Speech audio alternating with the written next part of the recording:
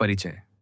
1901 में Andrew Carnegie ने अपनी हिस्सेदारी कार्नेगी स्टील को जेपी मॉर्गन को बेच दी, जो उस समय यूएस स्टील, अमेरिका की पहली अरब डॉलर की कंपनी, को संगठित करने की प्रक्रिया में थे। कार्नेगी को $200 मिलियन से अधिक का भुगतान करने के बाद मॉर्गन ने कथित तौर पर उनसे कहा कि वह अब दुनिया के सबसे अमीर व्यक्ति हैं, और शायद वह वास्तव में थे। 19वीं सदी के अंत में औद्योगिक पूंजीवाद का युग था, जिसमें, जैसा कि एंड्रयू कार्नेगी ने 1889 में लिखा था, मानव जीवन की परिस्थितियां न केवल बदली हैं, बल्कि क्रांतिकारी रूप से बदल गई हैं। इन परिवर्तनों में सबसे उल्लेखनीय था अमीर और गरीब के बीच बढ़ती दूरी, मिलियनेयर के महल और मजदूर के झोपड़े के बीच का अंतर आज सभ्यता के साथ आए परिवर्तन को मापता है, कार्नेगी ने उल्लेख किया। कार्नेगी ने 1906 में आगे लिखा कि नया औद्योगिक युग अपने साथ मल्टी मिलियनेयर, एक नई प्रजाति, ऐसी संपत्तियों से लदे हुए लाया है जिनके बारे में अतीत को कुछ भी पता नहीं था। इनमें से शायद सबसे प्रसिद्ध एंड्रयू कार्नेगी थे, जो एक हथकरघा लिनन बुनकर के पुत्र थे और जो 1848 में 13 वर्ष की आयु में डनफर्मलाइन, स्कॉटलैंड से एलेगनी सिटी, जो उस समय पिट्सबर्ग से एलेगनी नदी के पार था, लेकिन आज उस महानगर का हिस्सा है, में प्रवास कर गए थे। कार्नेगी ने उसी वर्ष एलेगेनी सिटी में एक कपास कारखाने में बॉबिन बॉय के रूप में काम शुरू किया। फिर पिट्सबर्ग में एक टेलीग्राफ मैसेंजर के रूप में नौकरी ली। उन्हें टेलीग्राफ कंपनी से पेंसिल्वेनिया रेलरोड ने नियुक्त किया, जहां वे टेलीग्राफ ऑपरेटर के रूप में कार्यरत थे। कुछ ही वर्षों में उन्होंने रेलरोड के पदानुक्रम में शीर्ष की ओर अपनी जगह बनाई और 25 वर्ष की आयु में पेंसिल्वेनिया रेलरोड के पिट्सबर्ग जिला अधीक्षक नियुक्त किए गए। 1865 में उन्होंने रेलरोड से सेवानिवृत्ति ले ली और स्वयं का व्यवसाय शुरू किया। 1870 के दशक के मध्य में वे स्टील उद्योग में चले गए, जहां वे जल्द ही देश की सबसे बड़ी और सबसे सफल स्टील कंपनी, कार्नेगी स्टील, में सबसे शक्तिशाली साझेदार बन गए, जो 1901 में यूडोएटस स्टील का केंद्र बन गई। एंड्रयू कार्नेगी को हालांकि एक स्टील निर्माता के रूप में अपनी सफलता जितना गर्व था, उतना ही गर्व उन्हें एक प्रकाशित लेखक के रूप में अपने करियर पर भी था। उन्होंने किशोरावस्था में समाचार पत्रों के संपादकों को पत्र भेजना शुरू किया और अब अपना नाम छपते देखा और 80 वर्ष की आयु तक लेखन जारी रखा। अपने जीवन काल में उन्होंने 7 पुस्तकें प्रकाशित की। इसके अलावा उनकी आत्मकथा, जो मरणोपरांत प्रकाशित हुई, और सैकड़ों लेख, पर्चे, भाषण और संपादक को पत्र। हालांकि कार्नेगी ने विदेश नीति से लेकर स्वर्ण मानक, बैंकिंग, शुल्क, राजनीति, शिक्षा, विश्व मेला, अफ्रीकी अमेरिकी इतिहास, युद्ध, साम्राज्यवाद, निरस्त्रीकरण और गोल्फ जैसे दर्जनों विभिन्न विषयों पर लिखा। उनके सबसे प्रसिद्ध लेखन वेल्थ का सुसमाचार निबंध थे, जिनमें उन्होंने धनवानों की जिम्मेदारी को उनके जीवन काल में अपनी संपत्ति दान करने के लिए एक सुसंगत और आकर्षक तर्क विकसित किया।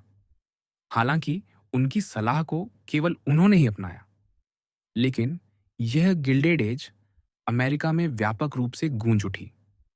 कार्नेगी का इस विषय पर पहला लेख वेल्थ शीर्षक से जून 1889 में नॉर्थ अमेरिकन रिव्यू में प्रकाशित हुआ। उन्होंने अब छपे में घोषणा की कि उनकी पूरी संपत्ति दान करने का निर्णय कोई सनक या व्यक्तिगत विचित्रता नहीं था।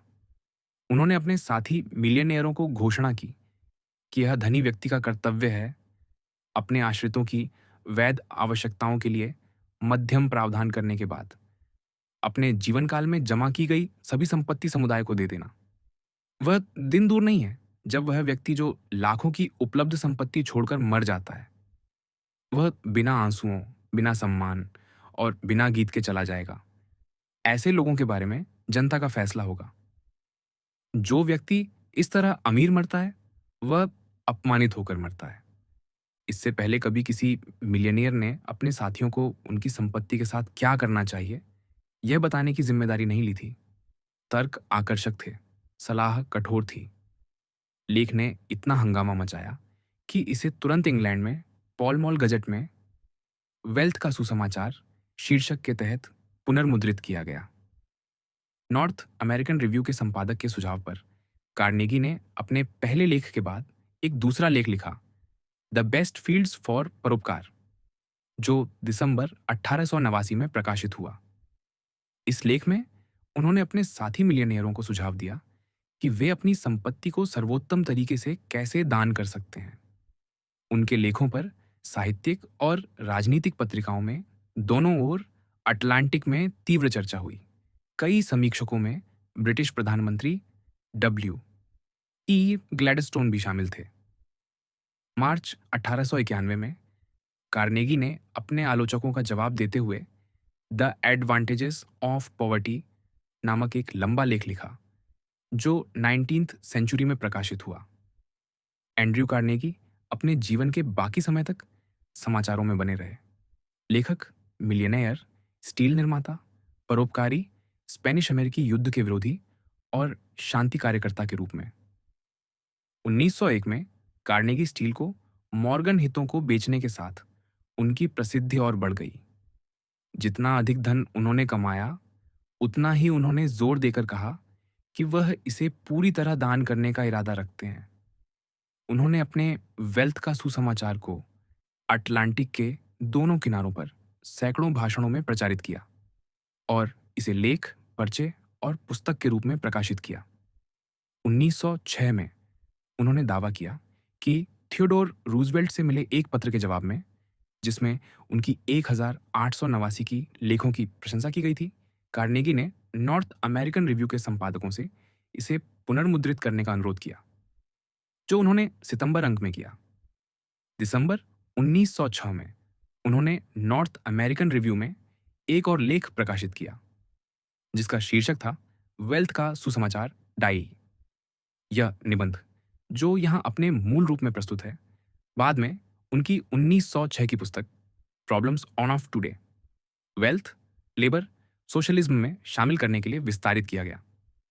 वेल्थ का सुसमाचार निबंधों की बौद्धिक जड़ों को समझने के लिए हमें यह शुरू करना होगा कि एंड्रयू कार्नेगी अंग्रेजी दार्शनिक हर्बर्ट स्पेंसर के स्वघोषित शिष्य थे, जो सामाजिक डार्विनवाद के संस्थापक और सर्वाइवल ऑन ऑफ एथ फिटेस्ट शब्द का पहला उपयोग करने वाले लेखक थे। स्पेंसर के विकासवादी दर्शन ने कार्नेगी और उनकी पीढ़ी के गिल्डेड एज मिलियनेयरों को उनकी असाधारण सामग्री सफलता को तर्कसंगत और औचित्य प्रदान करने के लिए एक ढांचा प्रदान किया। स्पेंसर ने संयोग, भाग्य, अंधविश्वास और आकस्मिकता को ब्रह्मांड से बाहर कर दिया। वैज्ञानिक रूप से प्रमाणित किया कि औद्योगिक समाज जीवन के नियमों द्वारा शासित था और फिर उन नियमों को नैतिक उद्देश्य से संपन्न किया। स्पेंसर के ब्रह्मांड में रॉकफेलर, कार्नेगी और उनके साथी मिलियनेयर लुटेरे बैरन नहीं थे, बल्कि एक नए औद्योगिक युग के एजेंट थे। स्पेंसर ने उन्हें सिखाया कि हर चीज के पीछे एक उद्देश्य था, जिसमें उनकी असाधारण संपत्तियां भी शामिल थीं। कार्नेगी जैसे व्यवसायी लाखों जमा कर रहे थे, क्योंकि उनके पास विज्ञान और मानव श्रम की शक्तियों को नियंत्रित करने के लिए आवश्यक प्रशासनिक और प्रबंधकीय प्रतिभाएं थीं, ताकि वे इतनी कुशलता और सस्ते में वस्तुओं और सेवाओं का उत्पादन कर सकें कि जनता उनका आनंद ले सके। व्यावसायिक क्षमता आधुनिक दुनिया के कार्य करने के लिए अपरिहार्य थी। कार्नेगी जैसे लोगों के बिना प्रतिभाशाली आविष्कारक अपनी छाप नहीं छोड़ सकते थे। कामगारों को नौकरियां नहीं मिलती थीं, पूंजी निष्क्रिय और अप्रयुक्त रह जाती थी। लेकिन इसका मतलब यह नहीं था कि व्यवसायी, चाहे वह कितना भी प्रतिभाशाली क्यों ना हो, ने अपने दम पर कोई संपत्ति बनाई थी।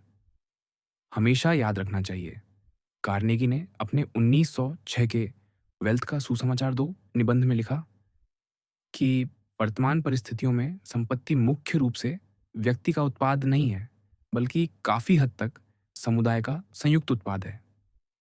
हम जिस वाणिज्यिक और औद्योगिक युग में जी रहे हैं, संपत्ति जादू की तरह उत्पन्न हुई है और बड़े पैमाने पर उद्योग के कप्तानों के पास गिरी है, जो उनकी अपनी आश्चर्य की बात है। यह दिखाने के लिए कि समुदाय, न कि व्यक्ति, सभी संपत्ति का स्रोत था। कार्नेगी ने अपने 1906 के लेख में गिल्डेड एज के 4 प्रतिनिधि मिलियनेयरों की कहानियां गढ़ी, जिन्होंने क्रमशः न्यूयॉर्क में रेल रोड, पिट्सबर्ग में लोहा और स्टील, शिकागो में मांस पैकिंग और मोंटाना में खनन में अपनी संपत्ति बनाई थी। हालांकि उन्होंने नामों का उल्लेख नहीं किया। यह स्पष्ट था कि रेल रोड मिलियनेयर वेंडरबिल्ट्स थे। वे स्वयं लोहा और स्टील के मैग्नेट के लिए मॉडल थे। फिलिप आर्मर या गुस्तावस स्विफ्ट मांस पैकिंग के राजा थे और विलियम ए क्लार्क मोंटाना के खनिक थे। कार्नेगी ने कहा कि इनमें से कोई भी मिलियनेयर स्वयं किसी संपत्ति के सृजन के लिए जिम्मेदार नहीं था।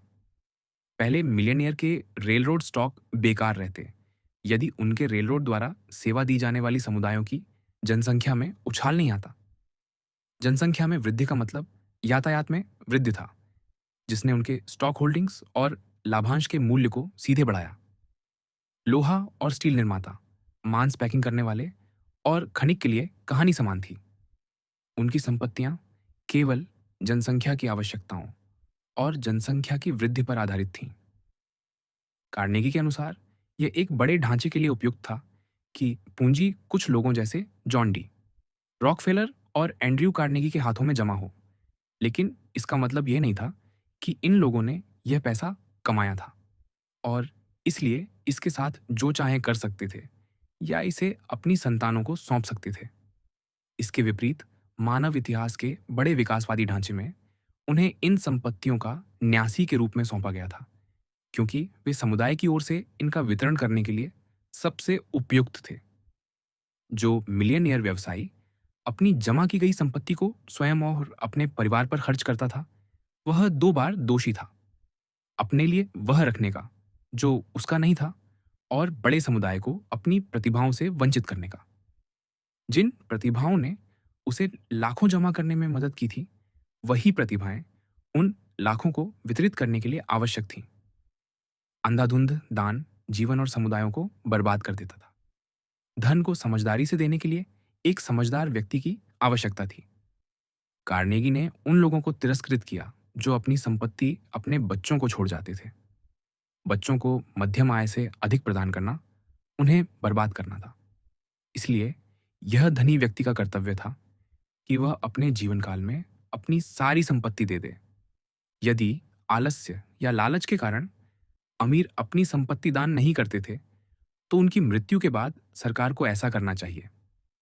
कार्नेगी ने लगभग 100% संपत्ति कर का समर्थन किया, क्योंकि उनका मानना था कि यह अमीरों को उनके जीवन काल में अपनी संपत्ति का निपटान करने के लिए प्रोत्साहन प्रदान करता था। लेकिन निजी संपत्ति का कोई अन्य रूप में राज्य द्वारा हड़पना उनके अनुसार प्रतिकूल था। लोगों की सबसे अच्छी सेवा पूंजीपतियों को जितना संभव हो उतना धन जमा करने की अनुमति देकर की जाती थी। जितनी अधिक संपत्ति समझदार हाथों में जमा होती थी, उतना ही अधिक धन पूंजीपति परोपकारी द्वारा समुदाय की ओर से न्यासी और एजेंट के रूप में कार्य करते हुए समझदारी से दिया जा सकता था। जो अपने गरीब भाइयों की सेवा में अपनी श्रेष्ठ बुद्धि, अनुभव और प्रशासनिक क्षमता को लाता था, उनके लिए वह करता था जो वे स्वयं नहीं कर सकते थे। शायद विरोधाभासपूर्ण रूप से कार्नेगी की अपनी संपत्ति दान करने की प्रतिबद्धता ने उन्हें एक अधिक परोपकारी नियोक्ता नहीं बनाया। इसके विपरीत, एक बार जब उन्होंने ये निर्धारित कर लिया कि उन लाभों को उनके जीवन काल में वितरित किया जाएगा, तो वे लाभ की खोज में और अधिक निर्मम हो गए।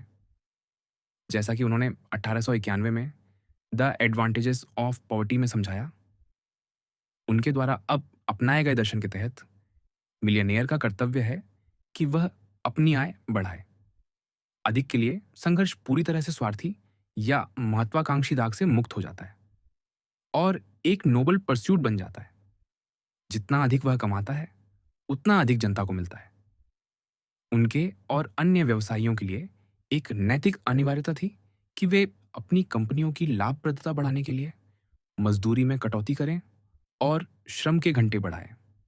कार्नेगी के समकालीन मिलियनेयर इस बात से सहमत थे कि औद्योगिक समाज में उनका योगदान किसी से कम नहीं था, लेकिन उन्होंने उनके आगे का अनुसरण करने से इनकार कर दिया।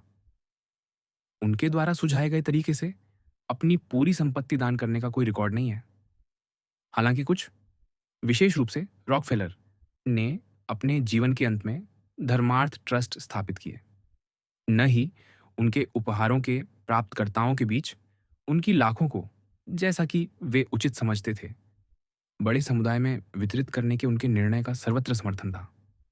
ये कहकर कि केवल मिलियनेयर पर ही अपनी लाखों को वितरित करने का भरोसा किया जा सकता है, और जो भी मिलियनेयर सर्वोत्तम समझता था, वह सर्वोत्तम था। कार्नेगी एक गहरे अलोकतांत्रिक सुसमाचार का प्रचार कर रहे थे, जो लगभग सामंती पितृसत्तात्मकता में था। कई समुदायों में संगठित कामगारों ने उनकी ओर से दी गई सार्वजनिक पुस्तकालय भवनों के उपहार को स्वीकार करने के लिए आपत्तियां व्यक्त की। उनके दृष्टिकोण में एंड्रयू कार्नेगी ने एक नियोक्ता के रूप में कामगारों का शोषण किया था। उनका जो हक था उसे नकारा था, और फिर उनके द्वारा लिए गए हिस्से का एक हिस्सा पुस्तकालय के रूप में वापस देने की पेशकश की। इसे वे स्वीकार नहीं करेंगे।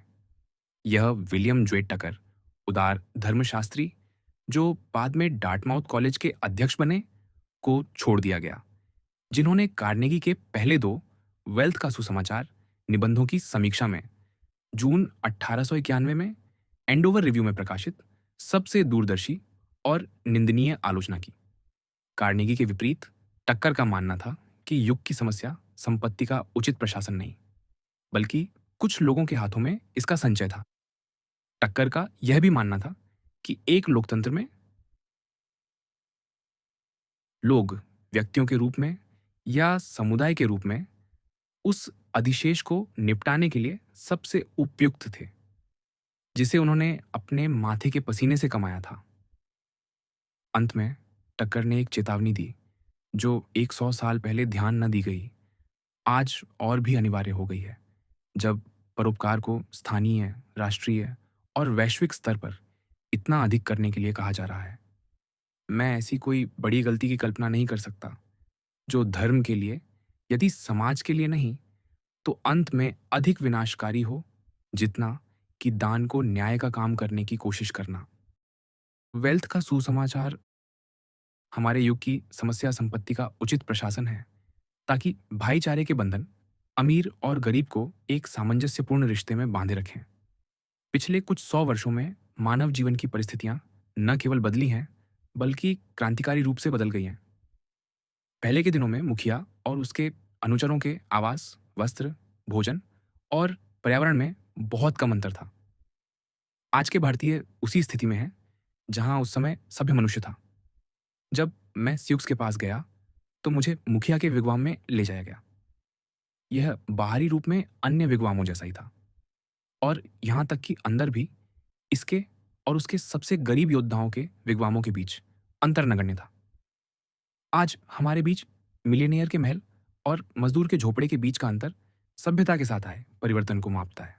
हालांकि इस परिवर्तन को दुखद नहीं माना जाना चाहिए, बल्कि इसे अत्यधिक लाभकारी मानकर स्वागत किया जाना चाहिए। यह मानव जाति की प्रगति के लिए अच्छा, बल्कि आवश्यक है कि कुछ लोगों के घर साहित्य और कला में सर्वोच्च और सर्वश्रेष्ठ के लिए, और सभ्यता की सभी परिष्कृतताओं के लिए आश्रय हों, न कि यह कि कोई भी ऐसा ना हो। यह बड़ा असमानता सार्वभौमिक दरिद्रता से कहीं बेहतर है। बिना संपत्ति के कोई मैसेनस, कला और साहित्य का संरक्षक नहीं हो सकता।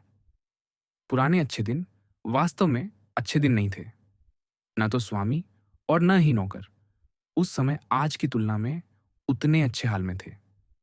पुरानी परिस्थितियों में वापसी दोनों के लिए विनाशकारी होगी, विशेष रूप से उस व्यक्ति के लिए जो सेवा करता है, और यह सभ्यता को अपने साथ बहा ले जाएगी। लेकिन चाहे यह परिवर्तन अच्छा हो या बुरा, यह हमारे ऊपर है। इसे बदलने की हमारी शक्ति से परे है, और इसलिए इसे स्वीकार करना और इसका सर्वोत्तम उपयोग करना होगा। अपरिहार्य की आलोचना करना समय की बर्बादी है।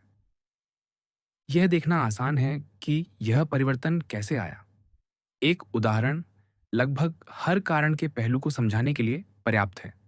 उत्पादों के निर्माण में हमें पूरी कहानी मिलती है। यह मानव उद्योग के सभी संयोजनों पर लागू होती है, जैसा कि इस वैज्ञानिक युग के आविष्कारों द्वारा प्रेरित और विस्तारित हुआ है। पहले के समय में वस्तुएं घरेलू चूल्हे पर या छोटी दुकानों में बनाई जाती थीं, जो घर का हिस्सा थीं। स्वामी और उसके प्रशिक्षु कंधे से कंधा मिलाकर काम करते थे, प्रशिक्षु स्वामी के साथ रहते थे, और इसलिए वही परिस्थितियां उनके लिए भी लागू थीं। जब ये प्रशिक्षु स्वामी बन जाते थे, तो उनके जीवन के तरीके में बहुत कम या कोई बदलाव नहीं होता था, और वे बदले में उसी दिनचर्या में अपने उत्तराधिकारी प्रशिक्षुओं को शिक्षित करते थे। वहाँ मूल रूप से सामाजिक समानता थी, और यहाँ तक कि राजनीतिक समानता भी थी, क्योंकि उस समय औद्योगिक गतिविधियों में लगे लोगों की राज्य में बहुत कम या कोई राजनीतिक आवाज नहीं थी।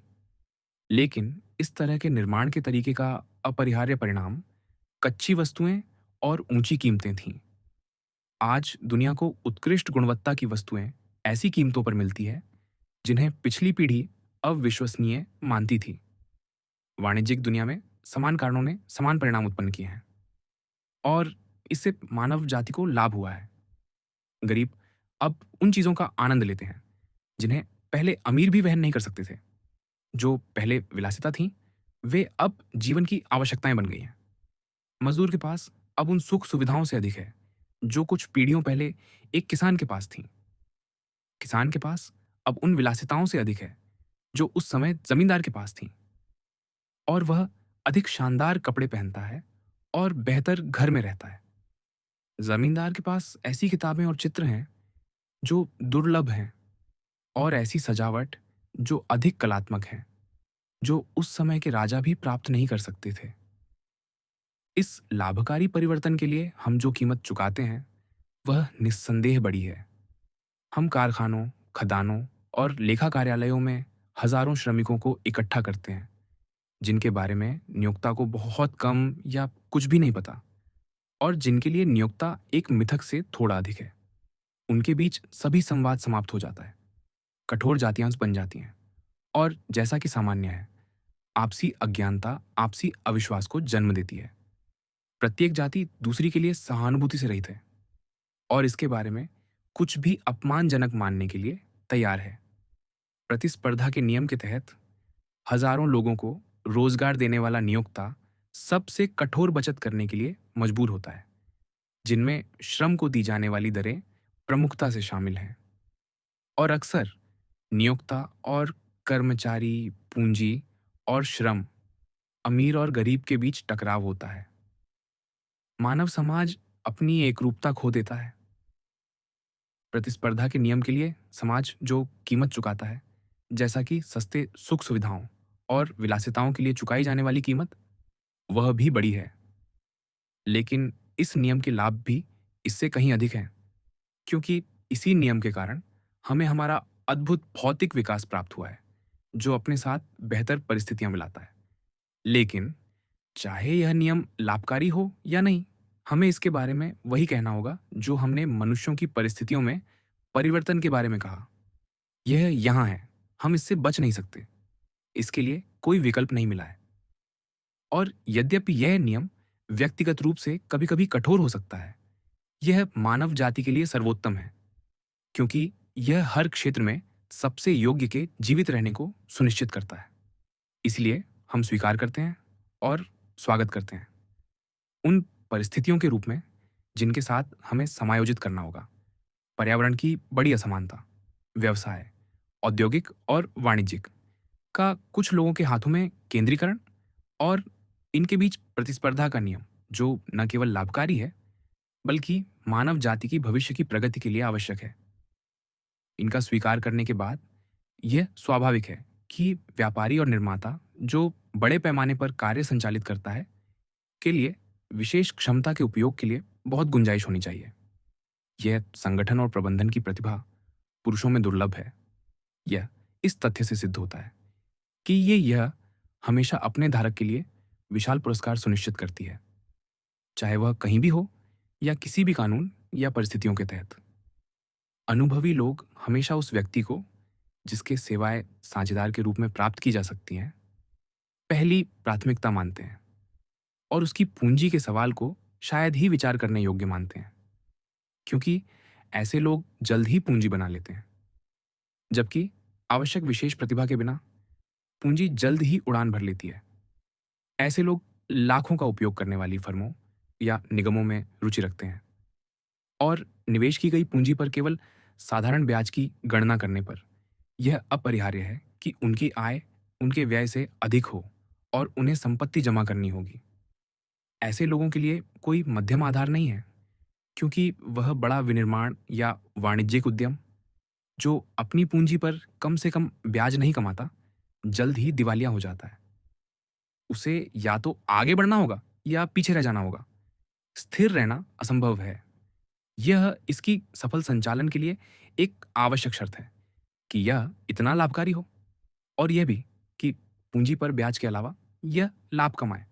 यह एक नियम है कि इस विशेष प्रतिभा वाले लोग आर्थिक शक्तियों के स्वतंत्र खेल के तहत अनिवार्य रूप से जल्द ही ऐसी आय प्राप्त करने लगते हैं जो उनके लिए समझदारी से खर्च करने से अधिक होती है।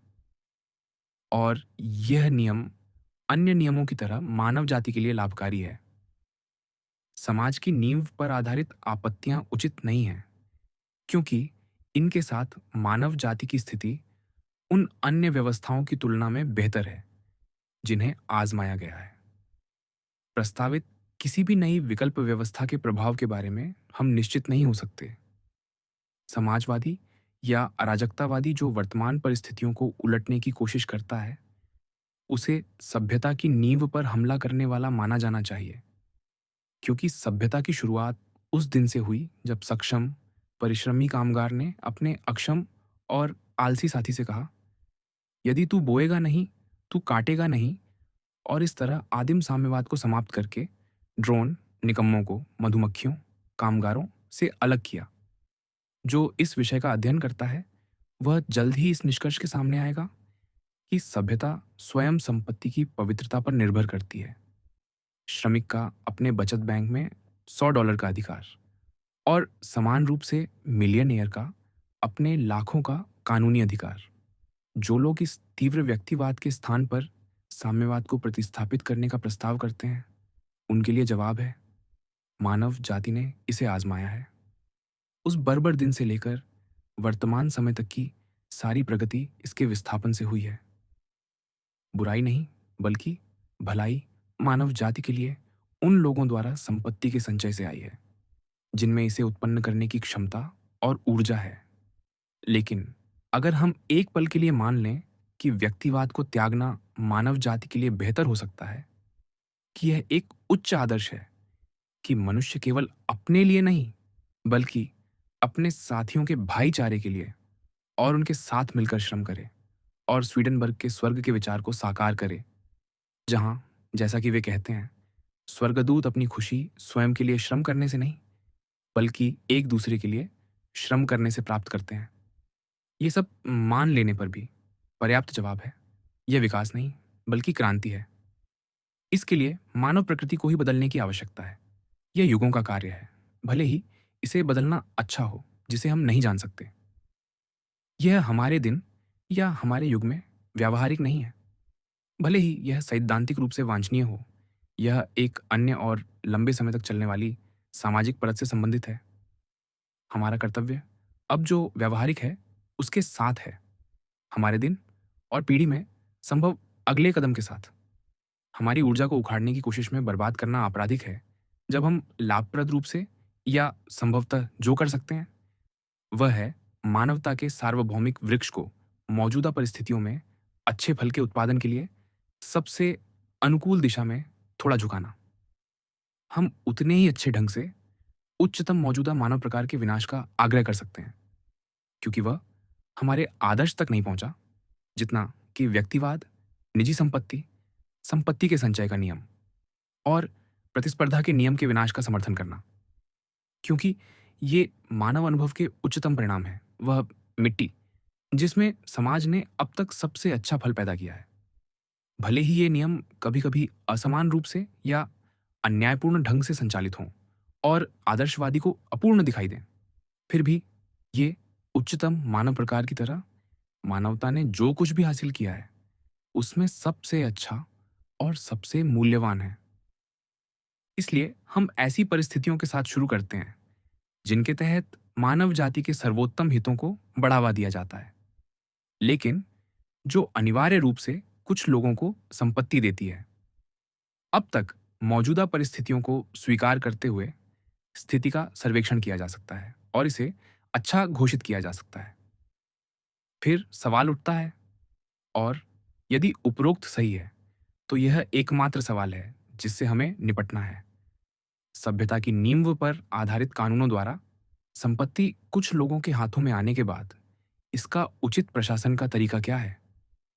और मुझे विश्वास है कि मैं इस महान सवाल का सही समाधान प्रस्तुत करता हूं।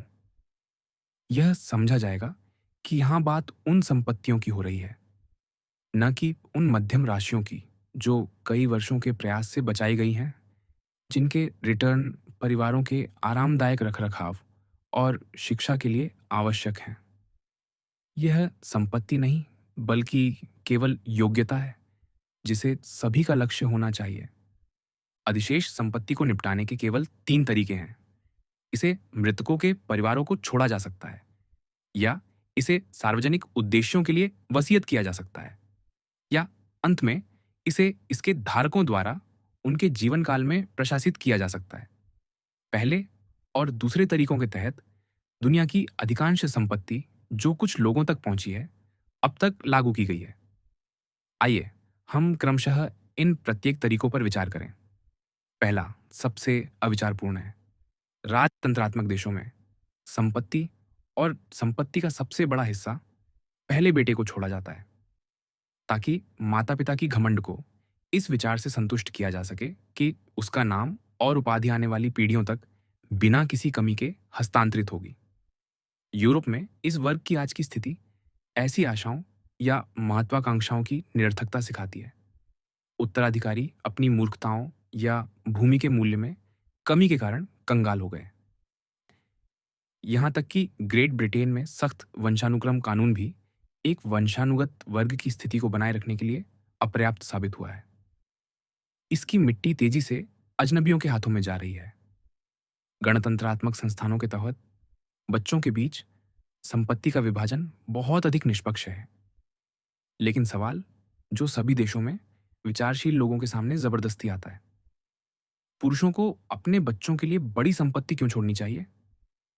यदि यह स्नेह के कारण किया जाता है, तो क्या यह गुमराह स्नेह नहीं है? अवलोकन सिखाता है कि सामान्य रूप से बच्चों के लिए इतना बोझ डालना उनके लिए अच्छा नहीं है, न ही यह राज्य के लिए अच्छा है। पत्नी और बेटियों के लिए मध्यम आय के स्रोत प्रदान करने के अलावा, और बेटों के लिए यदि कोई हो तो बहुत मध्यम भत्ते, पुरुषों को संकोच करना चाहिए, क्योंकि अब यह सवालिया नहीं है कि बड़ी राशियां वसीयत करने से अक्सर प्राप्तकर्ताओं के लिए अच्छाई से अधिक नुकसान होता है। बुद्धिमान लोग जल्द ही निष्कर्ष निकालेंगे कि उनके परिवार के सदस्यों और राज्य के सर्वोत्तम हितों के लिए ऐसी वसीयतें उनके साधनों का अनुचित उपयोग हैं। यह सुझाव नहीं दिया जा रहा है कि जिन पुरुषों ने अपने बेटों को आजीविका कमाने के लिए शिक्षित करने में असफलता प्राप्त की है, उन्हें गरीबी में बेसहारा छोड़ देना चाहिए। यदि कोई व्यक्ति अपने बेटों को इस दृष्टिकोण से पालने का निर्णय लेता है कि वे निष्क्रिय जीवन जिएं, या जो अत्यधिक प्रशंसनीय है, उनमें यह भावना पैदा करता है कि वे आर्थिक विचारों के बिना सार्वजनिक हित के लिए श्रम करने की स्थिति में है, तो निश्चित रूप से माता पिता का कर्तव्य है कि वह उनके लिए मध्यम रूप से प्रावधान करे। ऐसे उदाहरण हैं जहां मिलियनियरों के बेटे संपत्ति से बिगड़े बिना समुदाय में महान सेवाएं प्रदान करते हैं। ऐसे लोग धरती के नमक हैं, उतने ही मूल्यवान जितने कि दुर्भाग्यवश वे दुर्लभ हैं। फिर भी यह अपवाद नहीं, बल्कि नियम है जिसे पुरुषों को ध्यान में रखना चाहिए। और विरासत में दी गई विशाल राशियों के सामान्य परिणाम को देखते हुए विचारशील व्यक्ति जल्द ही कहेगा, मैं अपने बेटे को सर्वशक्तिमान डॉलर के रूप में अभिशाप देने से बेहतर समझूंगा और स्वयं को स्वीकार करेगा कि यह बच्चों के कल्याण के लिए नहीं, बल्कि पारिवारिक गर्व है, जो इन विशाल विरासतों को प्रेरित करता है। दूसरे तरीके के बारे में, अर्थात मृत्यु के समय सार्वजनिक उपयोग के लिए संपत्ति छोड़ने के बारे में, यह कहा जा सकता है कि यह संपत्ति के निपटान का केवल एक साधन है, बशर्ते एक व्यक्ति इस बात से संतुष्ट हो कि वह मरने से पहले दुनिया में ज्यादा अच्छा नहीं कर पाएगा। वसीयत की गई विरासतों के परिणामों का ज्ञान बहुत अधिक मरणोपरांत अच्छे होने की उज्ज्वल आशाएं प्रेरित करने के लिए उपयुक्त नहीं है। ऐसे मामले कम नहीं हैं जिनमें वसीयतकर्ता द्वारा मांगा गया वास्तविक उद्देश्य प्राप्त नहीं होता। न ही वे कम हैं जिनमें उनकी वास्तविक इच्छाएं विफल हो जाती हैं। कई मामलों में वसीयतें इस तरह उपयोग की जाती हैं कि वे केवल उनकी मूर्खता के स्मारक बन जाती हैं। यह याद रखना अच्छा है कि संपत्ति को इस तरह उपयोग करने के लिए उतनी ही क्षमता की आवश्यकता होती है जितनी कि इसे अर्जित करने में लगी थी, ताकि यह समुदाय के लिए वास्तव में लाभकारी हो। इसके अलावा यह निष्पक्ष रूप से कहा जा सकता है कि किसी व्यक्ति की प्रशंसा नहीं की जानी चाहिए जो वह करने के लिए मजबूर है, न ही उसे उस समुदाय द्वारा धन्यवाद दिया जाना चाहिए जिसे वह केवल मृत्यु के समय संपत्ति छोड़ता है। जो लोग इस तरह विशाल राशियां छोड़ते हैं, उन्हें निष्पक्ष रूप से उन लोगों के रूप में माना जा सकता है जो इसे अपने साथ ले जा सकते तो इसे बिल्कुल नहीं छोड़ते। ऐसे लोगों की स्मृति को कृतज्ञ स्मरण में नहीं रखा जा सकता, क्योंकि उनके उपहारों में कोई अनुग्रह नहीं है। यह आश्चर्य की बात नहीं है कि ऐसी वसीयतें आमतौर पर आशीर्वाद से रहित प्रतीत होती हैं। मृत्यु के समय छोड़ी गई बड़ी संपत्तियों पर अधिक से अधिक कर लगाने की बढ़ती प्रवृत्ति जनमत में एक लाभकारी परिवर्तन की वृद्धि का उत्साहजनक संकेत है। पेंसिल्वेनिया राज्य अब कुछ अपवादों के अधीन अपने नागरिकों द्वारा छोड़ी गई संपत्ति का 10वां हिस्सा लेता है। दूसरे दिन ब्रिटिश संसद में प्रस्तुत बजट मृत्यु शुल्क को बढ़ाने का प्रस्ताव करता है। और सबसे महत्वपूर्ण बात, नया कर एक प्रगतिशील कर होगा। सभी प्रकार के करों में यह सबसे बुद्धिमानी भरा प्रतीत होता है। जो लोग अपने पूरे जीवन में विशाल राशियों को जमा करते रहते हैं, जिनका सार्वजनिक हितों के लिए उचित उपयोग समुदाय के लिए अच्छा करेगा, उन्हें यह महसूस कराया जाना चाहिए कि समुदाय राज्य के रूप में अपने उचित हिस्से से इस तरह वंचित नहीं हो सकता। मृत्यु के समय संपत्तियों पर भारी कर लगाकर राज्य स्वार्थी मिलियनेयर के अयोग्य जीवन की निंदा को चिह्नित करता है। यह वांछनीय है कि राष्ट्र इस दिशा में और आगे बढ़े। वास्तव में यह निर्धारित करना कठिन है कि एक धनी व्यक्ति की संपत्ति का कितना हिस्सा उसकी मृत्यु के समय राज्य के माध्यम से जनता को जाना चाहिए, और हर तरह से ऐसे कर प्रगतिशील होने चाहिए जो आश्रितों के लिए मध्यम राशियों पर शून्य से शुरू हो और जैसे जैसे राशियां बढ़ती हैं तेजी से बढ़ते जाए, यहां तक कि मिलियनेयर के संचय का, जैसा कि शाइलॉक के, कम से कम आधा हिस्सा राज्य के निजी कोष में जाता है। यह नीति धनी व्यक्ति को अपने जीवन काल में संपत्ति के प्रशासन पर ध्यान देने के लिए शक्तिशाली रूप से प्रेरित करेगी, जो कि समाज का हमेशा लक्ष्य होना चाहिए, क्योंकि यह लोगों के लिए अब तक का सबसे फलदायी तरीका है।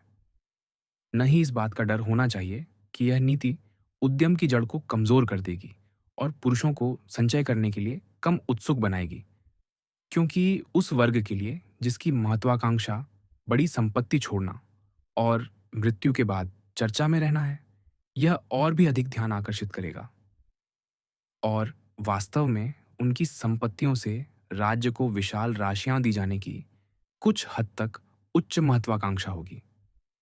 इसलिए केवल एक ही तरीका बचता है जिसमें बड़ी संपत्तियों का उपयोग किया जा सकता है, लेकिन इसमें हमें संपत्ति के अस्थायी असमान वितरण का सच्चा समाधान मिलता है। अमीर और गरीब का सामंजस्य, सामंजस्य का शासन, एक और आदर्श जो निश्चित रूप से साम्यवादी के आदर्श से भिन्न है, क्योंकि इसमें केवल मौजूदा परिस्थितियों के और विकास की आवश्यकता है, न कि हमारी सभ्यता के पूर्ण उलटफेर की। यह वर्तमान सबसे तीव्र व्यक्तिवाद पर आधारित है और मानव जाति इसे जब चाहे धीरे धीरे लागू करने के लिए तैयार है। इसके प्रभाव में हमारे पास एक आदर्श राज्य होगा जिसमें कुछ लोगों की अधिशेष संपत्ति सर्वोत्तम अर्थों में कई लोगों की संपत्ति बन जाएगी, क्योंकि इसे सामान्य भलाई के लिए प्रशासित किया जाएगा और यह संपत्ति कुछ लोगों के हाथों से गुजरते हुए हमारी जाति के उत्थान के लिए छोटी राशियों में लोगों के बीच वितरित होने की तुलना में कहीं अधिक शक्तिशाली शक्ति बन सकती है। यहाँ तक कि सबसे गरीब व्यक्ति भी इसे देख सकता है और इस बात से सहमत हो सकता है कि कुछ सह नागरिकों द्वारा एकत्र की गई बड़ी राशियों और सार्वजनिक उद्देश्यों के लिए खर्च की गई, जिनसे जनता को मुख्य लाभ मिलता है, उनके लिए उन छोटी राशियों की तुलना में अधिक मूल्यवान है जो कई वर्षों के दौरान उनके बीच बिखरी हुई हों। यदि हम उदाहरण के लिए कूपर इंस्टीट्यूट से उत्पन्न होने वाले परिणामों पर विचार करें, न्यूयॉर्क में उन लोगों के लिए जो साधनों से वंचित हैं, और इनकी तुलना उन परिणामों से करें जो मिस्टर कूपर द्वारा अपने जीवन काल में मजदूरी के रूप में वितरित की गई समान राशि से जनता के भले के लिए उत्पन्न हुए होते, जो वितरण का उच्चतम रूप है, क्योंकि यह किए गए कार्य के लिए है, न कि दान के लिए। हम हमारी जाति के सुधार के लिए उन संभावनाओं का कुछ अनुमान लगा सकते हैं जो संपत्ति के संचय के वर्तमान नियम में निहित हैं। इस राशि का अधिकांश हिस्सा यदि लोगों के बीच छोटी मात्रा में वितरित किया जाता तो भूख की तृप्ति में कुछ हद तक अति में बर्बाद हो जाता, और यह संदेहास्पद है कि क्या इसका सबसे अच्छा उपयोग जो घर के सुख सुविधाओं को बढ़ाने में होता, वह भी हमारी जाति के लिए एक जाति के रूप में उन परिणामों की तुलना में कुछ भी तुलनीय परिणाम देता जो कूपर इंस्टीट्यूट से पीढ़ी दर पीढ़ी प्रवाहित हो रहे हैं और होंगे। हिंसक या कट्टरपंथी परिवर्तन का समर्थक इस विचार पर अच्छी तरह विचार करे।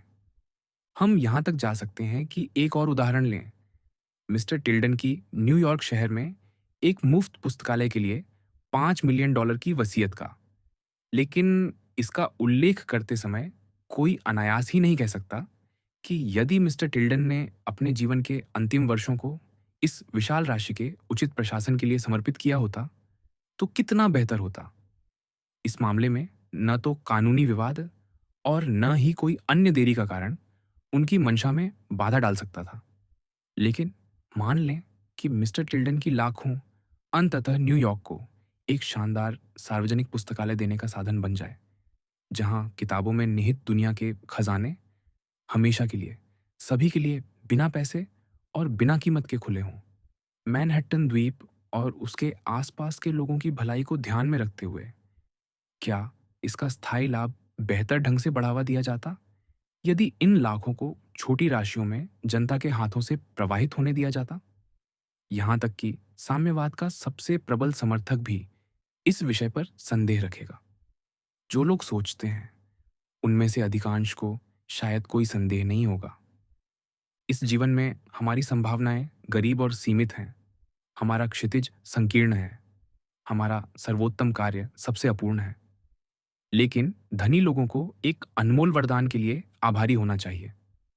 उनके पास अपने जीवन काल में ऐसी कल्याणकारी योजनाओं को संगठित करने में व्यस्त रहने की शक्ति है जिनसे उनके सह नागरिकों को स्थायी लाभ मिलेगा, और इस तरह वे अपने जीवन को गरिमामय बनाएंगे। उच्चतम जीवन शायद काउंट टॉल्स्टॉय द्वारा दी गई मसीह के जीवन की नकल से नहीं, बल्कि मसीह की भावना से प्रेरित होकर इस युग की बदली हुई परिस्थितियों को पहचानते हुए और इस भावना को व्यक्त करने के तरीकों को अपनाकर प्राप्त किया जाता है, जो हमारे जीने की बदली हुई परिस्थितियों के लिए उपयुक्त हैं। फिर भी अपने सह नागरिकों की भलाई के लिए श्रम करना, जो उनके जीवन और शिक्षाओं का सार था, लेकिन एक अलग तरीके से श्रम करना। इसीलिए यह माना जाता है कि धनी व्यक्ति का कर्तव्य है सबसे पहले सादगीपूर्ण, दिखावटी न रहने वाला जीवन जीने का उदाहरण स्थापित करना, प्रदर्शन या फिजूल खर्ची से बचना, अपने आश्रितों की वैध आवश्यकताओं के लिए मध्यम रूप से प्रावधान करना, और ऐसा करने के बाद अपनी सारी अधिशेष आय को केवल न्यास निधि के रूप में मानना। जिसे वह प्रशासित करने के लिए बुलाया गया है और जिसे वह अपने निर्णय के अनुसार समुदाय के लिए सबसे लाभकारी परिणाम उत्पन्न करने के लिए सबसे उपयुक्त तरीके से प्रशासित करने के लिए कर्तव्यबद्ध है। इस प्रकार धनी व्यक्ति अपने गरीब भाइयों के लिए केवल एक एजेंट और न्यासी बन जाता है। उनकी सेवा में अपनी श्रेष्ठ बुद्धि, अनुभव और प्रशासनिक क्षमता लाता है। उनके लिए वह करता है जो वे स्वयं नहीं कर सकते। यहाँ हमें यह निर्धारित करने में कठिनाई का सामना करना पड़ता है कि परिवार के सदस्यों के लिए मध्यम राशियां क्या हैं, सादगीपूर्ण, दिखावटी न रहने वाला जीवन क्या है, फिजूल खर्ची का मापदंड क्या है। विभिन्न परिस्थितियों के लिए अलग अलग मानक होने चाहिए। इसका जवाब यह है कि सटीक राशियों या कार्यों का नामकरण उतना ही असंभव है जितना कि अच्छे शिष्टाचार, अच्छे स्वाद या शिष्टाचार के नियमों को परिभाषित करना। लेकिन फिर भी ये सत्य है, अच्छी तरह से जाने जाते हैं, हालांकि इन्हें परिभाषित नहीं किया जा सकता। जनमत जल्दी से जान लेता है और महसूस करता है कि क्या इनका उल्लंघन करता है। संपत्ति के मामले में भी ऐसा ही है। पुरुषों या महिलाओं के कपड़ों में अच्छे स्वाद का नियम यहाँ लागू होता है। जो कुछ भी किसी को विशिष्ट बनाता है, वह नियम का उल्लंघन करता है। यदि कोई परिवार मुख्य रूप से प्रदर्शन के लिए घर, मेज, साज सज्जा में फिजूल खर्ची के लिए या स्वयं पर किसी भी रूप में भारी राशियां दिखावटी ढंग से खर्च करने के लिए जाना जाता है, यदि ये इसकी मुख्य विशेषताएं हैं, तो हमें इसकी प्रकृति या संस्कृति का अनुमान लगाने में कोई कठिनाई नहीं होती। इसी तरह इसकी अधिशेष संपत्ति के उपयोग या दुरुपयोग के संबंध में या अच्छे सार्वजनिक उपयोगों में उदार, स्वतंत्र सहयोग के संबंध में या अंतक संचय और जमाखोरी के अथक प्रयासों के संबंध में, चाहे वे प्रशासित करें या वसीयत करें, फैसला सर्वोत्तम और सबसे प्रबुद्ध जनमत के पास है। समुदाय निश्चित रूप से निर्णय लेगा और इसके निर्णय शायद ही कभी गलत होंगे। अधिशेष संपत्ति के सर्वोत्तम उपयोग पहले ही संकेतित किए जा चुके हैं। जो लोग बुद्धिमानी से प्रशासित करना चाहते हैं, उन्हें वास्तव में बुद्धिमान होना चाहिए, क्योंकि हमारी जाति के सुधार में एक गंभीर बाधा अंधाधुंध दान है। मानवता के लिए यह बेहतर होगा कि धनियों के लाखों समुद्र में फेंक दिए जाए, बजाय इसके कि आलसी, नशेड़ी, अयोग्य को प्रोत्साहित करने में खर्च किए जाए।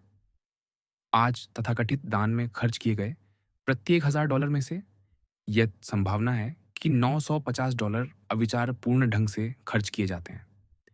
वास्तव में इस तरह खर्च किए जाते हैं कि वे उन बुराइयों को उत्पन्न करते हैं जिन्हें ये कम करने या ठीक करने का प्रस्ताव करता है।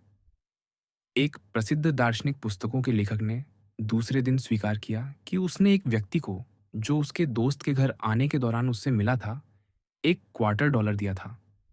उसे इस भिखारी की आदतों के बारे में कुछ भी नहीं पता था। उसे यह नहीं पता था कि इस पैसे का उपयोग कैसे किया जाएगा।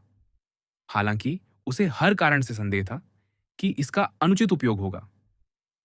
यह व्यक्ति स्वयं को हर्बर्ट स्पेंसर का शिष्य होने का दावा करता था। फिर भी उस रात दिया गया $25 शायद उससे अधिक नुकसान करेगा, जितना कि वह अपने विचारहीन दानकर्ता द्वारा सच्चे दान में कभी दिए जा सकने वाले सभी पैसे से अच्छा करेगा। उसने केवल अपनी भावनाओं को संतुष्ट किया, खुद को परेशानी से बचाया, और यह शायद उसके जीवन की सबसे स्वार्थी और बहुत खराब कार्रवाइयों में से एक थी, क्योंकि सभी मामलों में वह सबसे योग्य है। दान देते समय मुख्य विचार उन लोगों की मदद करना होना चाहिए जो स्वयं अपनी मदद करेंगे। उन साधनों का हिस्सा प्रदान करना जिसके द्वारा सुधार की इच्छा रखने वाले ऐसा कर सकें। उन लोगों को सहायता देना जो ऊपर उठना चाहते हैं, उन साधनों के साथ जिनके द्वारा वे ऊपर उठ सकें। सहायता करना, लेकिन शायद ही कभी या कभी भी सब कुछ करना। न तो व्यक्ति और न ही जाति भिक्षा देने से सुधरती है। सहायता के योग्य लोग दुर्लभ मामलों को छोड़कर शायद ही कभी सहायता की आवश्यकता रखते हैं। जाति के वास्तव में मूल्यवान लोग कभी नहीं करते, सिवाय दुर्घटना या अचानक परिवर्तन के मामलों में। निश्चित रूप से हर किसी के पास ऐसे व्यक्तियों के मामले होते हैं जो उनके अपने ज्ञान में आते हैं, जहाँ अस्थायी सहायता वास्तविक अच्छा कर सकती है, और इनका वह उपेक्षा नहीं करेगा। लेकिन व्यक्ति द्वारा व्यक्तियों के लिए बुद्धिमानी से दी जा सकने वाली राशि अनिवार्य रूप से प्रत्येक से संबंधित परिस्थितियों के ज्ञान की कमी के कारण सीमित होती है। वही एकमात्र सच्चा सुधारक है जो अयोग्य की सहायता न करने के लिए उतना ही सावधान और उत्सुक है जितना कि योग्य की सहायता करने के लिए, और शायद इससे भी अधिक, क्योंकि भिक्षा देने में शायद दुराचार को पुरस्कृत करने से अधिक नुकसान होता है जितना कि सदाचार को राहत देने से। इस प्रकार धनी व्यक्ति लगभग पीटर कूपर, बाल्टीमोर के एनोच प्रैट, ब्रुकलिन के मिस्टर प्रैट, सीनेटर स्टैनफोर्ड और अन्य लोगों के उदाहरणों का पालन करने तक सीमित है, जो जानते हैं कि समुदाय को लाभ पहुंचाने का सबसे अच्छा साधन है उसके लिए ऐसी सीढ़ियां उपलब्ध कराना जिन पर महत्वाकांक्षी लोग चढ़ सकें, पार्क और मनोरंजन के साधन जिनके द्वारा लोगों को शारीरिक और मानसिक रूप से मदद मिलती है, कला के कार्य जो निश्चित रूप से आनंद देते हैं और जनता के स्वाद को बेहतर करते हैं, और विभिन्न प्रकार की सार्वजनिक संस्थाएं जो लोगों की सामान्य स्थिति को सुधारेंगी। इस तरह अपनी अधिशेष संपत्ति को अपने सह नागरिकों की भीड़ में उन रूपों में लौटाना जो उन्हें स्थायी अच्छा करने के लिए सबसे उपयुक्त हैं। सौम्यापित से इस प्रकार अमीर और गरीब की समस्या का समाधान किया जाना है।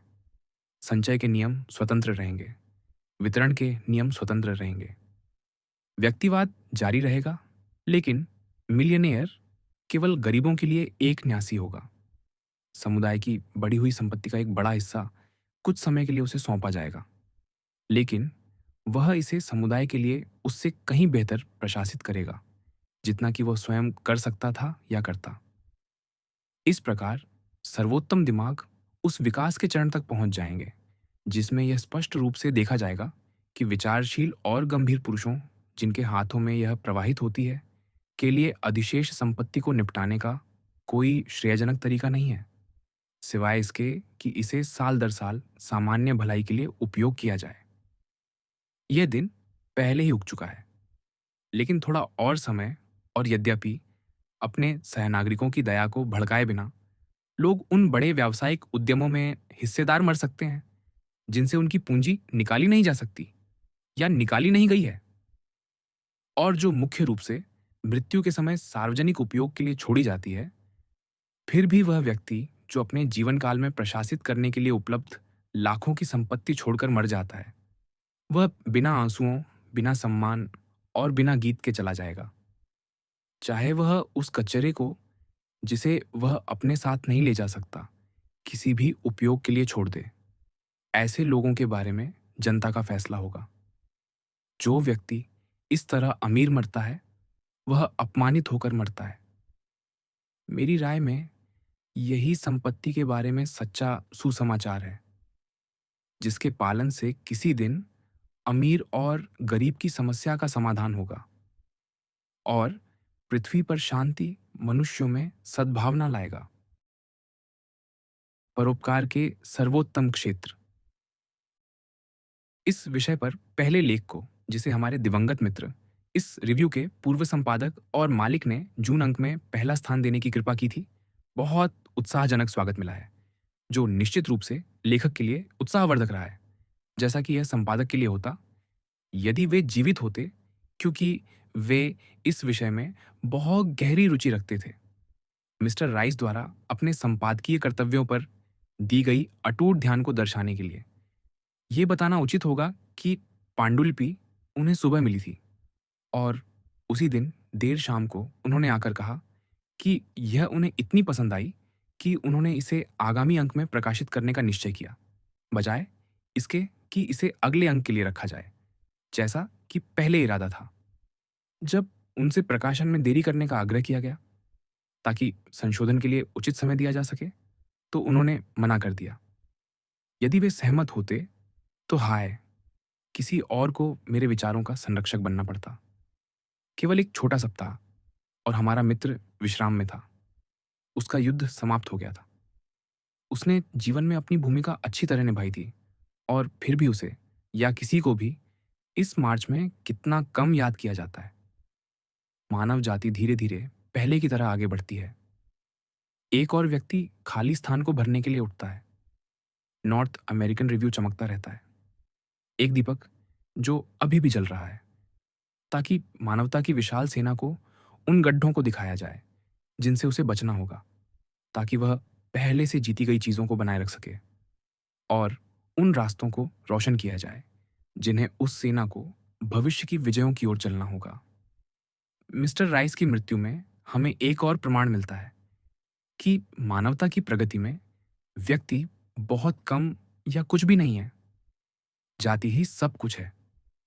व्यक्ति मुरझा जाता है और दुनिया और अधिक बढ़ती है। और फिर भी मेरे लिए यह बहुत मायने रखता है कि शायद हमारे मित्र ने जो आखिरी पांडुलिपि पढ़ी, मूल्यांकन किया और प्रकाशित की, वह वेल्थ थी। शायद आपके पाठक मुझे इस घटना को याद करने की अनुमति देंगे जो हमारी आखिरी मुलाकात से जुड़ी है। मेरे पुस्तकालय में बैठे हुए मिस्टर राइस ने इच्छा व्यक्त की कि लेखक अपनी पांडुलिपि पढ़कर सुनाए। मैंने पढ़ा और उन्होंने शुरू से अंत तक सुना, केवल एक बार रुकावट डालते हुए। जब वह हिस्सा पढ़ा गया जिसमें कहा गया था कि आज तथाकथित दान में खर्च किए गए प्रत्येक $1000 में से शायद 900 अविचारपूर्ण ढंग से खर्च किए जाते हैं, तो उन्होंने कहा, हाँ, 950, इसे 950 कर दो। और इसे वैसा ही किया गया। मैं एलन थॉर्नडाइक राइस को श्रद्धांजलि दिए बिना नहीं गुजर सकता। यह कि मैं उन्हें जानता था, उन स्रोतों में से एक है जिनसे जीवन के शोर और हलचल से मुक्त होने पर कभी-कभी मधुर स्मृतियां उभरती हैं। जबकि वेल्थ को इस ओर अटलांटिक में इस तरह का सौहार्दपूर्ण स्वागत मिला है, यह स्वाभाविक है कि मातृभूमि में इसने सबसे अधिक ध्यान आकर्षित किया है, क्योंकि पुरानी सभ्यता वर्तमान में समाजवादी सवालों के साथ अधिक स्पष्ट रूप से आमने-सामने है। वर्गों और जनता के बीच, अमीर और गरीब के बीच का अंतर इस विशाल, उपजाऊ और विकासशील महाद्वीप में, जहां प्रतिवर्ग मील 20 से कम लोग हैं, उतना तीक्ष्ण नहीं है जितना कि छोटे ब्रिटेन में, जहां उससे 15 गुना लोग हैं और कोई क्षेत्र खाली नहीं है। शायद पॉल मॉल गजट ने अपने 5 सितंबर के अंक में उन आपत्तियों को सबसे संक्षेप में प्रस्तुत किया है जो अंग्रेजों द्वारा वेल्थ का सुसमाचार कहे जाने वाले विचारों के खिलाफ उठाई गई हैं। ये कहता है, बड़ी संपत्तियां, मिस्टर कार्नेगी कहते हैं, समुदाय के लिए बड़े आशीर्वाद हैं, क्योंकि उनके साथ ऐसी और ऐसी चीजें की जा सकती हैं। ठीक है, लेकिन वे एक बड़ा अभिशाप भी हैं, क्योंकि उनके साथ ऐसी और ऐसी चीजें की जाती हैं। मिस्टर कार्नेगी का उपदेश, दूसरे शब्दों में, मिस्टर बेंजोन के व्यवहार से पूरी तरह से खराब हो जाता है। वेल्थ का सुसमाचार कर्मों द्वारा मारा जाता है। इसका जवाब स्पष्ट प्रतीत होता है। ईसाई धर्म का सुसमाचार भी कर्मों द्वारा मारा जाता है। वेल्थ के सुसमाचार के खिलाफ जो आपत्ति उठाई जाती है, वही आपत्ति तू चोरी नहीं करेगा की आज्ञा के खिलाफ भी लागू होती है। यह कोई तर्क नहीं है कि एक सुसमाचार का पालन नहीं किया जाता। वास्तव में यह इसके पक्ष में एक तर्क है, क्योंकि एक सुसमाचार को प्रचलित मानक से ऊंचा होना चाहिए। यह कोई तर्क नहीं है कि एक कानून तोड़ा जाता है। उस अवज्ञा में ही कानून बनाने और बनाए रखने का कारण निहित है। जो कानून कभी नहीं तोड़ा जाता, उसकी कभी आवश्यकता नहीं होती। निस्संदेह वेल्थ का सुसमाचार के संबंध में सबसे उल्लेखनीय घटना यह है कि इसे मिस्टर ग्लैडस्टोन का ध्यान आकर्षित करने का सौभाग्य प्राप्त हुआ, और इससे उनकी ओर से निम्नलिखित पत्र सामने आया। मैंने mister Lloyd Bryce, north American review से अनुरोध किया है कि वे इस देश में मिस्टर एंड्रयू कार्नेगी के अत्यंत रोचक लेख वेल्थ को, जो अभी अमेरिका में प्रकाशित हुआ है, पुनर्मुद्रण की अनुमति दें। इसके परिणाम स्वरूप लेख कई समाचार पत्रों और पत्रिकाओं में प्रकाशित हुआ, और एक उद्यमी प्रकाशक ने इसे पर्चे के रूप में जारी किया। यह अब ब्रिटेन में एक पैनी में बिकता है। यह सब बहुत उत्साहजनक है, जो ये साबित करता है कि समाज इसमें शामिल बड़े मुद्दे के प्रति जागरूक है और एक ग्रहणशील मनोदशा में है। आपका अनुरोध मिस्टर संपादक कि मैं इस विषय को जारी रखूं और अधिशेष संपत्ति के उपयोग के लिए सर्वोत्तम क्षेत्रों को इंगित करूं, इस बात का और प्रमाण है कि चाहे प्रचारित विचारों को स्वीकार किया जाए या अस्वीकार, उन्हें कम से कम सुनवाई तो मिलेगी ही। आपके द्वारा प्रस्तावित प्रश्न पर प्रवेश करने से पहले पिछले लेख में लिए गए रुख को दोहराना लाभकारी हो सकता है उन लोगों के लाभ के लिए जो इसे पढ़ नहीं पाए हैं या जिनके लिए इसे संदर्भित करना सुविधाजनक नहीं है। यह माना गया था कि प्रतिस्पर्धा, संचय और वितरण के वर्तमान नियम सबसे अच्छी प्राप्त करने योग्य परिस्थितियां हैं कि इनके माध्यम से जाति को अपने सबसे मूल्यवान फल प्राप्त होते हैं और इसलिए इन्हें स्वीकार और समर्थन करना चाहिए। इनके तहत यह माना गया कि बड़ी संपत्ति अनिवार्य रूप से कुछ असाधारण प्रबंधकों के हाथों में प्रवाहित होगी। फिर सवाल उठा, इन लोगों को अपनी अधिशेष संपत्ति के साथ क्या करना चाहिए? और वेल्थ का सुसमाचार ने तर्क दिया कि अधिशेष संपत्ति को एक पवित्र न्यास के रूप में माना जाना चाहिए, जिसे इसके मालिकों द्वारा उनके जीवन काल में उनके द्वारा न्यासियों के रूप में उस समुदाय की सर्वोत्तम भलाई के लिए प्रशासित किया जाना चाहिए, जिसमें और जिससे इसे प्राप्त किया गया था। यह बताया गया कि अधिशेष संपत्ति को निपटाने के केवल 3 तरीके हैं और इनमें से 2 को अनुचित माना गया। पहला, यह माना गया कि बच्चों के लिए बड़ी संपत्तियां छोड़ना उनके लिए सच्चा स्नेह या उनके वास्तविक भले में रुचि को साबित नहीं करता, चाहे उन्हें व्यक्तियों के रूप में या राज्य के सदस्यों के रूप में देखा जाए, कि यह बच्चों के कल्याण के लिए नहीं, बल्कि माता-पिता का गर्व है, जो विशाल विरासतों को प्रेरित करता है। और यह कि बच्चों को दी गई विशाल राशियों के सामान्य परिणामों को देखते हुए विचारशील व्यक्ति को यह कहने के लिए मजबूर होना पड़ेगा, यदि केवल बच्चे के भले पर विचार किया जाए, मैं अपने बेटे को सर्वशक्तिमान डॉलर छोड़ने की बजाय उसे अभिशाप देना पसंद करूंगा। दूसरा तरीका जो पुरुषों के लिए खुला है, वह है अपने जीवन काल में अधिशेष संपत्ति को जमा करना और मृत्यु के समय इसे सार्वजनिक उपयोग के लिए छोड़ना। यह बताया गया कि कई मामलों में ये वसीयतें केवल वसीयतकर्ताओं की मूर्खता के स्मारक बन जाती हैं कि मरणोपरांत दिए गए उपहारों से होने वाला वास्तविक अच्छा इन राशियों की तुलना में हास्यास्पद रूप से असमानुपातिक होता है।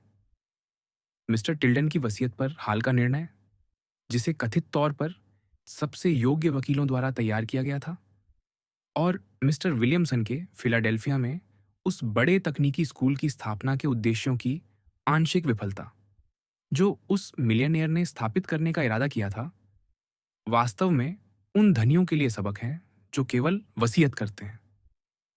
पहले लेख का उद्देश्य इस निष्कर्ष तक ले जाना था कि विशाल संपत्तियों का उपयोग करने का केवल एक ही सही तरीका है, अर्थात कि उनके धारक समय समय पर अपने जीवन काल में उन्हें इस तरह प्रशासित करें कि उन समुदायों की स्थायी भलाई को बढ़ावा मिले जिनसे वे एकत्र की गई हैं।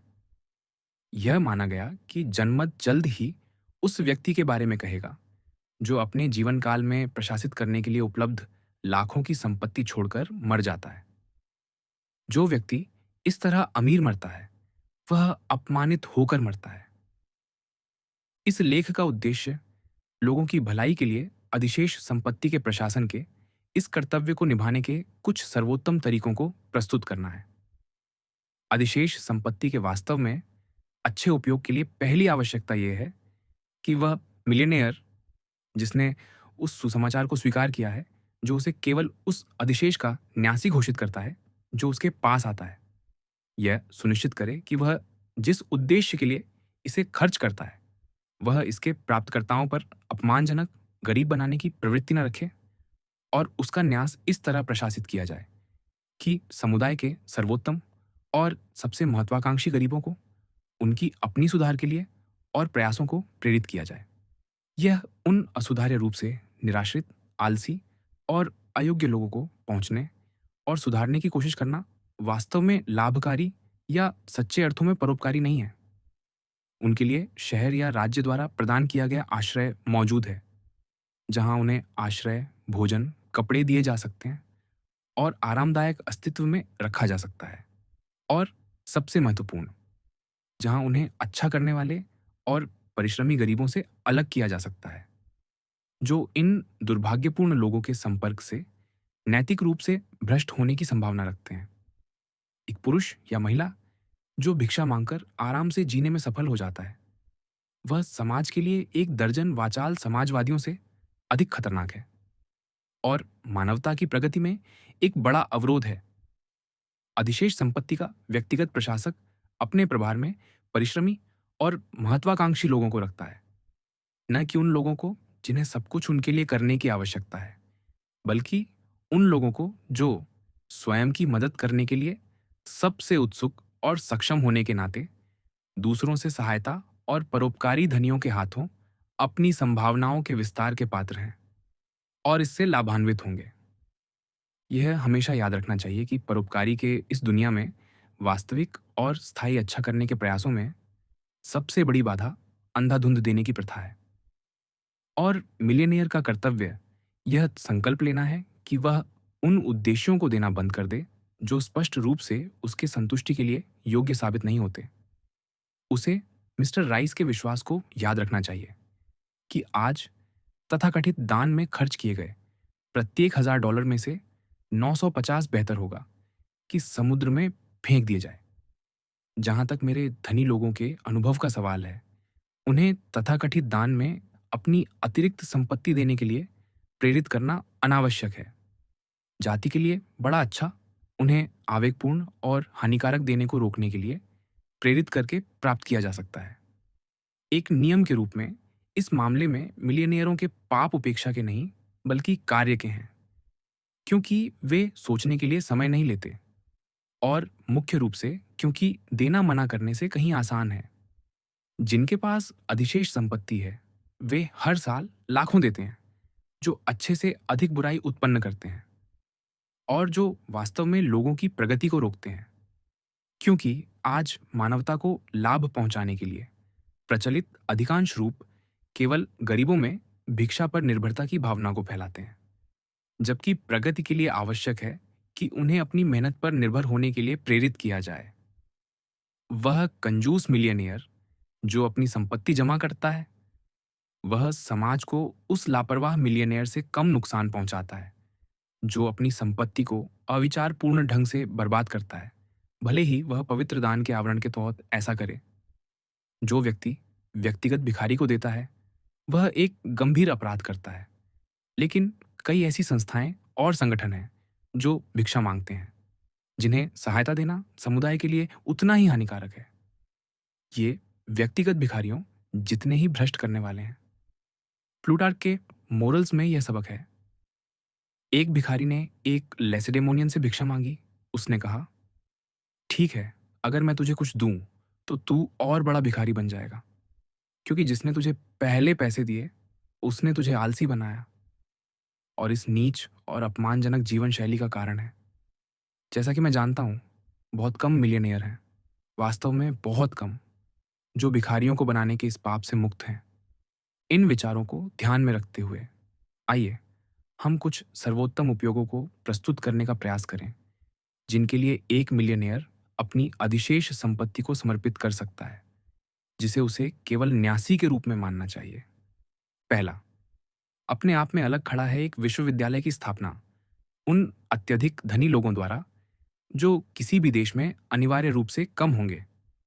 शायद किसी व्यक्ति द्वारा किसी भी उद्देश्य के लिए दी गई सबसे बड़ी राशि सीनेटर स्टैनफोर्ड का उपहार है, जो प्रशांत तट पर, जहां उन्होंने अपनी विशाल संपत्ति अर्जित की, एक पूर्ण विश्वविद्यालय स्थापित करने का बीड़ा उठाते हैं, जिसके लिए कहा जाता है कि $10 मिलियन का खर्च आएगा और जिस पर वे अपनी अधिशेष संपत्ति के 20 मिलियन और दे सकते हैं।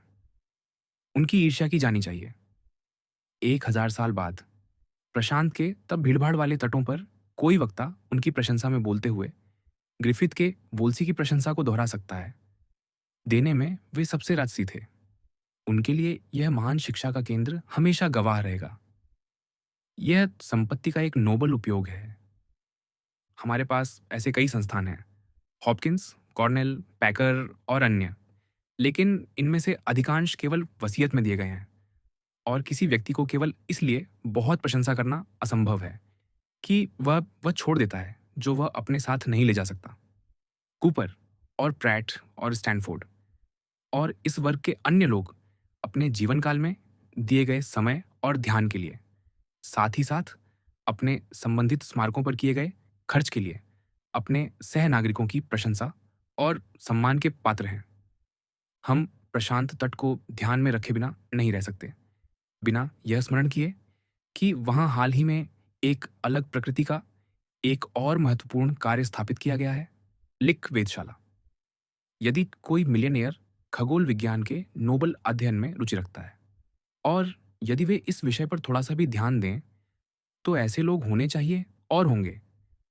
यहाँ एक उदाहरण है जिसका अनुसरण अच्छी तरह किया जा सकता है, क्योंकि खगोलीय उपकरणों और यंत्रों में प्रगति इतनी महान और निरंतर है कि हर कुछ वर्षों में इस महाद्वीप पर किसी एक वेधशाला को एक नया टेलीस्कोप बुद्धिमानी से दिया जा सकता है।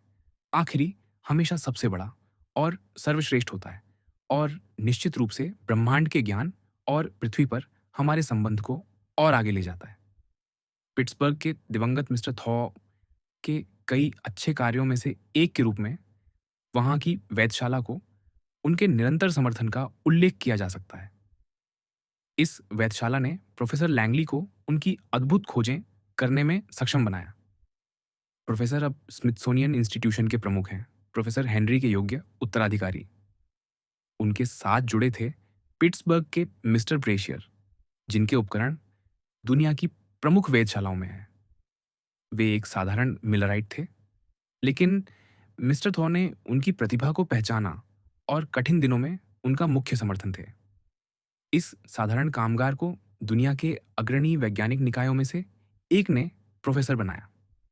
अपनी अधिशेष संपत्ति का हिस्सा इन दो अप्रसिद्ध पुरुषों की सहायता में लगाने में मिलियनेयर थॉ ने एक नोबल कार्य किया। उनके संयुक्त परिश्रम ने उनके देश को विश्व भर के हर वैज्ञानिक केंद्र में बड़ा सम्मान दिलाया है और अभी और बड़ा सम्मान दिलाने के लिए नियत है। विश्वविद्यालयों की स्थापना बहुत कम लोगों के लिए आरक्षित है और वास्तव में कई या शायद किसी भी नए विश्वविद्यालयों की आवश्यकता नहीं है। अब से अधिक अच्छा मौजूदा विश्वविद्यालयों में जोड़ने और उनका विस्तार करने से प्राप्त होगा। लेकिन इस क्षेत्र में मिलियनेयर के लिए क्रॉयसेस जैसे मिलियनेयरों से अलग एक व्यापक क्षेत्र बाकी है। येल विश्वविद्यालय को कई उपहार मिले हैं, लेकिन औरों के लिए अभी भी बहुत जगह है। मिस्टर स्ट्रीट द्वारा स्थापित school of fine arts, mister Sheffield द्वारा संपन्न शेफील्ड साइंटिफिक स्कूल और प्रोफेसर लूमिस का वेधशाला के लिए फंड उत्कृष्ट उदाहरण हैं। श्रीमती सीजे ओसबोर्न का पढ़ाई और पाठ के लिए भवन विशेष रूप से आनंद के साथ देखा जाना चाहिए, क्योंकि यह एक महिला का बुद्धिमान उपहार है। हार्वर्ड विश्वविद्यालय को भुलाया नहीं गया है। पीबॉडी संग्रहालय और वेल्स, मैथ्यूज और थेयर के हॉल का उल्लेख किया जा सकता है। सेबर हॉल विशेष उल्लेख के योग्य है, यह दिखाने के लिए कि रिचर्डसन जैसे प्रतिभाशाली व्यक्ति $1 लाख की छोटी राशि के साथ क्या कर सकता है। नैशविल, टेनेसी में वेंडरबिल्ट विश्वविद्यालय को वेल्थ के सुसमाचार का सच्चा उत्पाद कहा जा सकता है। इसे वेंडरबिल्ट परिवार के सदस्यों द्वारा उनके जीवन काल में स्थापित किया गया था। इस महत्वपूर्ण विशेषता को चिह्नित करें उनके जीवन काल में, क्योंकि मृत्यु के समय छोड़ा गया कुछ भी ज्यादा मायने नहीं रखता। ऐसे फंड उससे छीने जाते हैं, न कि उसके द्वारा दिए जाते हैं। यदि कोई मिलियनेयर यह नहीं जानता कि अपनी अधिशेष संपत्ति के साथ बड़ा और निर्विवाद अच्छा कैसे प्राप्त किया जाए, यहाँ एक ऐसा क्षेत्र है जो कभी पूरी तरह से भरा नहीं जा सकता, क्योंकि हमारे विश्वविद्यालयों की आवश्यकताएं देश के विकास के साथ बढ़ती हैं। दूसरा, मेरे अपने अध्ययन का परिणाम यह सवाल कि एक समुदाय को दिया जा सकने वाला सबसे अच्छा उपहार क्या है, यह है कि एक मुफ्त पुस्तकालय पहले स्थान पर है, बशर्ते समुदाय इसे एक सार्वजनिक संस्था के रूप में स्वीकार और बनाए रखे, उतना ही शहर की संपत्ति का हिस्सा जितना कि इसके सार्वजनिक स्कूल और वास्तव में इनका एक सहायक। निस्संदेह यह संभव है कि मेरे अपने निजी अनुभव ने मुझे अन्य सभी प्रकार के परोपकार से अधिक एक मुफ्त पुस्तकालय को महत्व देने के लिए प्रेरित किया हो। जब मैं पिट्सबर्ग में एक लड़का था, कर्नल एंडरसन एलेगेनी के एक नाम जिसे मैं बिना भक्ति भरे आभार के कभी नहीं बोल सकता। उन्होंने अपनी 400 किताबों की छोटी पुस्तकालय को लड़कों के लिए खोल दिया। हर शनिवार दोपहर वे स्वयं अपने घर पर उपस्थित रहते थे ताकि किताबें बदल सकें। केवल वही जो इसे महसूस करता है जान सकता है कि शनिवार के आने की कितनी तीव्र लालसा थी, ताकि एक नई किताब मिल सके। मेरे भाई और मिस्टर फिप्स, जो मेरे जीवन भर के मुख्य व्यावसायिक साझेदार रहे हैं, ने मेरे साथ कर्नल एंडरसन की अनमोल उदारता को साझा किया, और यह इन खजानों में आनंद लेते समय था कि मैंने संकल्प लिया, यदि कभी मेरे पास संपत्ति आई तो मैं इसका उपयोग मुफ्त पुस्तकालय स्थापित करने के लिए करूंगा, ताकि अन्य गरीब लड़के उन अवसरों को प्राप्त कर सकें जिनके लिए हम उस नोबल व्यक्ति के आर्नी थे। ग्रेट ब्रिटेन अपने लोगों के लिए मुफ्त पुस्तकालयों के मूल्य को सबसे पहले समझने में अग्रणी रहा है। संसद ने एक अधिनियम पारित किया जिसके द्वारा कस्बों और शहरों को इन्हें नगरपालिका संस्थानों के रूप में स्थापित करने और बनाए रखने की अनुमति दी गई। और जब भी किसी कस्बे या शहर के लोग इस अधिनियम के प्रावधानों को स्वीकार करने के लिए मतदान करते, तो अधिकारियों को प्रति पाउंड मूल्यांकन पर एक पेनी तक समुदाय पर कर लगाने का अधिकार दिया गया। अधिकांश कस्बों में इस अधिनियम के तहत पहले से ही मुफ्त पुस्तकालय हैं। इनमें से कई धनी लोगों के उपहार हैं, जिनके धन का उपयोग भवन के लिए और कुछ मामलों में किताबों के लिए भी किया गया है। समुदायों से इन्हें बनाए रखने और विकसित करने की अपेक्षा की जाती है, और इस विशेषता को मैं इनके अधिकांश उपयोगिता का कारण मानता हूँ। एक संपन्न संस्था एक गुट का शिकार बनने की संभावना रखती है। जनता इसमें रुचि लेना बंद कर देती है, या बल्कि इसमें कभी रुचि नहीं लेती। वह नियम तोड़ा गया, लाओ रहे हैं यार, जो प्राप्तकर्ताओं से स्वयं अपनी मदद करने की अपेक्षा करता है। समुदाय के लिए सब कुछ कर दिया गया है, बजाय इसके कि उसे केवल अपनी मदद करने में सहायता दी जाए।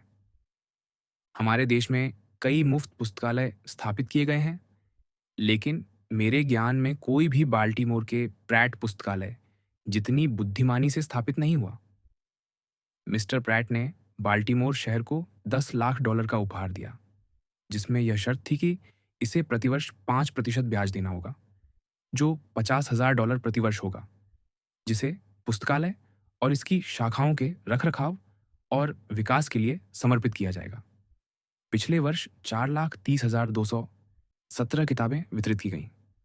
बाल्टीमोर के 37,196 लोग किताबों में पाठकों के रूप में पंजीकृत हैं, और यह कहना सुरक्षित है कि प्रैट पुस्तकालय के 37,000 नियमित आगंतुक बाल्टीमोर, राज्य और देश के लिए पूरे राष्ट्र में निष्क्रिय, आलसी और निराशाजनक रूप से गरीब लोगों से अधिक मूल्यवान है।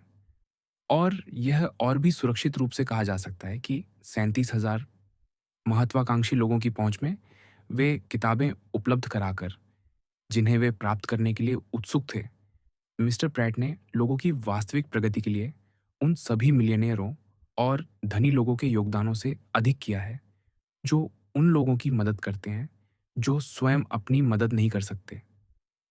अपने अधिशेष का एक बुद्धिमान प्रशासक ने अपनी उर्वरक धारा को उस मिट्टी पर डाला है जो इसे ग्रहण करने और 100 गुना प्रतिफल देने के लिए तैयार थी।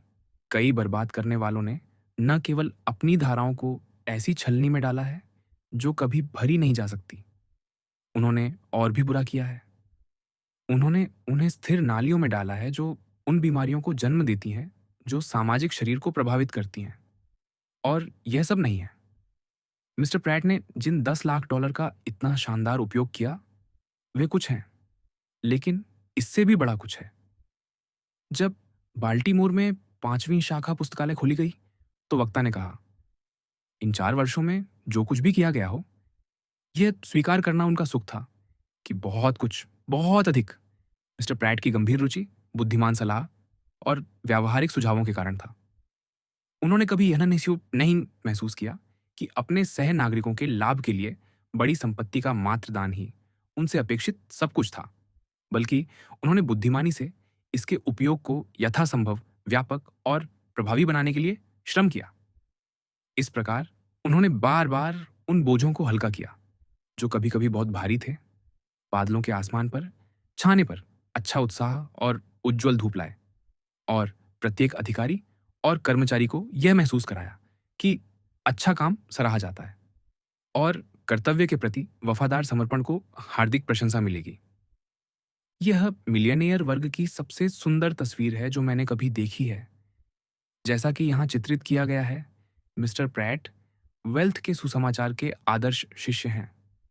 हमें कोई डर नहीं होना चाहिए कि मेहनतकश लोगों की भीड़ ऐसे लोगों को अपने सर्वश्रेष्ठ नेताओं और सबसे अनमोल सहयोगियों के रूप में पहचानने में विफल रहेगी, क्योंकि गरीबी और संपत्ति, नियोक्ता और कर्मचारी की समस्या व्यावहारिक रूप से तब हल हो जाएगी जब कुछ लोगों का समय दिया जाएगा और उनकी संपत्ति उनके जीवन काल में समुदाय के उस हिस्से की सर्वोत्तम भलाई के लिए प्रशासित की जाएगी जिस पर संपत्ति के कब्जे की जिम्मेदारियों का बोझ नहीं है।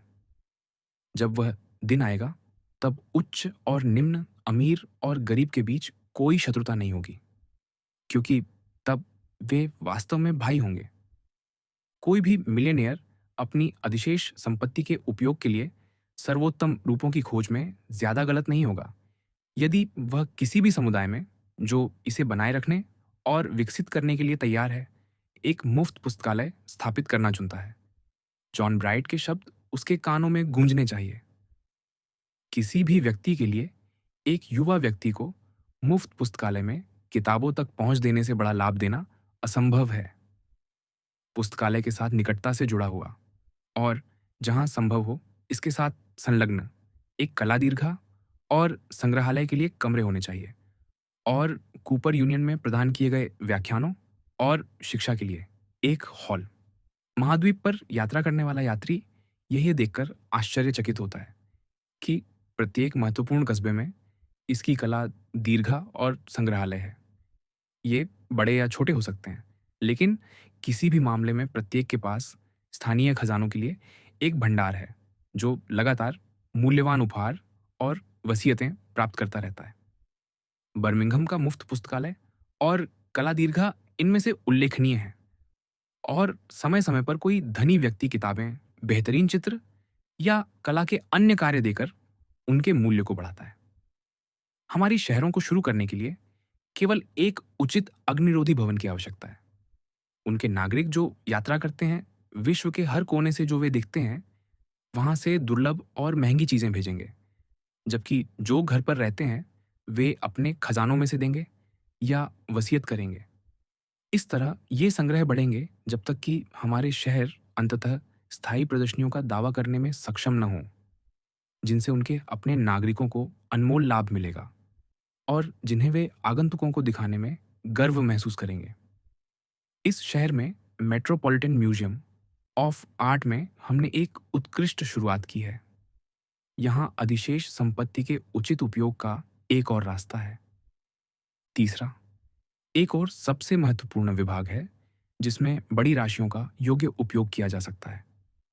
अस्पतालों, चिकित्सा महाविद्यालयों, प्रयोगशालाओं और मानव पीड़ा को कम करने से संबंधित अन्य संस्थानों की स्थापना या विस्तार, और विशेष रूप से मानव रोगों के इलाज से अधिक उनके निवारण के साथ। ऐसे उद्देश्यों के लिए देने में समुदाय को गरीब बनाने का कोई खतरा नहीं है, क्योंकि ऐसी संस्थाएं अस्थायी बीमारियों को राहत देती है या केवल उन लोगों को आश्रय देती हैं जो निराशाजनक रूप से अक्षम हैं। किसी समुदाय को जिसमें अस्पताल नहीं है, उससे बेहतर उपहार क्या हो सकता है? उपहार इस शर्त पर दिया जाए कि समुदाय इसे अपने कॉरपोरेट क्षमता में उचित रूप से बनाए रखे। यदि अस्पताल सुविधा पहले से मौजूद है, तो अधिशेष संपत्ति के उपयोग का इससे बेहतर तरीका नहीं मिल सकता कि इसमें जोड़ा जाए। दिवंगत मिस्टर वेंडरबिल्ट का कोलंबिया कॉलेज के चिकित्सा विभाग को रासायनिक प्रयोगशाला के लिए $5 लाख का उपहार संपत्ति का सबसे बुद्धिमान उपयोगों में से एक था। यह रोगों के कारणों में प्रवेश करके उनके निवारण पर प्रहार करता है।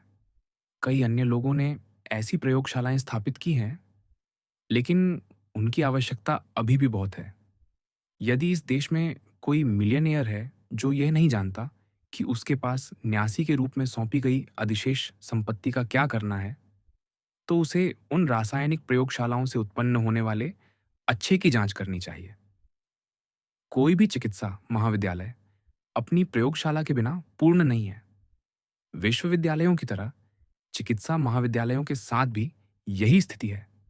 नई संस्थाओं की आवश्यकता नहीं है, बल्कि मौजूदा संस्थाओं को अधिक पूर्ण रूप से सुसज्जित करने के लिए अतिरिक्त साधनों की जरूरत है। इनके लिए परोपकार के रूप विविध हैं, लेकिन शायद कोई भी मिस्टर ओसबोर्न द्वारा अपनाए गए रूप से अधिक उपयोगी नहीं है जब उन्होंने बेलेव्यू कॉलेज में महिला नर्सों के प्रशिक्षण के लिए एक स्कूल बनाया। यदि सभी उपहारों से उस अच्छे का आधा हिस्सा प्राप्त होता है जो एक मिलियनेयर की अधिशेष संपत्ति के इस बुद्धिमान उपयोग से आता है, तो सबसे सख्त व्यक्ति भी संतुष्ट हो सकता है। केवल वे लोग जो लंबी और खतरनाक बीमारी से गुजरे हैं प्रशिक्षित महिला नर्सों की देखभाल, कौशल और उपस्थिति के वास्तविक मूल्य को समझ सकते हैं। नर्सों के रूप में उनके रोजगार ने महिलाओं के दायरे और प्रभाव को बढ़ाया है। ये आश्चर्य की बात नहीं है कि संयुक्त राज्य अमेरिका के एक सीनेटर और इस देश में विदेशों में सर्वोच्च सम्मान प्राप्त करने वाले एक प्रसिद्ध चिकित्सक को इस वर्ग से अपनी पत्नियां मिली। चौथा, परोपकार के सबसे प्रमुख क्षेत्रों में सार्वजनिक पार्कों को रखा जाना चाहिए, बशर्ते समुदाय इन पार्कों को बनाए रखने, सुंदर बनाने और अक्षुण्ण रखने का वचन दे। किसी भी व्यक्ति द्वारा कोई अधिक उपयोगी या सुंदर स्मारक नहीं छोड़ा जा सकता जितना कि उस शहर के लिए एक पार्क जिसमें वह पैदा हुआ या जिसमें वह लंबे समय तक रहा। और न ही समुदाय उस नागरिक को अधिक सुंदर श्रद्धांजलि दे सकता है जो इसे उपहार में देता है, जितना कि उपहार को उसका नाम देना। यदि पार्क पहले से मौजूद है, तो इसके साथ कई बुद्धिमान उपहारों के लिए अभी भी जगह है।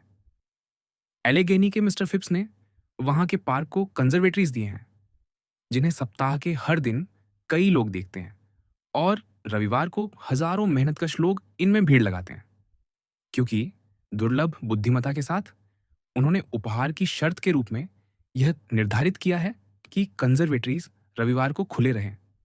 उनके प्रयोग का परिणाम इतना संतोषजनक रहा है कि वे इस वर्ष अपनी अधिशेष संपत्ति से इनमें और जोड़ रहे हैं। धनियों में फूलों के किसी भी प्रेमी को मैं मिस्टर फिप्स के उदाहरण के अनुरूप क्या संभव है, इसका अध्ययन करने की सलाह देता हूं। और कृपया ध्यान दें कि मिस्टर फिप्स एक बुद्धिमान और उदारदाता हैं, क्योंकि वे शहर से इन कंजर्वेटरीज को बनाए रखने की मांग करते हैं और इस तरह उनके लिए हमेशा के लिए सार्वजनिक स्वामित्व, सार्वजनिक रुचि और उनके प्रबंधन की सार्वजनिक आलोचना सुनिश्चित करते हैं। यदि उन्होंने इनका प्रबंधन और रखरखाव स्वयं करने का बीड़ा उठाया होता, तो शायद इस उपहार में जनता की रुचि कभी जागृत नहीं होती। यूरोप भर के छोटे कस्बों के पार्क और मनोरंजन स्थल उनकी पुस्तकालयों, संग्रहालयों और कला दीर्घाओं से कम आश्चर्यजनक नहीं है। हमने अपनी हाल की यात्राओं के दौरान नॉर्वे में बर्गन की पहाड़ी से अधिक आनंददायक कुछ नहीं देखा। इसे सबसे मनोरम मनोरंजन स्थलों में से एक में परिवर्तित किया गया है। फव्वारे, झरने, जलप्रपात, रमणीय कुंज, शानदार छतें और मूर्तियां उस पहाड़ी ढलान को सजाती हैं जो पहले बंजर थी। यहाँ एक ऐसा क्षेत्र है जो उस मिलियनेयर के अध्ययन के योग्य है जो अपने सह नागरिकों पर स्थायी लाभ पहुंचाना चाहता है। धन के सही उपयोग का एक और सुंदर उदाहरण हमें ड्रेसडेन में मिला। वहां के प्रमुख समाचार पत्र के मालिक ने इसकी आय को हमेशा के लिए शहर को वसीयत कर दिया ताकि इसका उपयोग शहर को सुंदर बनाने में किया जाए। एक कला समिति समय समय पर यह तय करती है कि कौन सी नई कलात्मक विशेषता शुरू की जाए या कौन सी भद्दी विशेषता को बदला जाए। और जैसे जैसे आय प्राप्त होती है उसे इस दिशा में खर्च किया जाता है। इस देशभक्त समाचार पत्र मालिक के उपहार के माध्यम से उनकी जन्मभूमि ड्रेसडेन तेजी से विश्व के सबसे कलात्मक निवास स्थानों में से एक बन रही है। एक कार्य पूरा होने पर शहर को इसे हमेशा के लिए बनाए रखने की जिम्मेदारी सौंपी जाती है। क्या मुझे क्षमा किया जाएगा यदि मैं हमारे मिलियनेयर समाचार पत्र मालिकों को सैक्सनी की राजधानी में अपने सहकर्मी के उदाहरण की सिफारिश करता हूँ? पुराने देशों में शायद ही कोई बड़ा शहर हो जिसमें कई संरचनाएं और सुंदर विशेषताएं न हों। सजावट, अलंकरण और वास्तुशिल्प प्रभाव पर बहुत कुछ खर्च किया गया है। हम इस ओर अटलांटिक में अभी भी इन चीज़ों में बहुत पीछे हैं। हमारा गणतंत्र कुछ चीज़ों में महान है, भौतिक विकास में अद्वितीय, लेकिन हमें हमेशा याद रखना चाहिए कि कला और बारीक स्पर्शों में हमने अभी तक शायद ही कोई स्थान बनाया है।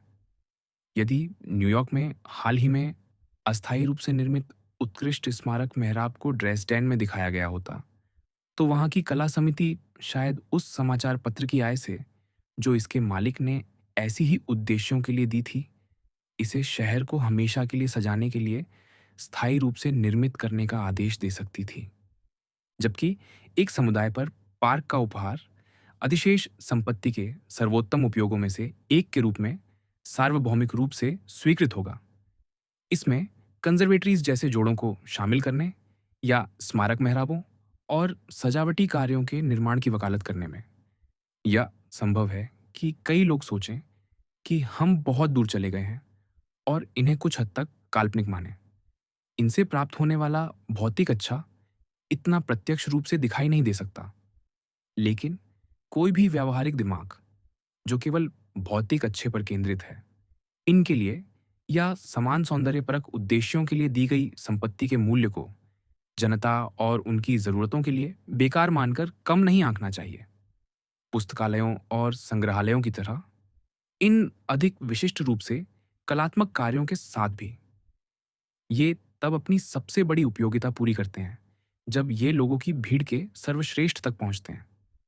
स्वाभाविक रूप से उज्जवल दिमागों में सुंदरता के लिए भावना को छूना और प्रेरित करना उन लोगों को लुभाने से अधिक मूल्यवान है जो इस तरह छूने में असमर्थ हैं, क्योंकि जाति के सुधारक को उन लोगों तक पहुंचने का प्रयास करना चाहिए जिनमें ईश्वरीय चिंगारी भले ही कितनी ही कमजोर हो, विकसित हो, ताकि उसे मजबूत किया जा सके और वह बढ़े।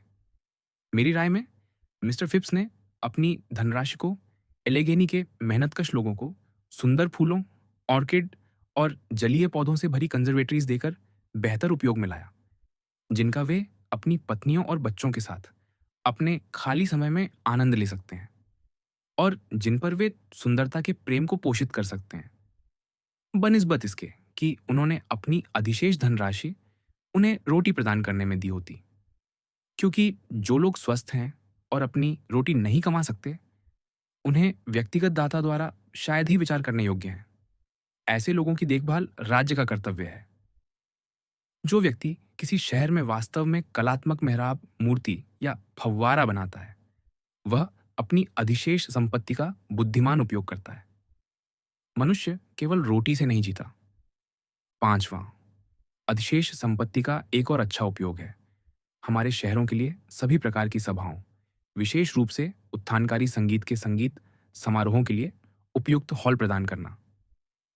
हमारे शहर इन उद्देश्यों के लिए हॉलों से शायद ही सुसज्जित हैं। इस मामले में भी यूरोपीय शहरों से बहुत पीछे हैं।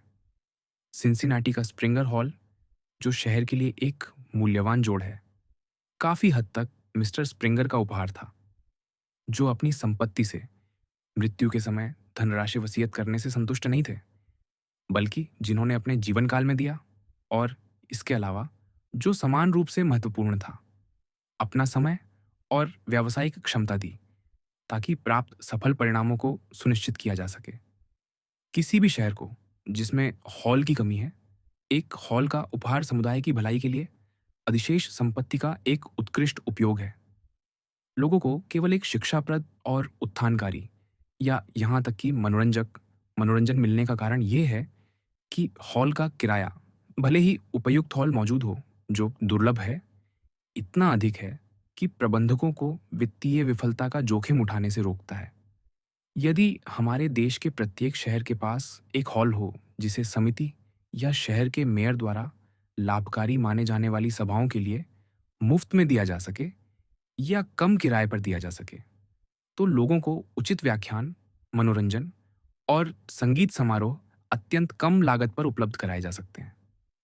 यूरोपीय शहरों के टाउन हॉल, जिनमें से कई में ऑर्गन हैं, लोगों के लिए अनमोल मूल्य के हैं जब उनका उपयोग सुझाए गए तरीके से किया जाता है। कोई भी शिक्षाप्रद या यहाँ तक कि मनोरंजक चरित्र के मनोरंजनों के प्रभाव को कम ना आंकें, क्योंकि ये लोगों के जीवन को खुशहाल बनाने और उनकी प्रकृति को बेहतर बनाने में बहुत कुछ करते हैं। यदि कोई मिलियनेयर जो किसी छोटे गांव में पैदा हुआ हो, जो अब एक बड़ा शहर बन गया है, अपनी सफलता के दिन में अपनी जन्मभूमि के लिए अपनी अधिशेष संपत्ति का कुछ हिस्सा करने के लिए प्रेरित होता है, तो उसकी कृतज्ञ स्मृति एक सार्वजनिक हॉल और एक ऑनर्गन के रूप से अधिक उपयोगी रूप नहीं ले सकती, बशर्ते शहर इसे बनाए रखने और उपयोग करने के लिए सहमत हो। छठा, एक अन्य मामले में हम अभी भी यूरोप से बहुत पीछे हैं। वहाँ आम नहीं होने वाली परोपकार की एक प्रथा है, जो है लोगों के लिए तैराकी स्नानघर प्रदान करना। इनके दाताओं ने इतनी बुद्धिमानी दिखाई है कि उन्होंने लाभान्वित शहर से इनका रखरखाव अपने खर्चे पर करने की मांग की है, और इस दावे के प्रमाण के रूप में कि किसी व्यक्ति या समुदाय के लिए सब कुछ कभी नहीं करना चाहिए, बल्कि प्राप्तकर्ताओं को हमेशा कुछ हिस्सा करने के लिए बुलाया जाना चाहिए। यह महत्वपूर्ण है कि इन स्वास्थ्यकर प्रतिष्ठानों की लोकप्रिय सफलता के लिए उनके उपयोग के लिए एक नाम मात्र शुल्क लेना आवश्यक पाया गया है। हालांकि कई शहरों में स्कूल के बच्चों को निश्चित दिनों पर, निश्चित समयों पर मुफ्त प्रवेश दिया जाता है। लड़कों और लड़कियों के लिए तैराकी स्नानघरों का उपयोग करने के लिए अलग-अलग समय निर्धारित किए जाते हैं, और महिलाओं के लिए इन स्नानघरों के उपयोग के लिए भी घंटे या दिन निर्धारित किए जाते हैं। अंतर्देशीय शहरों में इस प्रकार दोनों लिंगों के युवाओं को तैरना सिखाया जाता है। तैराकी क्लब संगठित किए जाते हैं और प्रतियोगिताएं बार-बार होती हैं, जिनमें मेडल और पुरस्कार दिए जाते हैं। ग्रेट ब्रिटेन भर की विभिन्न तैराकी स्नानघरों द्वारा प्रकाशित रिपोर्टें उन उदाहरणों से भरी हैं जिनमें लोगों की जान बचाई गई, क्योंकि जिन लोगों को सौभाग्यवश जहाज डूबने से बचने का मौका मिला, उन्हें स्नानघरों में तैरना सिखाया गया था। और कुछ उदाहरण ऐसे भी दिए गए हैं जिनमें कुछ स्नानघरों के विद्यार्थियों ने दूसरों की जान बचाई। यदि वेल्थ के सुसमाचार का कोई शिष्य अपनी पसंदीदा नगरी को बड़े तैराकी और निजी स्नानघर देता है, बशर्ते नगरपालिका इसे शहर के मामले के रूप में प्रबंधित करने का वचन दे, तो उसे कभी भी अपने पास सौंपी गई निधि के अनुचित उपयोग के लिए जवाबदेह नहीं ठहराया जाएगा। सातवां, चर्चों को अधिशेष संपत्ति के उपयोग के क्षेत्र के रूप में जानबूझकर अंत तक रखा गया है, क्योंकि ये सांप्रदायिक होने के कारण प्रत्येक व्यक्ति अपनी स्वयं की संलग्नता से निर्देशित होगा। इसलिए चर्चों को दिए गए उपहार एक अर्थ में समुदाय को सामान्य रूप से दिए गए उपहार नहीं हैं, बल्कि विशेष वर्गों को हैं। फिर भी प्रत्येक मिलियनेयर को किसी ऐसे क्षेत्र का पता हो सकता है जहां चौराहे पर एक छोटा, सस्ता, असुविधाजनक और पूरी तरह से अयोग्य लकड़ी का ढांचा खड़ा है, जहां सारा पड़ोस रविवार को इकट्ठा होता है, और जो सामाजिक जीवन का केंद्र और पड़ोसी भावना का स्रोत है।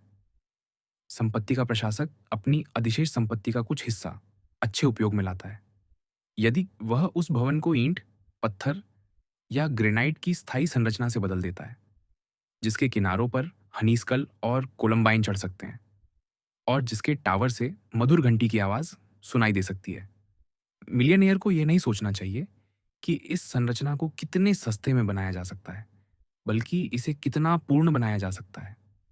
यदि उसके पास पैसा है, तो इसे एक रत्न बनाना चाहिए, क्योंकि एक शुद्ध और नोबल वास्तुकला के नमूने का शिक्षाप्रद प्रभाव, जो पिरामिडों की तरह युगों तक खड़ा रहने के लिए बनाया गया हो, उसे डॉलर में नहीं मापा जा सकता।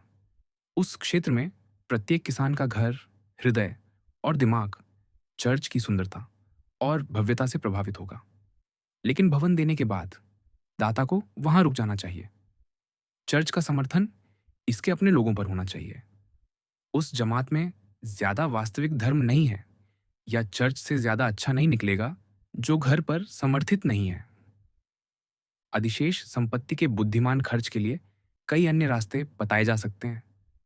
मैं केवल कुछ, बहुत कुछ उन कई क्षेत्रों की गणना करता हूं जो खुले हैं, और केवल वे जिनमें बड़ी या काफी राशियां बुद्धिमानी से उपयोग की जा सकती हैं।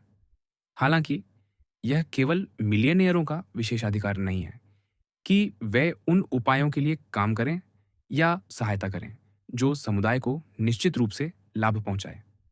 प्रत्येक व्यक्ति जिसके पास अपनी मध्यम जरूरतों से अधिक थोड़ा अधिशेष है, वह अपने धनी भाइयों के साथ इस विशेषाधिकार को साझा कर सकता है, और जिनके पास अधिशेष नहीं है, वे कम से कम अपने समय का कुछ हिस्सा दे सकते हैं, जो आमतौर पर धन जितना महत्वपूर्ण है, और अक्सर उससे भी अधिक। किसी दिन शायद आपकी अनुमति से मैं उन क्षेत्रों और तरीकों को इंगित करने का प्रयास करूंगा जिनमें ये अपनी अपनी संपत्ति या अवकाश के माप के अनुसार संपत्ति या अवकाश के न्यासी के रूप में अच्छी तरह से अपनी भूमिका निभा सकते हैं। यह अपेक्षित नहीं है, न ही यह वांछनीय है कि अधिशेष संपत्ति के सर्वोत्तम संभव उपयोग के बारे में सामान्य सहमति हो। विभिन्न पुरुषों और विभिन्न स्थानों के लिए विभिन्न उपयोग हैं। जो प्रशासक के निर्णय में सबसे अधिक प्रशंसनीय लगता है, वही उसके लिए सर्वोत्तम उपयोग है, क्योंकि उसका दिल उस कार्य में होना चाहिए। संपत्ति के प्रशासन में यह उतना ही महत्वपूर्ण है जितना कि एक व्यक्ति के किसी अन्य कार्य में, कि वह इसमें उत्साहपूर्वक समर्पित हो और यह महसूस करे कि उसने जिस क्षेत्र को चुना है उसमें उसका कार्य निहित है। इसके अलावा सामान्य कल्याण के लिए सभी प्रकार के बुद्धिमान परोपकार के लिए जगह और आवश्यकता है। जो व्यक्ति एक विश्वविद्यालय, पुस्तकालय या प्रयोगशाला बनाता है, वह उस व्यक्ति से अधिक उपयोगी कार्य नहीं करता जो स्वयं और अपनी अधिशेष साधनों को एक पार्क की सजावट, जनता के लिए चित्रों के संग्रह को एकत्र करने या एक स्मारक मेहराब के निर्माण के लिए समर्पित करना चुनता है। ये सभी अंगूर के बगीचे में सच्चे मजदूर हैं। वेल्थ के सुसमाचार की एकमात्र आवश्यकता यह है कि समय समय पर किसी व्यक्ति के हाथ में आने वाला अधिशेष उसके जीवन काल में उसी उद्देश्य के लिए प्रशासित किया जाए जो उसे न्यासी के रूप में लोगों की भलाई के लिए सर्वोत्तम लगता है। मृत्यु के समय वह जो अपने साथ नहीं ले जा सकता उसे छोड़ देना, और उस कार्य का बोझ दूसरों पर डाल देना जो उसका स्वयं का कर्तव्य था, कुछ भी योग्य नहीं है। इसके लिए कोई बलिदान या अपने सहनागरिकों के प्रति कर्तव्य की भावना की आवश्यकता नहीं है। वह समय था जब धनी व्यक्ति के स्वर्ग में प्रवेश करने के शब्दों को कठोर वचन माना जाता था। आज जब सभी प्रश्नों की गहराई तक जांच की जाती है और विश्वास के मानकों को सबसे उदार व्याख्याएं प्राप्त होती हैं, उस आश्चर्यजनक छंद को पीछे हटा दिया गया है अगली दयालु संशोधन की प्रतीक्षा में, जो ऐसी चीजों में से एक है जिसे पूरी तरह समझा नहीं जा सकता। लेकिन इस बीच यह सावधानीपूर्वक देखा जाना चाहिए। इसे शाब्दिक रूप से नहीं समझा जाना चाहिए।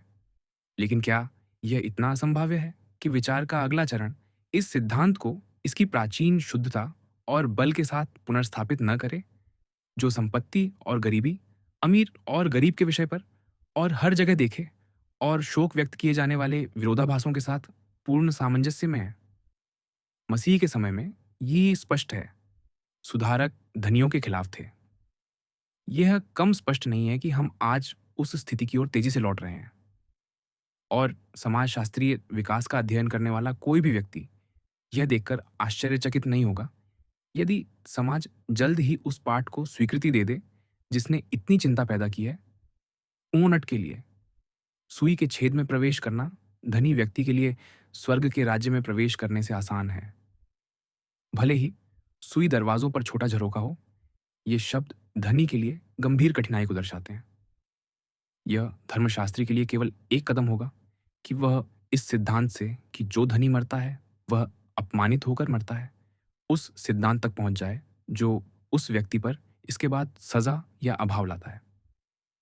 वेल्थ का सुसमाचार मसीह के शब्दों को ही प्रतिध्वनित करता है। यह मिलियनेयर को बुलाता है कि वह अपने पास जो कुछ है उसे बेच दे और उसे अपने सहनागरिकों की भलाई के लिए सर्वोच्च और सर्वश्रेष्ठ रूप में गरीबों को दे। अपने जीवन काल में अपनी संपत्ति का प्रशासन स्वयं करके, इससे पहले कि उसे माता पृथ्वी की गोद में लेटकर विश्राम करने के लिए बुलाया जाए। ऐसा करने पर वह अपने अंत की ओर नहीं बढ़ेगा, एक अयोग्य जमाखोर के रूप में जो बेकार लाखों का संचय करता है। धन में गरीब, बहुत गरीब, लेकिन अपने सहनागरिकों के स्नेह, कृतज्ञता और प्रशंसा में धनी, बहुत धनी। फिर भी 20 गुना मिलियनेयर और इससे कहीं अधिक मधुर, भीतर की उस छोटी सी शांत आवाज से शांत और समर्थित, जो फुसफुसाते हुए उसे बताती है क्योंकि वह जीवित रहा, शायद विश्व का एक छोटा सा हिस्सा बस थोड़ा सा बेहतर हुआ है। यह निश्चित है, ऐसी संपत्ति के खिलाफ स्वर्ग के द्वार पर कोई रुकावट नहीं मिलेगी। गरीबी के लाभ, मेरी कलम से लिखे गए 2 निबंध जो नॉर्थ अमेरिकन रिव्यू में प्रकाशित हुए, ब्रिटेन में दोहरे रूप से भाग्यशाली रहे हैं, क्योंकि इन्हें पॉल मॉल गजट ने वेल्थ का सुसमाचार जैसे नए और प्रभावशाली शीर्षक के तहत पुनर्मुद्रित किया, और इनका ध्यान उस एक व्यक्ति ने आकर्षित किया जो सभी में से इन्हें विचारशील लोगों के सामने सबसे प्रमुखता से ला सकता था। मिस्टर ग्लैडस्टोन की समीक्षा और सिफारिश, जो इस रिव्यू के नवंबर अंक में प्रकाशित हुई, ने इन्हें सबसे प्रतिष्ठित प्रायोजक प्रदान किया। दिसंबर अंक में उनका अनुसरण अन्य सर्वोच्च प्रतिष्ठा और प्राधिकार के लोगों ने किया। चर्चा ने व्यापक दायरा लिया है, लेकिन मैं इसे वेल्थ के सुसमाचार में प्रस्तुत विचारों के प्रभाव तक सीमित रखूंगा। मिस्टर ग्लैडस्टोन पहले संपत्ति की भयावह वृद्धि की ओर ध्यान आकर्षित करते हैं। हर दृष्टिकोण से यह वृद्धि मुझे सबसे लाभकारी प्रतीत होती है, क्योंकि हम जानते हैं कि जितनी तेजी से इसकी वृद्धि हो रही है, लोगों के बीच इसकी वितरण और भी तेजी से और अधिक संख्यक धाराओं में हो रहा है। इस पीढ़ी के दौरान पूंजी और श्रम के संयुक्त उत्पाद का हिस्सा जो श्रम को मिला है, वह पिछली किसी भी पीढ़ी की तुलना में बहुत अधिक है और यह लगातार बढ़ रहा है। कई स्वतंत्र स्रोतों से प्राप्त साक्ष्य इस बात को निर्विवाद रूप से सिद्ध करते हैं। इस नए और अविकसित महाद्वीप में वर्तमान पीढ़ी के दौरान कुछ विशाल संपत्तियां जमा हुई हैं, लेकिन ऐसी परिस्थितियों में जो अब मौजूद नहीं हैं। हमारे समय में, यहाँ तक कि संयुक्त राज्य अमेरिका में, एक बड़ी संपत्ति बनाने से कहीं आसान है उसे खो देना, और अधिक संपत्तियां खोई जा रही हैं जितनी बन रही हैं। इसलिए यह कुछ आश्चर्यजनक है कि रेवरेंड मिस्टर ह्यूजेस कहते हैं, मिस्टर हेनरी जॉर्ज के सिद्धांतों और निष्कर्षों के बारे में जो कुछ भी सोचा जाए, कोई भी यह नहीं नकार सकता कि उनके तथ्य निर्विवाद हैं, और मिस्टर कार्नेगी की प्रगति उनके कम भाग्यशाली सह नागरिकों की बढ़ती गरीबी के साथ है। प्री 891, मुझे किसी भी सामाजिक और आर्थिक विषयों पर प्राधिकार वाले लेखक का पता नहीं है जिसने न केवल मिस्टर जॉर्ज के कथनों को विवादित किया हो, बल्कि जिसने उनके उलट को सत्य घोषित न किया हो। मिस्टर जॉर्ज की प्रोग्रेस एंड पॉवर्टी 2 कथनों पर आधारित है। पहला, कि अमीर और अमीर हो रहे हैं और गरीब, और दूसरा कि भूमि तेजी से कुछ लोगों के हाथों में जा रही है।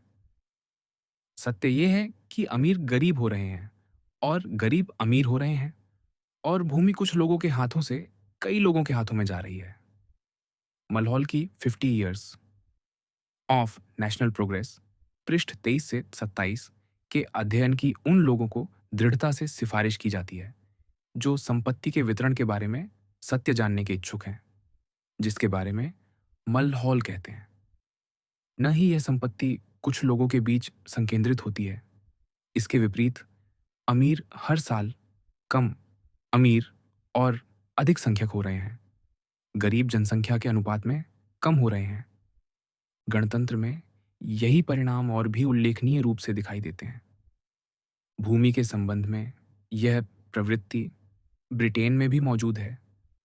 हालांकि दमनकारी कानूनों के कारण इसकी कार्यप्रणाली में बाधा आती है। मैं इस बात से प्रसन्न हूं कि मिस्टर ह्यूजेस हर्बर्ट स्पेंसर के उस प्रसिद्ध अंश को उद्धृत करते हैं जो, जैसा कि वे कहते हैं, इस दुखद भ्रम को उजागर करता है कि बड़ी संपत्ति एक बड़ा आशीर्वाद है। एक अंश जो पूरी तरह से गहन सत्य है। लेकिन क्या ये संभव है कि मिस्टर ह्यूजेस को हमारे साझा गुरु के बुद्धिमान दिमाग में मिस्टर जॉर्ज की स्थिति की जानकारी ना हो? मिस्टर जॉर्ज की किताब के बारे में मिस्टर स्पेंसर से बात करते समय उन्होंने मुझे बताया कि उन्होंने कुछ पन्ने पढ़े और फिर इसे कचरा कहकर फेंक दिया। मुझे मिस्टर ह्यूजेस को छोड़कर कोई भी मान्यता प्राप्त प्राधिकार वाला लेखक या विचारक नहीं जानता जो इस निर्णय में दार्शनिक से भिन्न हो। जहाँ तक मेरे संदर्भ का सवाल है, मैं समझता हूँ निश्चित रूप से यह व्यक्तिगत नहीं है, बल्कि केवल एक वर्ग के प्रतिनिधि के रूप में है। मैं मिस्टर ह्यूजेस को आश्वस्त करना चाहता हूँ कि मेरे द्वारा जाना गया निर्विवाद तथ्य यह है कि मेरी प्रगति ने अनिवार्य रूप से बढ़ती गरीबी को नहीं, बल्कि मेरे सह नागरिकों की बढ़ती संपत्ति को साथ लाया है। जैसा कि प्रत्येक श्रम नियोक्ता की प्रगति अनिवार्य रूप से देश और श्रमिक की समृद्धि को साथ लाती है। संयुक्त राज्य अमेरिका में बढ़ती गरीबी की बात करने की कल्पना करें। अमेरिकी किसी भी अन्य मजदूर की तुलना में अपने बचत को घर खरीदने के लिए खर्च करता है। बचत बैंक उसके द्वारा उपयोग किए जाने वाले कई जमा स्थानों में से एक है। फिर भी 1890 के लिए अभी हाल ही में किए गए रिटर्न न्यू इंग्लैंड और मध्य राज्यों, जहां मिलियनियर सबसे अधिक पाए जाते हैं, के लिए, जिसमें 17 करोड़ 30 लाख की आबादी शामिल है, जो ब्रिटेन की कुल आबादी का आधे से अधिक है, दिखाते हैं कि जमा राशि 1 अरब 27 करोड़ डॉलर है, अर्थात 255 मिलियन पाउंड स्टर्लिंग, जिसमें वर्ष के लिए वृद्ध 13 मिलियन पाउंड स्टर्लिंग है। जमाकर्ताओं की संख्या 3,50,000 है, जो दर्शाता है कि प्रत्येक 5 पुरुषों, महिलाओं और बच्चों में से लगभग एक के पास बैंक खाता है, जो व्यावहारिक रूप से प्रत्येक परिवार के लिए एक के बराबर है। घरों के लिए निवेश की गई बचत की राशि बचत बैंक जमा से कहीं अधिक है। 1,880 का संयुक्त राज्य जनगणना 50 करोड़ की आबादी में केवल 88,665 सार्वजनिक निर्धनों को दर्शाता है, जो मुख्य रूप से वृद्ध और अक्षम हैं। इनमें से एक तिहाई विदेशी हैं। सार्वजनिक धर्मार्थ संस्थानों में अंधे और मूर्ख लोगों की संख्या निर्धनों से अधिक थी और बधिरमूक लोगों की संख्या आधी थी। हालांकि दोषपूर्ण वर्गों का प्रतिशत यूरोप की तुलना में आधे से भी कम है। सभी निर्भर व्यक्तियों की कुल संख्या जिनकी देखभाल की गई प्रति हजार में 5 से कम है थी, जबकि यूनाइटेड किंगडम में यह 33 प्रति हजार थी।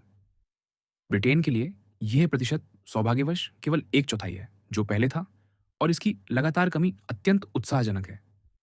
गरीबों के बीच अच्छे और धर्मार्थ कार्यकर्ता इस कमी की प्रक्रिया को और तेज कर सकते हैं, जब तक कि अमेरिकी आंकड़े जैसा कुछ हासिल न हो जाए। ब्रिटेन के मेहनतकश वर्गों में पुरुषवादी आत्मसम्मान की भावना और संयम और मितव्ययिता की आदतों को प्रेरित करके, जो यहाँ उनकी जाति को विशिष्ट बनाती है और इसे लगभग निर्धनता, आवश्यकता या अत्यधिक गरीबी से मुक्त रखती है, सिवाय इसके कि यह उनके स्वयं की बुरी आदतों का आवश्यक परिणाम हो, दुर्घटना और बीमारी को छोड़कर। मिस्टर ह्यूजेस जानबूझकर उन कथनों को प्रचार नहीं देंगे जो गलत हैं।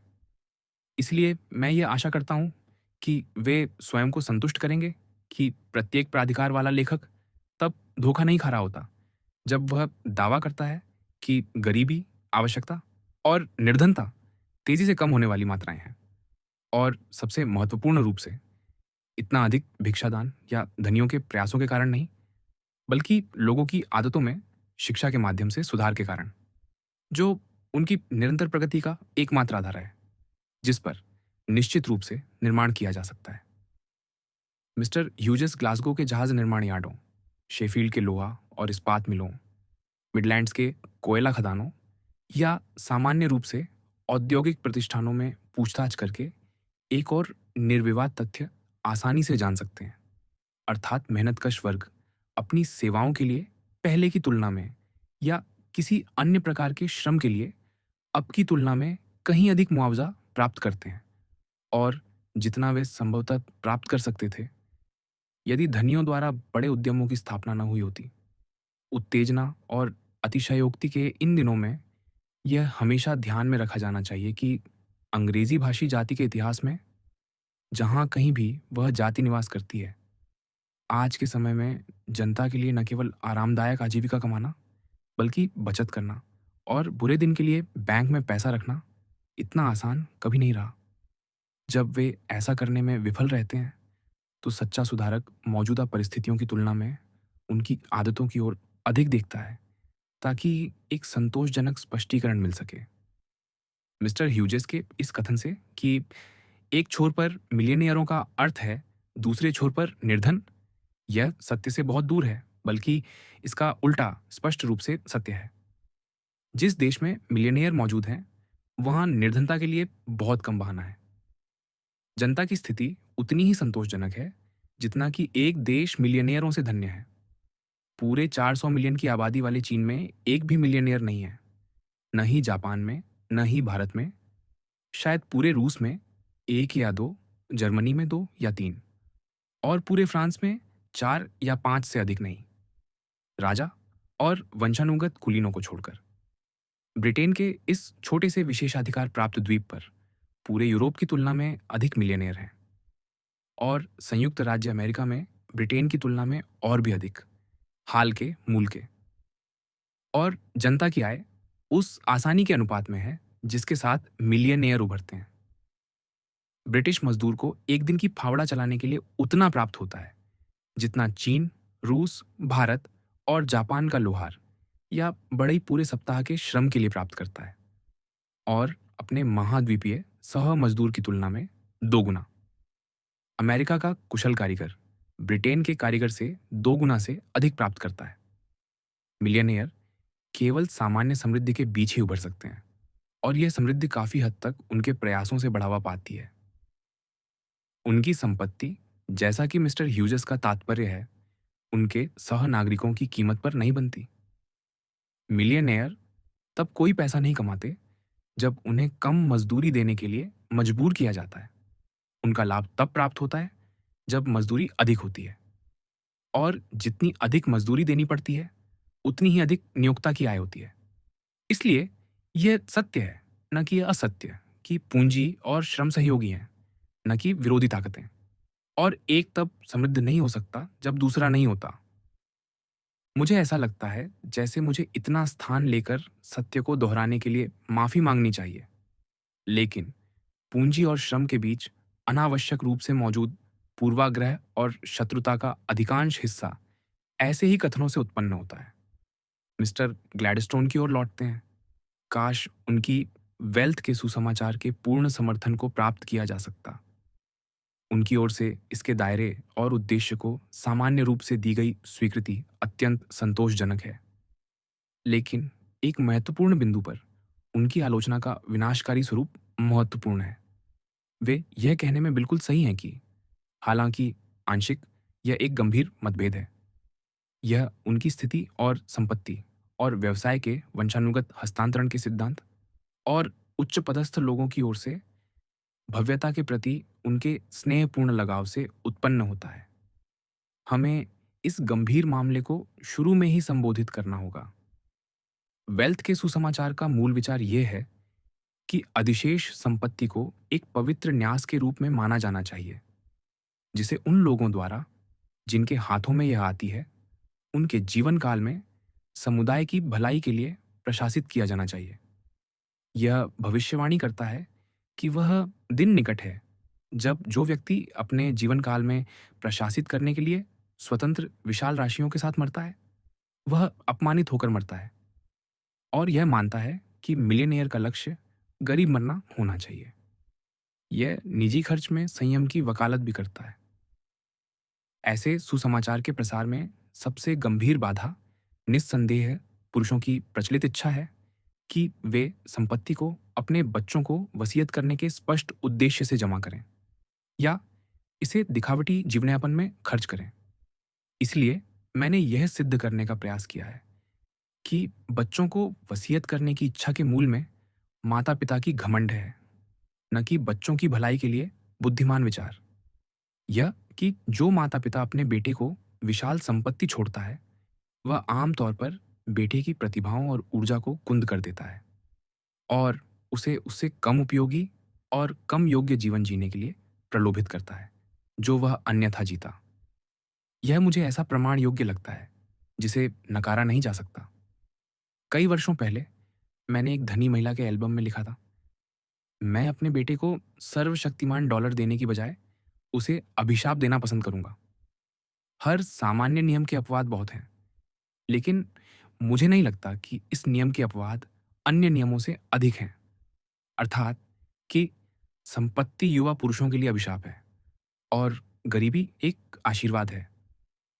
लेकिन यदि ये शब्द कुछ कठोर लगते हैं, तो हम इस प्रस्ताव को इस प्रकार रख सकते हैं कि युवा पुरुषों को छोड़ी गई संपत्ति एक नियम के रूप में हानिकारक है कि गरीबी और संघर्ष का जीवन लाभकारी है। मिस्टर ग्लैडस्टोन पूछते हैं, क्या यह बहुत अधिक कहना है कि संपत्ति और स्थिति का वंशानुगत हस्तांतरण व्यवसाय और जिम्मेदारी की पुकार के साथ एक अच्छी चीज है, न कि बुरी? मैं इसे हमारे व्यापारियों, बैंकरों, प्रकाशकों में देखकर प्रसन्न हूं। काश यह हमारे बड़े विनिर्माण पूंजीपतियों में अधिक सामान्य होता।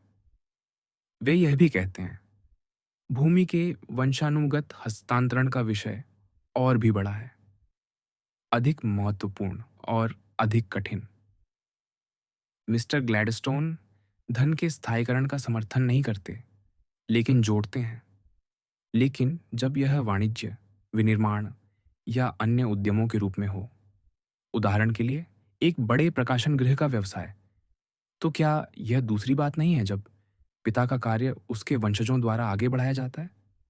ये अंश यह तात्पर्य देते हैं कि संपत्ति और स्थिति और व्यवसाय का वंशानुगत हस्तांतरण हानिकारक नहीं है, जैसा कि मैं मानता हूं, बल्कि वांछनीय है, एक अच्छी चीज है, न कि बुरी।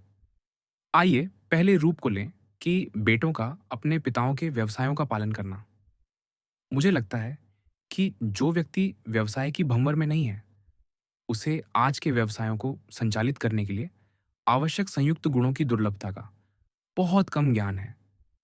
वह समय बीत चुका है जब एक बार स्थापित व्यवसाय को लगभग स्थायी रूप से सुरक्षित माना जा सकता था। व्यवसाय के तरीके बदल गए हैं, सद्भावना का महत्व कम होता जा रहा है। आजकल व्यवसाय की सफलता उसी आधार पर टिकी है जिस पर ब्रिटेन का प्रधानमंत्री पद सभी आने वालों के लिए निरंतर चुनौती की कीमत पर। वह स्नेही माता पिता जो अपने बेटे को काल्पनिक व्यावसायिक योग्यताओं से सुसज्जित करता है और उसे उन मामलों का प्रभारी बनाता है जिनके सफल प्रबंधन पर हजारों की आय निर्भर करती है, वह एक गंभीर जिम्मेदारी लेता है। आज के अधिकांश विनाशकारी विफलताएं इसी कारण से उत्पन्न होती हैं। यह बेटे के लिए उतना ही अन्यायपूर्ण है जितना कि समुदाय के लिए।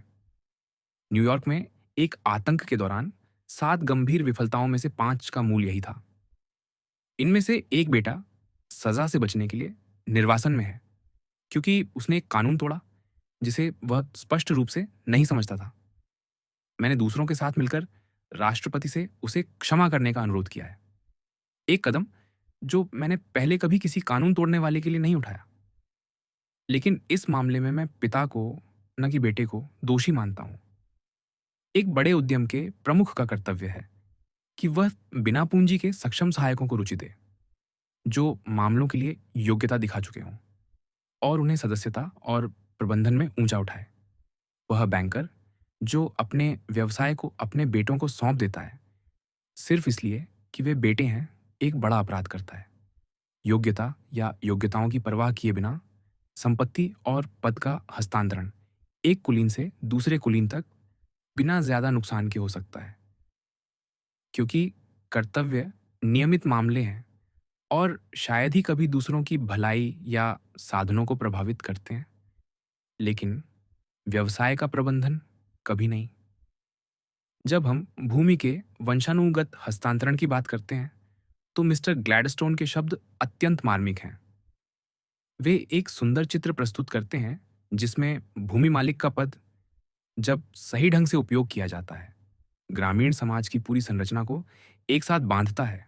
उस एकजुटता, परस्पर निर्भरता और स्नेह के साथ, जो बदले में समाजों को बड़े पैमाने पर एक मजबूत बंधन बनाता है। लेकिन क्या यह आज का चित्र है? क्या वह दिन भी बीत नहीं चुका है? सिवाय कुछ उदाहरणों के, जैसे कि स्वर्गीय लॉर्ड टॉलमाचे द्वारा प्रदान किया गया, और छोटे पैमाने पर मिस्टर ग्लैडस्टोन स्वयं द्वारा उस सांसारिक स्वर्ग हॉवर्डन में। अब भूमि की खेती एक व्यावसायिक आधार पर स्वतंत्र पुरुषों द्वारा संचालित व्यवसाय है, जिन्हें भूमि मालिक अब नेतृत्व नहीं करता और जो सौभाग्यवश स्वयं अपना नेतृत्व कर सकते हैं। अमेरिकी नागरिक जो स्वयं जमींदार, कारक, किराएदार और मजदूर है, और जो अपनी स्वामित्व वाली और जोती गई भूमि से केवल अपने और अपने परिवार के भरण पोषण की अपेक्षा करता है, ने विश्व में कहीं भी कृषि भूमि के उत्पाद से एक से अधिक वर्ग को बनाए रखना असंभव बना दिया है। इस स्थिति से उत्पन्न होने वाले नागरिक के प्रकार को जानते हुए और स्कॉच किसान के चरित्र को भी जानते हुए, जैसा कि लंबी पट्टों के संचालन के माध्यम से विकसित हुआ है, जो उसे व्यावहारिक रूप से स्वतंत्र बनाता है। हालांकि उसके मामले में स्वामित्व की जादुई शक्ति, जो इतना मायने रखती है, अभी भी अनुपस्थित है। और इन वर्गों को पुरुषों और नागरिकों के रूप में आकलन करते हुए, मुझे कोई संदेह नहीं है कि लाभ का संतुलन, व्यक्तिगत और राज्य दोनों के लिए, इस परिवर्तन के पक्ष में बहुत अधिक है। यदि प्रथम जातत्व और स्थायीकरण का उन्मूलन उन परिवर्तनों के साथ आता है जो लोकतंत्र से शुरू होने की अपेक्षा है, तो ब्रिटेन में बड़े भूसंपदा शायद खेतों में विभाजित हो जाएंगी और लोगों द्वारा स्वामित्व में ली जाएंगी। इस विशेष मामले में डेनमार्क का इतिहास तब ब्रिटेन का इतिहास हो सकता है। और अब मौजूद प्रलोभन, जो बड़े बेटों को क्षेत्रीय डोमेन छोड़ने के लिए है, इस तरह हट जाएगा। और इसके साथ ही वेल्थ के सुसमाचार को अपनाने में एक बड़ी बाधा, वंशानुगत परिवारों को स्थापित करने या बनाए रखने की व्यर्थ इच्छा। Mister Gladstone marquis of Salisbury का उदाहरण देते हैं, जो प्रधानमंत्री के पद पर अपने पूर्वजों में से एक के बाद आए, जो 10 पीढ़ियों पहले इस पद पर थे, और पूछते हैं, क्या यह वंशावली का बंधन उन्हें सम्मान और सार्वजनिक गुण के लिए बांधने वाला एक कड़ी नहीं है? क्या मिस्टर ग्लैडस्टोन सैलिसबरी को अपने विचारों के समर्थन में नामित करने में दुर्भाग्यशाली नहीं है? मैंने हमेशा उन्हें वंशानुगत संपत्ति और स्थिति में जन्म न लेने के लाभ के एक उल्लेखनीय उदाहरण के रूप में माना है। सेसिल्स के महान संस्थापक की तरह लॉर्ड सैलिसबरी स्वयं एक सामान्य व्यक्ति के रूप में पैदा हुए थे, एक छोटे बेटे के हिस्से के साथ एक छोटा बेटा, और उनके भीतर निश्चित क्षमता की प्रेरणा के साथ उन्होंने अपनी व्यक्तित्व को पद और संपत्ति के दमघोंटू वस्त्रों द्वारा संकुचित और प्रतिबंधित होने से रोकने के लिए अपनी शक्ति में सब कुछ किया। उनके देश के कानूनों ने उन्हें एक कुलीनता में अपनी व्यक्तित्व को डुबाने के लिए मजबूर किया। लेकिन यदि ऐसा न होता, तो अंग्रेजी इतिहास में पहले और दूसरे सेसिल की कहानी हो सकती थी, जैसा कि यह पहले और दूसरे पिट की कहानी बताता है। ऐसे पुरुष जो किसी भी उपाधि द्वारा मनुष्य के रूप में मिटाए जाने के लिए बहुत महान थे। सेसिल से मार्क्विस तक ऐतिहासिक रैंक में यह एक दुखद अवनति है। एक व्यक्ति जो इतिहास के पन्ने पर लिख सकता है, वह सबसे ऊंची उपाधि उसका अपना नाम है। मिस्टर ग्लैडस्टोन का नाम वहां होगा। ग्लैडस्टोन वे हैं, ग्लैडस्टोन वे रहेंगे, भले ही उन्होंने भविष्य की पीढ़ियों को अपनी प्रभावशाली व्यक्तित्व को क्लाइड्सडेल की ड्यूकडम या किसी भी उपाधि में खोने की कोशिश की हो। लेकिन उनके समकालीनों में सार्वजनिक जीवन में कौन इस सर्वोच्च प्रभुत्व की परीक्षा में खरा उतरेगा? प्रत्येक पीढ़ी में केवल एक के लिए जगह है। यह सुरक्षित रूप से भविष्यवाणी की जा सकती है कि वह जो भी हो, वह ग्लैडस्टोन की एक आवश्यक विशेषता में समान होगा। वह जनता का होगा, वंशानुगत संपत्ति और स्थिति के नुकसान से मुक्त, और अपने नाम और व्यक्तित्व को चमकदार पन्नों पर अंकित करेगा। डिजराइली ने कुछ समय के लिए अच्छा वादा किया, लेकिन वह तेजी से बीकनसफील्ड में फीका पड़ जाता है। एक नाम की छाया, उपाधि उस व्यक्ति से बड़ी साबित होती है। सैटरडे रिव्यूअर के रूप में रॉबर्ट टैलबॉट सेसिल, कितना शानदार नाम खोने के लिए, ने स्वयं को एक शक्ति सिद्ध किया था। यह 100 में से एक की बात है कि यदि वे वंशानुगत उपाधि में जन्मे होते, तो वे एक अस्पष्ट सामान्य मार्क्विस रहते। इस मामले में सैलिसबरी के कई पीढ़ियों के मार्क्विसों के समान, जिनका नोबल इतिहास पूरी तरह से बर्ग्स पीरेज में 3 अक्षरों BMD में समाहित है। उनके परिवार का एकमात्र व्यक्ति जिससे वे सम्मान और सार्वजनिक गुण के लिए प्रेरणा प्राप्त कर सकते हैं, वह है महान मूल सेसिल और उनके अपने घर की शाखा का संस्थापक, जो उनके जैसे एक छोटा बेटा था, और न तो संपत्ति थी न ही पद। उन्होंने अपने करियर के अंत तक नाइटहुड भी प्राप्त नहीं किया था। महान सेसिल जनता से उत्पन्न हुए थे और उनके पास वे लाभ नहीं थे जिन्हें मिस्टर ग्लैडस्टोन, जैसा कि मुझे लगता है गलत रूप से, वंशानुगत संपत्ति और स्थिति के लिए श्रेय देते हैं। वंशावली वास्तव में बहुत महत्वपूर्ण है, लेकिन केवल तत्काल माता पिता की वंशावली, क्योंकि प्रत्येक पीढ़ी में आधा हिस्सा बदल जाता है। सौभाग्यवश पृथ्वी के उच्च पदस्थ लोगों के लिए अपने पूर्वजों के चरित्र की जांच पिछले पीढ़ी से आगे करने की आवश्यकता नहीं है।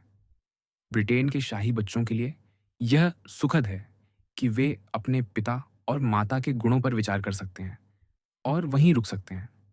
लॉर्ड सैलिसबरी कई सक्षम लोगों की तरह शायद अपनी प्रभावशाली गुणवत्ता अपनी माँ को देना है, जो एक ग्रामीण सज्जन की बेटी थी, एक सामान्य व्यक्ति जो वंशानुगत संपत्ति और पद के नुकसानों से सुरक्षित थी। यह उत्सुक है कि अंग्रेजी जाति की दूसरी शाखा का वर्तमान शासक, हमारा राष्ट्रपति मिस्टर ग्लैडस्टोन द्वारा मार्क्विस ऑफ सैलिसबरी के लिए दावा किए गए उसी सौभाग्य को साझा करता है। उनके दादा राष्ट्रपति रह चुके थे, लेकिन यह सुरक्षित रूप से कहा जा सकता है कि इस पक्ष का शासक कभी भी उस उच्च पद पर नहीं होता यदि उसे अपने दादा से संपत्ति और स्थिति प्राप्त हुई होती, या यदि उसने स्वयं धन अर्जित किया होता। कोई भी पार्टी इतनी मूर्ख नहीं है कि राष्ट्रपति पद के लिए एक धनी व्यक्ति को नामांकित करे, और एक मिलियनेयर तो और भी कम। लोकतंत्र गरीब लोगों को चुनता है। उम्मीदवार को अपनी रोटी के लिए मेहनत की होनी चाहिए, और यदि लिंकन की तरह उसे रेल फाड़ने के लिए मजबूर होना पड़ा हो, या गारफील्ड की तरह नहर पर खच्चर चलाने और बाद में स्कूल की ट्यूशन के लिए कमरे साफ करने और आग जलाने का काम किया हो, या ब्लैन की तरह स्कूल में पढ़ाया हो, तो वह लोगों को और भी अधिक प्रभावी ढंग से आकर्षित करता है। ये केवल राष्ट्रपति पद पर लागू नहीं होता। उस पद के लिए एक मजबूत दावेदार ने सीनेट के लिए अपनी पुनर्नामांकन खो दिया, क्योंकि वॉशिंगटन में उनके द्वारा बनाया गया घर गणतांत्रिक सादगी के साथ असंगत स्वाद का संकेत माना गया। अमेरिका में एक सार्वजनिक व्यक्ति की संभावनाओं के लिए संपत्ति या संपत्ति का प्रदर्शन से अधिक घातक कुछ नहीं है। हिस एमिनेंस कार्डिनल मैनिंग को जिस प्लूटोक्रेसी का डर है, मैं उन्हें आश्वस्त करता हूं, वह पूरी तरह से काल्पनिक है। गणतंत्र में ऐसी कोई जगह नहीं है जहां संपत्ति का इतना कम महत्व हो। धारा पूरी तरह से दूसरी दिशा में है। क्या गणतांत्रिक राष्ट्रपति पर वंशावली का प्रभाव सम्मान और सार्वजनिक गुण के लिए कम है, क्योंकि न तो वंशानुगत पद और न ही संपत्ति हस्तांतरित की गई थी, क्योंकि वह गरीब और सामान्य है? क्या वह सम्मान और गुण की प्रेरणा के प्रति कम संवेदनशील है? मुझे लगता है कि यह पाया जाएगा कि ब्रिटेन के सर्वश्रेष्ठ और महानतम लोग अन्य देशों के महानतम और सर्वश्रेष्ठ से भिन्न नहीं हैं। इनके पास एक ऐसी वंशावली थी जो उन्हें सम्मान और सार्वजनिक गुण से जोड़ती थी, लेकिन लगभग बिना अपवाद के यह ईमानदार गरीबी की वंशावली थी। मजदूरी कमाने वाले माता-पिता की, जो त्यागमयी जीवन जीते थे, अपनी सुविधाओं का बलिदान करते थे ताकि उनके बेटे स्कूल में रह सकें। वंशानुगत पद और स्थिति के महल की नहीं, बल्कि गरीबी की कुटिया की वंशावली। मिस्टर ग्लैडस्टोन स्वयं की एक वंशावली है। क्या यह उन्हें लॉर्ड सैलिसबरी की तुलना में सम्मान और सार्वजनिक गुण के लिए कम बांधती है? उनके पूर्वज स्कॉच किसान थे, बिना संपत्ति या पद के। फिर भी मुझे संदेह नहीं है कि मिस्टर ग्लैडस्टोन का करियर उनके पूर्वजों द्वारा जिए गए गरीब और सदाचारी जीवन के, उनके ज्ञान या स्मृतियों से उतना ही दृढ़ता और नोबल ढंग से प्रभावित हुआ है, जितना कि किसी वंशानुगत सम्राट या कुलीन का अपने पूर्वजों के चिंतन से हो सकता था। और एक बात की मुझे पूर्ण निश्चितता है, उनके पास अपनी वंशावली पर सामान्य रूप से कुलीनों या सम्राटों की तुलना में कहीं अधिक गर्व करने का कारण है। वंशानुगत संपत्ति और स्थिति के हस्तांतरण से नहीं, बल्कि वंशानुगत गरीबी और स्वास्थ्य के हस्तांतरण से उत्पन्न होने वाले कई लाभों में मेरे दिमाग में एक ऐसा लाभ है जो बाकी सभी को मिलाकर भी भारी पड़ता है। राजा, मिलियनेयर या कुलीन के बच्चों को माता और पिता के निकट और वास्तविक अर्थ में अनुभव करने की अनुमति नहीं है। इन पवित्र शब्दों के, पिता का नाम और उससे भी पवित्र माता का नाम, धनी और कुलीन के बच्चे के लिए केवल नाम है। गरीब लड़के के लिए ये वे शब्द हैं जिनके साथ वह जादू करता है। उसके मार्गदर्शक, उसकी आत्मा के लंगर, उसकी पूजा के उद्देश्य। ना तो नर्स, नौकर, गवर्नेंस और ना ही शिक्षक उसके और उसके माता पिता के बीच आए हैं। उसके पिता में उसे शिक्षक, साथी, सलाहकार और न्यायाधीश मिला है। जन्मजात मिलियनेयर, कुलीन या राजकुमार को ऐसा विरासत प्राप्त करने की अनुमति नहीं है जैसा कि उसका है, जिसकी माँ नर्स, सिलाई करने वाली, शिक्षिका, प्रेरक, संत, उसका सब कुछ रही हो। वंशानुगत संपत्ति और स्थिति माता पिता को उनके बच्चों से और बच्चों को माता पिता से छीन लेती है। यह ज्यादा समय नहीं होगा जब उनके नुकसानों को और अधिक महसूस किया जाएगा और सादे और सरल जीवन के लाभों को और स्पष्ट रूप से देखा जाएगा। इस प्रकार अपने माता पिता द्वारा सीधे पाले गए गरीब लड़के उन लोगों पर इतने लाभ रखते हैं जो किराए के अजनबियों द्वारा देखे और सिखाए गए हैं और संपत्ति और स्थिति के प्रलोभनों के संपर्क में हैं, कि यह आश्चर्यजनक नहीं है कि वे मानव क्रिया के प्रत्येक क्षेत्र में नेता बन जाते हैं।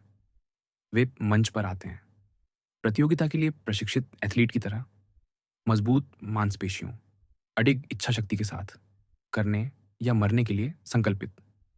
ऐसे लड़के हमेशा आगे बढ़े हैं और हमेशा आगे बढ़ेंगे, सीधे सामने की ओर, और विश्व का नेतृत्व करेंगे। वे युग निर्माता हैं। कोई भी मानव विजय के प्रत्येक क्षेत्र में 3 या 4 सबसे प्रमुख नामों का चयन करे और देखे कि कितना कम योगदान वंशानुगत पद और संपत्ति का उन अमर लोगों की छोटी सूची में है जिन्होंने जाति को ऊंचा उठाया और आगे बढ़ाया। मुझे लगता है यह देखा जाएगा कि इनका कब्जा महानता और अच्छाई के लिए लगभग घातक है, और हमारी जाति के महानतम और सर्वश्रेष्ठ को अनिवार्य रूप से गरीबी के उत्साहजनक स्कूल में पोषित किया गया है। एकमात्र स्कूल जो सर्वोच्च महान प्रतिभाशाली को उत्पन्न करने में सक्षम है। वेल्थ के सुसमाचार द्वारा निजी खर्च में संयम के लिए की गई अपील पर मिस्टर ग्लैडस्टोन कहते हैं, हालांकि इस पर यह टिप्पणी की जा सकती है कि जिन लोगों की स्थिति भव्यता को क्षमा करती है या यहाँ तक कि उसकी अपेक्षा करती है, उनके लिए प्रचुर अवसर है और व्यक्तिगत सादगी और संयम के सुंदर और आकर्षक उदाहरण भी हैं।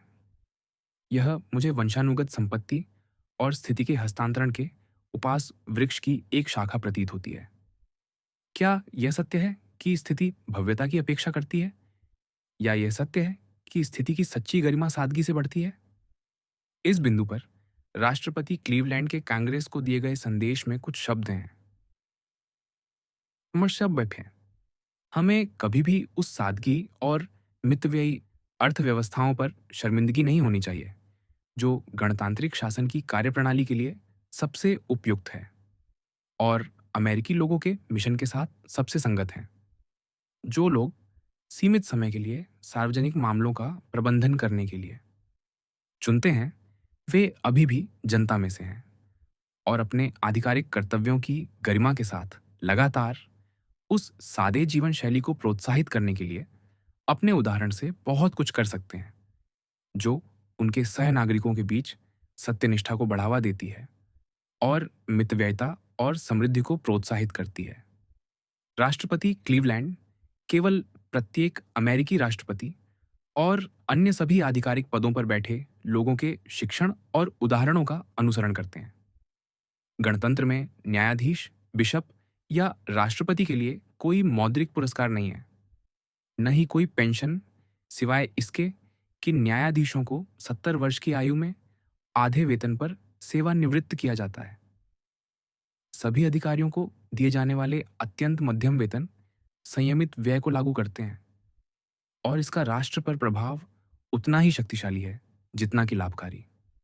यदि भविष्य में ब्रिटेन का कोई राजा यह घोषणा करे कि संपत्ति और गरीबी के विषय पर गंभीर विचार ने उसे यह संकल्प लेने के लिए प्रेरित किया है कि वह संयुक्त राज्य अमेरिका के राष्ट्रपति और उनके परिवार की तरह प्रतिवर्ष 10,000 पाउंड पर जीवन यापन करेगा और भव्यता के लिए खर्च किए गए लाखों पाउंड को राष्ट्र को लौटाएगा या सार्वजनिक उपयोगों के लिए समर्पित करेगा, और यदि वह इस संकल्प के अनुसार जीवन यापन करे, तो क्या यह उसके जीवन और स्थिति की सच्ची गरिमा को कम करेगा या बढ़ाएगा?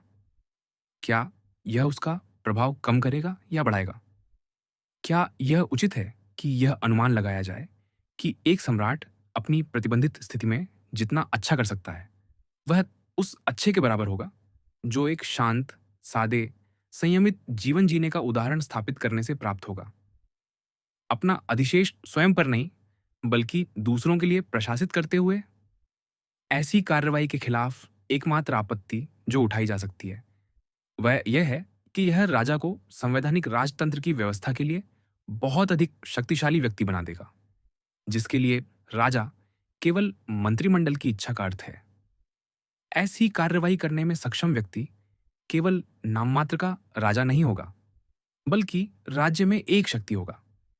राइट ऑनरेबल जॉन मॉर्ले ने कुछ समय पहले न्यूकैसल में एक बैठक में एक मतदाता द्वारा पूछे गए प्रश्न के जवाब में, जो राज्य में व्यय और भव्यता के इसी बिंदु पर था, यह आशा व्यक्त की थी कि उच्च पदस्थ लोग यह सीख सकते हैं कि सच्ची गरिमा शांत और सादे जीवन में निहित है। मैं उनके शब्दों को उद्धृत नहीं कर रहा, बल्कि उनकी प्रतिक्रिया के दायरे को। मिस्टर ग्लैडस्टोन स्वयं अपने देशवासियों के स्नेह, कृतज्ञता और प्रशंसा के लिए कई दावे छोड़ जाएंगे, लेकिन जब भविष्य का प्रशंसक उनके बारे में कहेगा, जैसा कि वह सत्य रूप से कह सकेगा, जो गिल्ड हॉल में पिट के स्मारक पर कहा गया है, वह उन्हें सबसे बड़ा सम्मान देगा। ये शब्द हैं, कई वर्षों तक अपने सम्राट के पक्षों का वितरण करते हुए वे बिना दिखावे के जिए और गरीब मरे। यदि हम मिस्टर ग्लैडस्टोन को उच्च पदस्थ लोगों की ओर से संयमित जीवन के पक्ष में उपदेश देते हुए नहीं पा सकते, तो हमें इस बात पर प्रसन्नता है कि इस गुण के अभ्यास में कोई भी उनसे आगे नहीं है। हमें शायद ही कभी किसी विद्वान के उपदेश से परे उसके उदाहरण की प्रशंसा करने की अनुमति मिलती है। इस विषय पर मैं मिस्टर ह्यूजेस को उनके द्वारा लिखे गए शब्दों के लिए धन्यवाद देता हूँ।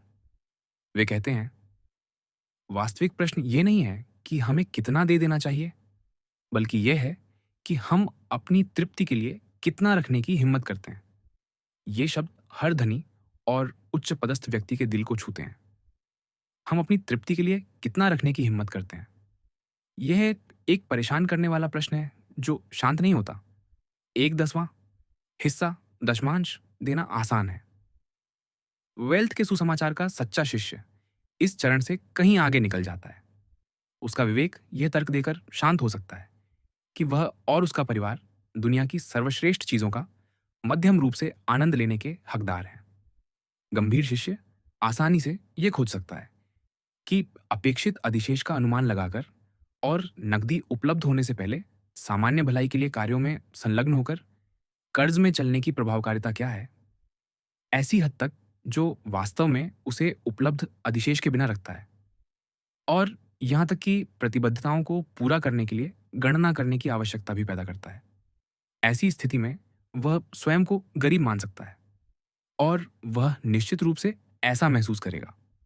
बहुत धनी लोगों का निजी व्यय, बशर्ते उस नियम का पालन किया जाए जो ऐसी फिजूल खर्ची को मना करता है, जो उन्हें विशिष्ट बनाए, उनकी आय का इतना छोटा हिस्सा बनाता है कि वे शायद स्वयं से सवाल करने से मुक्ति पा सकते हैं। यह सोचकर कि उनकी साधनों का कहीं बड़ा हिस्सा दूसरों पर खर्च किया जा रहा है। लेकिन मैं यह नहीं कहता कि यह पूरी तरह से संतोषजनक है, और मैं मिस्टर ह्यूजेस के साथ उनकी इस गंभीर प्रश्न को उठाने की बहुत कम आंकने में सहमत होने में प्रसन्न हूँ। हम अपनी स्वयं की महिमा के लिए कितना रखने की हिम्मत करते हैं। दान देने के विषय पर मिस्टर ग्लैडस्टोन सोचते हैं कि मैं निजी दान के बारे में अपने निर्णय में कठोर हूँ।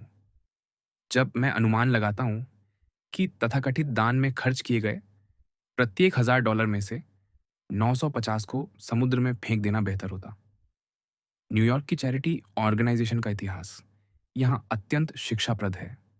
इसकी गोपनीय मासिक बुलेटिन ने हाल ही में 23 फर्जी संगठनों के नाम दिए जो दान मांग रहे थे, जिनमें से कई दुर्भाग्यवश सफलता के साथ। इनके पास अपने मुद्रित वार्षिक रिपोर्ट, प्रतिष्ठित दाताओं की सूचियां, कई मामलों में हाय ये वास्तविक हैं, उनके महिला संग्राहक और अन्य सभी विवरण हैं। जब विभिन्न धर्मार्थ समितियों ने पहली बार एक साथ मिलकर सहायता प्राप्त करने वालों की सूचियां तुलना की, तो पाया गया कि कई नाम 7 या 8 सूचियों पर थे। यदि मेरा स्थान अनुमति देता, तो एक कहानी बताई जा सकती थी जो प्रत्येक धनी व्यक्ति पर यह प्रभाव डालेगी कि उसका कर्तव्य देने का संकल्प लेना नहीं है, बल्कि तब तक रोकना है जब तक कि उसे यकीन न हो कि उसकी सहायता उस क्षेत्र को नहीं बढ़ाएगी जिसे आज की उत्तेजक भाषा में आवश्यकता और दुख का नरक कहा जाता है, जिसे वह हटाना चाहता है। कनेक्टिकट के कस्बों को हाल ही में भिक्षादान के बारे में जानकारी मिल रही है। एक सुबह का अखबार कहता है, हार्टफोर्ड में अच्छी स्थिति वाले सार्वजनिक भिखारियों का अनुभव कनेक्टिकट के लगभग हर कस्बे में दोहराया जा सकता है। 1 या 2 साल पहले नॉर्विच में एक टाउन एजेंट ने उन कई व्यक्तियों की स्थिति की जांच की जो टाउन सहायता प्राप्त कर रहे थे। 40 मामलों में उसने पाया कि दान के आवेदकों के पास बचत बैंक में 500 से $3000 तक थे। एक मामले में एक महिला जो वर्षों से टाउन मनी ले रही थी, के पास स्थानीय बैंक में लगभग $20,000 थे। यह इस मामले का सबसे कम दुखद पक्ष है। वह, क्योंकि विवेकी बचत करने वाले लोगों को दिया गया धन, भले ही उन्हें इसकी आवश्यकता न हो, उन गंभीर परिणामों को उत्पन्न नहीं कर सकता जो उस अधिक संख्यक वर्ग को दिए गए धन से होते हैं, जो इसका उपयोग दुर्गुणों की तृप्ति के लिए करते हैं और इससे उन्हें आलस्य में जीने में सक्षम बनाता है।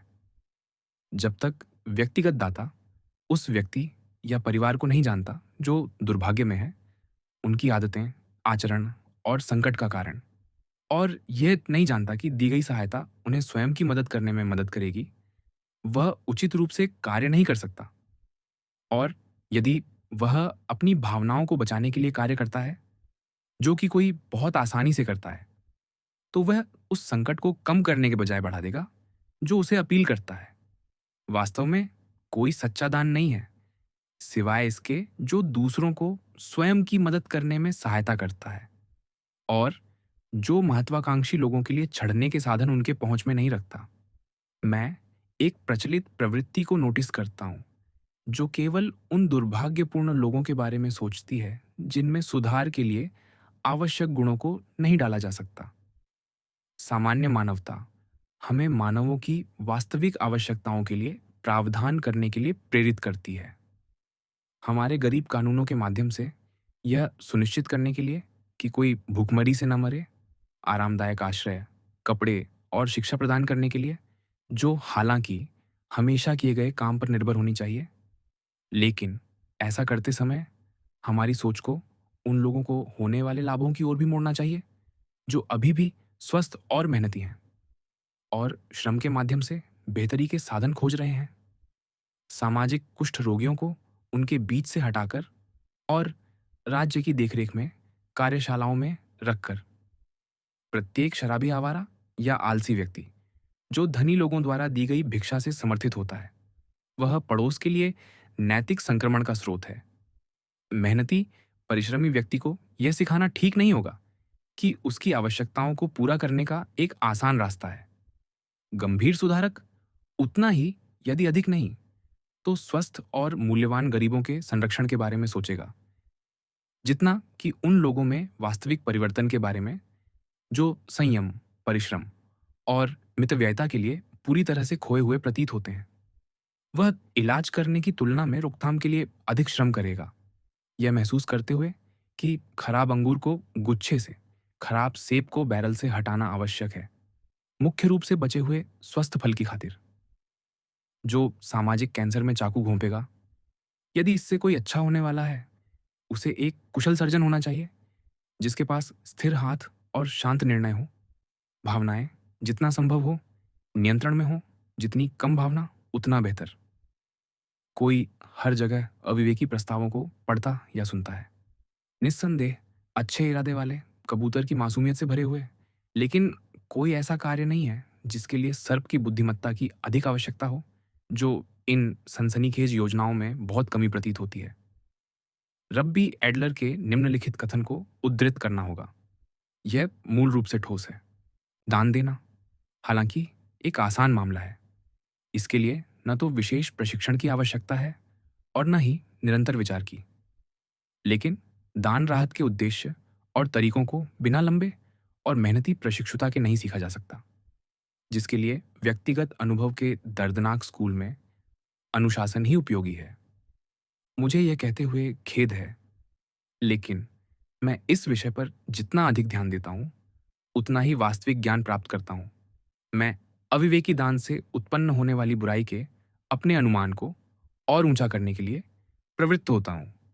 वेल्थ के सुसमाचार के दृष्टिकोण से मिस्टर ग्लैडस्टोन की आलोचनाएं वास्तव में गंभीर हैं, लगभग घातक, क्योंकि यह आसानी से देखा जा सकता है कि यदि संपत्ति और स्थिति का वंशानुगत हस्तांतरण स्वीकार्य माना जाता है, तो यह सुसमाचार के मूल सिद्धांत को कमजोर करता है। मिस्टर ह्यूजेस अंगूर के बगीचे के मालिक के दृष्टांत को उद्धृत करते हैं, जिनके आचरण को मसीह ने स्वीकृति के साथ उद्धृत किया है। वह अंगूर का बगीचा का मालिक कैसे बना? क्या उसने पाप किया और श्रम के भुगतान के लिए संपत्ति जमा की? मिस्टर ह्यूजेस कहते हैं, मसीह ने स्पष्ट रूप से संपत्ति के संचय को निषिद्ध किया। लेकिन जब मसीह ने बोला, तब एक प्रमुख सेवक की आय भले ही 12 प्रेरितों में बांट दी जाए, संपत्ति मानी जाती। मुझे लगता है कि हमें केवल कुछ अलग थलग पाठों के हिस्सों को शाब्दिक रूप से व्याख्या करने की आवश्यकता है, ताकि सभ्यता के विनाश के लिए वारंट मिल जाए। मसीह द्वारा बोले गए 5 शब्दों को इस तरह व्याख्या करने पर यदि सख्ती से पालन किया जाए, तो एक झटके में वह सब कुछ नष्ट हो जाएगा जो मनुष्य को पशु से अलग करता है। कल के लिए कोई चिंता न करें। ये मानने का कारण है कि ईसाई धर्म की शक्तियों को विश्व के व्यवसाय, संपत्ति के संचय के खिलाफ इस तरह सफलतापूर्वक तैनात नहीं किया जाना है। प्रतिभाओं का दृष्टांत दूसरी दिशा में जाता है। जिन्होंने संचय किया और यहां तक कि अपनी पूंजी को दोगुना किया, उन्हें प्रभु ने कहा, अच्छा किया, तू अच्छा और वफादार सेवक। तू कुछ चीजों पर वफादार रहा है, मैं तुझे कई चीजों का शासक बनाऊंगा। अपने प्रभु के आनंद में प्रवेश कर। जिन्होंने अपनी संपत्ति को जमा किया और उसे बढ़ाया नहीं, उन्हें फटकार लगाई गई। उस मिलियनेयर पर विचार करें जो अपने पूंजी का सक्रिय रूप से उद्यमों में उपयोग करता है, जो रोजगार देते हैं और विश्व के संसाधनों का विकास करते हैं। जो जहाजों, खदानों, कारखानों का प्रबंधन करता है, वह अपनी पूंजी को वापस नहीं ले सकता, क्योंकि यह वह उपकरण है जिसके साथ वह ऐसे लाभकारी चमत्कार करता है। न ही वह अपने कार्यों को सीमित कर सकता है, क्योंकि किसी भी औद्योगिक उपक्रम में वृद्धि और सुधार की समाप्ति क्षय की शुरुआत को चिह्नित करती है। विश्व की नई और बेहतर चीजों की मांग निरंतर है और मौजूदा प्रतिष्ठानों को इन्हें आपूर्ति करना होगा, या वे अब जो व्यापार रखते हैं उसे भी खो देंगे।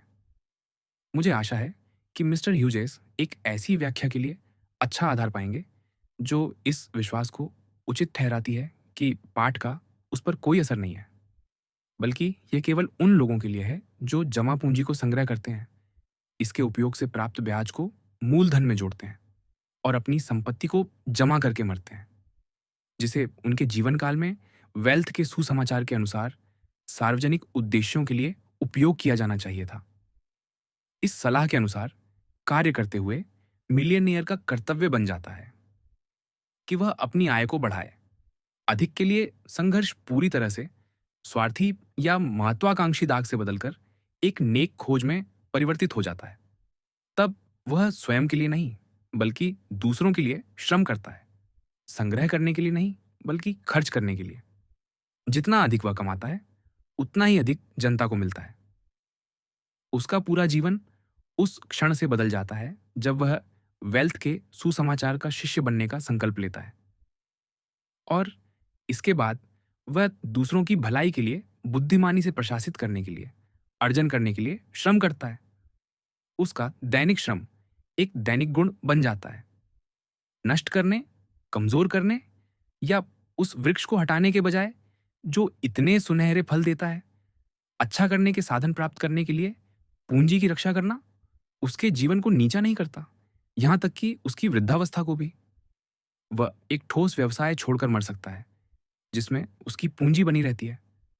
लेकिन इसके अलावा गरीब मरता है। उसके पास ऐसी कोई संपत्ति नहीं होती जो वितरित करने के लिए स्वतंत्र थी। और इसलिए मैं प्रस्तुत करता हूं, वह उस वर्ग में शामिल होने के लिए उचित रूप से दोषी नहीं ठहराया जा सकता जो पृथ्वी पर अपनी संपत्ति जमा करते हैं। इस संबंध में मैं अपने रेवरेंड सहकर्मी को उनके चर्च के संस्थापक के उपदेश की सिफारिश करता हूं।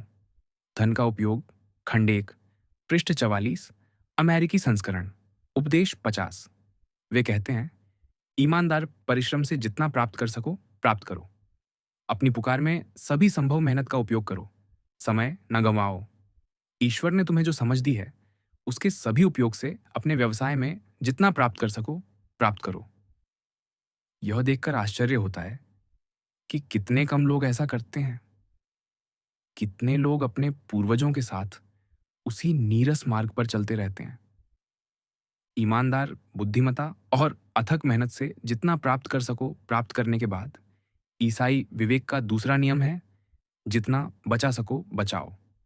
इसे आलस्यपूर्ण व्यय में न फेंको, अभिमान की तृप्ति के लिए, इत्यादि। यदि तुम एक अच्छे और वफादार प्रबंधक बनना चाहते हो तो अपने प्रभु के सामान के उस हिस्से से जो वह वर्तमान में तुम्हारे हाथों में सौंपा है, पहले अपने लिए आवश्यक चीजें प्रदान करो, भोजन, कपड़े इत्यादि। दूसरा, इन्हें अपनी पत्नी, बच्चों, नौकरों और अपने घराने से संबंधित अन्यों के लिए प्रदान करो। यदि तब भी कोई अधिशेष हो तो विश्वास के घराने वालों के लिए अच्छा करो। यदि अभी भी अधिशेष हो तो सभी मनुष्यों के लिए अच्छा करो। इस उपदेश पर वेल्थ का सुसमाचार स्थापित प्रतीत होता है। वास्तव में यदि विषय पर लिखने से पहले मुझे इसके अस्तित्व का ज्ञान होता तो मैं निश्चित रूप से इसे उद्धृत करता। इसलिए मैं हिलूंगा नहीं, भले ही वेस्ले का एक प्रमुख शिष्य हमें बताए कि मिस्टर कार्नेगी निश्चित रूप से मिलियनियर वर्ग के प्रतिनिधि के रूप में एक ईसाई विरोधी घटना है, एक सामाजिक राक्षस और एक गंभीर राजनीतिक खतरा। और कहते हैं कि एक वास्तविक ईसाई देश में, अर्थात एक ईसाई आधार पर निर्मित देश में, एक मिलियनियर एक आर्थिक असंभावना होगा। मिलियनियर वर्ग को कोई बचाव की आवश्यकता नहीं है। हालांकि मिस्टर ह्यूजेस सोचते हैं कि अब इसकी कोई उपयोगिता नहीं रही, क्योंकि संयुक्त स्टॉक कंपनियां अब आवश्यक बड़े पैमाने पर उद्योग स्थापित करने के साधन प्रदान करती हैं इसे। यह बहुत महत्वपूर्ण है कि ब्रिटेन को सर्वोच्चता देने वाले व्यावसायिक मामले कुछ या कोई अपवाद को छोड़कर व्यक्तिगत मिलियनियरों की रचनाएं हैं। Cunards, Ismays, Allens, Elders, Bessemers, Rothschilds, Barings, Clarks, Coats, Crossleys, Browns, Siemens, Cammells, Gillotts, Whitworths, Armstrongs, Listers, Salts, Bairds, Samuelsons, Howards, Bells और अन्य संयुक्त स्टॉक कंपनियां अभी तक सिद्ध नहीं कर पाई हैं कि वे ऐसे लोगों द्वारा स्थापित व्यवसाय को ठीक से प्रबंधित कर सकती हैं। जहां उन्होंने सफलता प्राप्त की है, वहां पाया जाएगा कि कुछ व्यक्तियों और सामान्य रूप से केवल एक अभी भी मामलों का नियंत्रण रखते हैं। संयुक्त स्टॉक कंपनियां आविष्कार या उद्यम के लिए श्रेय नहीं ले सकती। यदि व्यवसाय में अभी भी मिलियनेयर आगे का रास्ता न दिखाते, तो भविष्य के सुधार पर गंभीर बाधा पड़ती। और मुझे विश्वास है कि व्यावसायिक लोग सामान्य रूप से इस राय से सहमत होंगे, जो मैं बहुत दृढ़ता से रखता हूं कि किसी भी व्यवसाय की साझेदारी बहुत कम 2 या 3 पुरुषों से अधिक नहीं में निवेशित पूंजी पर पूर्ण ब्याज मिलेगा। जबकि एक समान मामला संयुक्त स्टॉक कंपनी के रूप में, जिसमें कई लोग छोटी राशियों में मालिक हैं, शायद ही अपना रास्ता निकाल पाए और विफल होने की बहुत संभावना है। रेल मार्ग कुछ लोगों को संयुक्त स्टॉक प्रबंधन के उदाहरण के रूप में प्रतीत हो सकते हैं, लेकिन इन पर भी वही नियम लागू होता है। अमेरिका में अधिकांश रेल मार्गों का प्रबंधन मिलियनेयरों द्वारा किया जाता है। इनमें से कुछ ने अपने उद्यमों को इतना बड़ा बना लिया है कि उन्हें अपनी पूंजी के हिस्से को जनता के साथ साझा करना पड़ा है। लेकिन प्रबंधन अभी भी उनके हाथों में है। हमें वर्तमान के साथ, हमारे दिन और पीढ़ी के साथ संघर्ष करना होगा और ये भी समझना कठिन है। मानव जाति धीरे धीरे ऊपर की ओर बढ़ती है, कदम दर कदम। इसे प्रत्येक अगले कदम को बनाने से पहले उसे बनाना पड़ता है, क्योंकि प्रकृति को कोई साधन बेहतर नहीं बनाता, लेकिन प्रकृति वह साधन बनाती है। यदि यह किसी आदर्श तक पहुंचने के लिए बीच की जगह को लांघने की कोशिश करता है, तो यह ऊपर नहीं उठेगा, बल्कि निचले गहराइयों में गिरेगा। इसीलिए मैं ऐसी अटकलों को समय की बर्बादी मानता हूं, मूल्यवान समय की, जो अगले कदम से निपटने के लिए अनिवार्य रूप से आवश्यक है, जो ऊपर की ओर मार्ग में संभव है। और इस दृष्टिकोण से मिस्टर ग्लैडस्टोन का सुझाव सबसे अधिक मूल्यवान है। यह वर्तमान परिस्थितियों को स्वीकार करता और उन पर निर्माण करता है, हमारे वर्तमान पर्यावरण के साथ समायोजित होता है। मिस्टर ग्लैडस्टोन अपने लंबे सार्वजनिक जीवन के दौरान दूसरों की विभिन्न इच्छाओं को केंद्रित करने में लगे रहे हैं और उन्हें एक सामान्य उद्देश्य के लिए इस तरह समूहित करते रहे हैं कि व्यावहारिक परिणाम प्राप्त हो सकें। उनका मिशन अतिवादों को नियंत्रित करना और अग्रिम, मध्य और पीछे वालों को सामान्य कार्रवाई में एकजुट करना रहा है।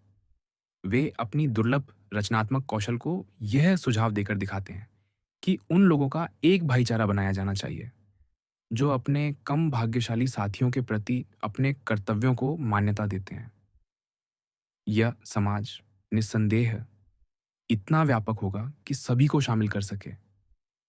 प्रत्येक व्यक्ति द्वारा अपने अधिशेष का कितना प्रतिशत दूसरों के लिए समर्पित करने का गुप्त संकल्प लेने की मात्रा पर कोई सीमा नहीं होगी। न ही इसके व्यापक अनुप्रयोग के क्षेत्र में कोई हस्तक्षेप करने का प्रयास किया जाएगा। हम उम्मीद कर सकते हैं कि विश्व भर में ऐसी ही समान सोच वाली समितियां बनेंगी और समय समय पर इनके प्रतिनिधि एक विश्वव्यापी भाईचारे में एक साथ मिल सकते हैं, जिससे एक दूसरे को जनता की स्थिति में सुधार करने और अमीरों और गरीबों को निकटतम एकता में लाने की इच्छा और प्रयास में मजबूती मिलेगी। जो लोग पूछते हैं हमें कितना दे देना चाहिए, बल्कि हम कितना रखने की हिम्मत करते हैं, वे अग्रिम खंड का प्रतिनिधित्व करेंगे। इसके बाद कई स्तरों से गुजरते हुए जो अभी भी वंशानुगत संपत्ति और स्थिति के निरंतर हस्तांतरण और स्थिति में भव्यता के लिए प्रबलता से पक्ष लेते हैं, वे सेना का दूसरा बड़ा पंख बनाएंगे।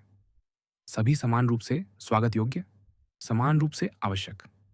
ये काफी है कि भाईचारे के सदस्य यह महसूस करें कि दिन का कर्तव्य यह है कि चूंकि उन्हें अपनी आवश्यकताओं से परे अधिशेष संपत्ति सौंपी गई है, जैसा कि उनकी अंतरात्मा इन आवश्यकताओं को निर्धारित करती है, वे नियमित रूप से सभी या शेष का अधिक या कम अनुपात अपने कम भाग्यशाली साथियों की भलाई के लिए उस तरीके से खर्च करें जो प्रत्येक को उनकी वास्तविक उन्नति को बढ़ावा देने के लिए सबसे उपयुक्त लगता हो। यदि मिस्टर ग्लैडस्टोन का सुझाव वह प्रतिक्रिया प्राप्त करता है जिसका वह हकदार है, तो वे अपने जीवन की उपयोगिता में बहुत कुछ जोड़ देंगे। एक ऐसे क्षेत्र में जो सौभाग्यवश राजनीतिक से बहुत दूर और बहुत ऊपर है। एक ऐसा क्षेत्र जिसमें न विवाद, न ईर्ष्या, न लाभ, न व्यक्तिगत महत्वाकांक्षा के लिए जगह हो सकती है। एक ऐसा कारण जो इतना उच्च, इतना पवित्र है कि इसके सभी परिवेश शांति, सद्भावना, भाईचारे की सांस लेते हैं। प्रत्येक गंभीर, अच्छा व्यक्ति जो दुनिया को अपने मिलने से थोड़ा बेहतर छोड़ने की इच्छा रखता है, मिस्टर ग्लैडस्टोन को उनके नए प्रेरणादायी कार्य में शुभकामनाएं देगा। एक ऐसा कार्य जो वास्तव में जल्दबाजी के लिए बहुत बड़ा, प्रतिद्वंद्विता के लिए बहुत उच्च है। धन का सुसमाचार। तो धन का मुद्दा बार बार सामने आता है। यह इतना असमान रूप से बटा हुआ है कि सभ्य समाज का ध्यान समय समय पर इसकी ओर जाता है। अंततः लोग ऐसे कानून बनाएंगे जो धन के अधिक समान वितरण को सुनिश्चित करेंगे। आज यह मुद्दा फिर से लोगों के दिमाग में सबसे ऊपर है।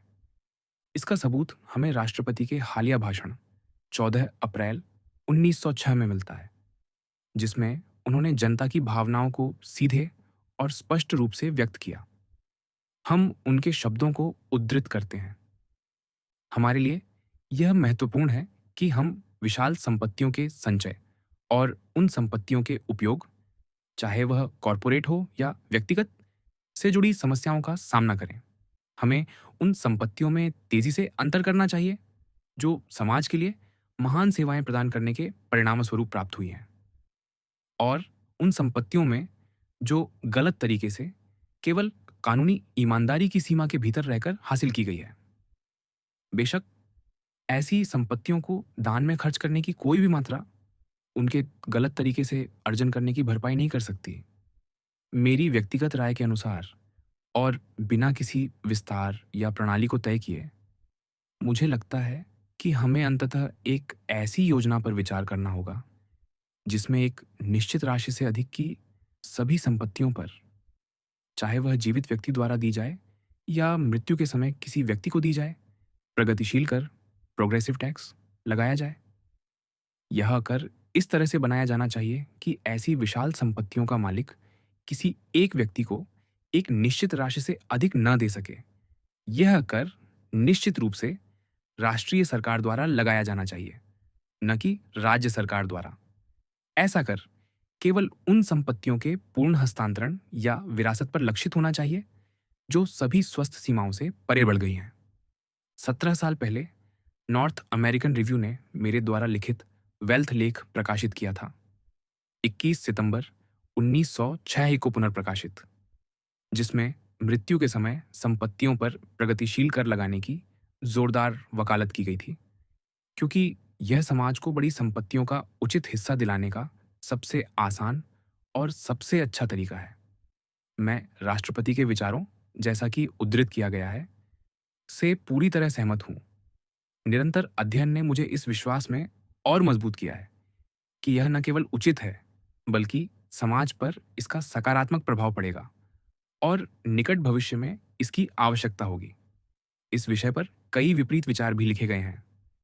प्रगतिशील कर को अन्यायपूर्ण और समाजवादी बताया गया है, जो व्यक्तिवाद के लिए हानिकारक है और उद्यम की भावना को कमजोर करता है। यदि मुझे लगता कि यह समाजवाद या साम्यवाद के पक्ष में है या व्यक्तिवाद के खिलाफ है, तो मैं इसे समर्थन देने वाला आखिरी व्यक्ति होता।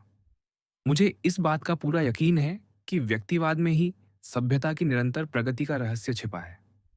यदि हम इस नींव पर निर्माण नहीं करते कि जैसा बोओगे वैसा काटोगे, तो हम एक उच्चतर सभ्यता स्थापित करने या यहाँ तक कि वर्तमान सभ्यता को बनाए रखने के लिए व्यर्थ मेहनत करेंगे। पुण्य को पुरस्कार, पाप को सजा, काम को मजदूरी और आलस्य को दुख मिलना चाहिए। ऊर्जा और कौशल को वह पुरस्कार मिलना चाहिए जो आलस्य और अज्ञानता को नहीं मिलता। जो हवा बोता है उसे तूफान काटना पड़ता है। निजी संपत्ति के अधिकार धीरे धीरे उन युगों से उभरे जब संपत्ति ज्यादातर सामुदायिक रूप में थी। जैसे जैसे सभ्यता आगे बढ़ी, लोग कम साम्यवादी और अधिक व्यक्तिवादी हुए। जनता की भावना ने अंततः निजी संपत्ति का समर्थन किया, क्योंकि यह प्रगति के लिए अनुकूल पाई गई, और साम्यवाद को अस्वीकार कर दिया गया, क्योंकि यह प्रगति के लिए प्रतिकूल था। लेकिन निजी संपत्ति में कुछ भी पवित्र नहीं है, सिवाय इसके कि मनुष्य ने इसे प्रगति के लिए सबसे उपयुक्त प्रणाली के रूप में स्थापित किया है। इसलिए डरने की कोई बात नहीं है कि मनुष्य कभी पीछे की ओर लौटेगा और उस बर्बरता की ओर बढ़ेगा जिससे वह अंततः बाहर निकला है। विकास का नियम इसे रोकता है, क्योंकि उसका मार्ग ऊपर की ओर है। यदि वह संपत्ति पर बहुत अधिक कर लगाता है, तो वह अनिवार्य रूप से अपनी नीति को उलट देगा और वह रास्ता अपनाएगा जो सामान्य भलाई के लिए सबसे अच्छा है।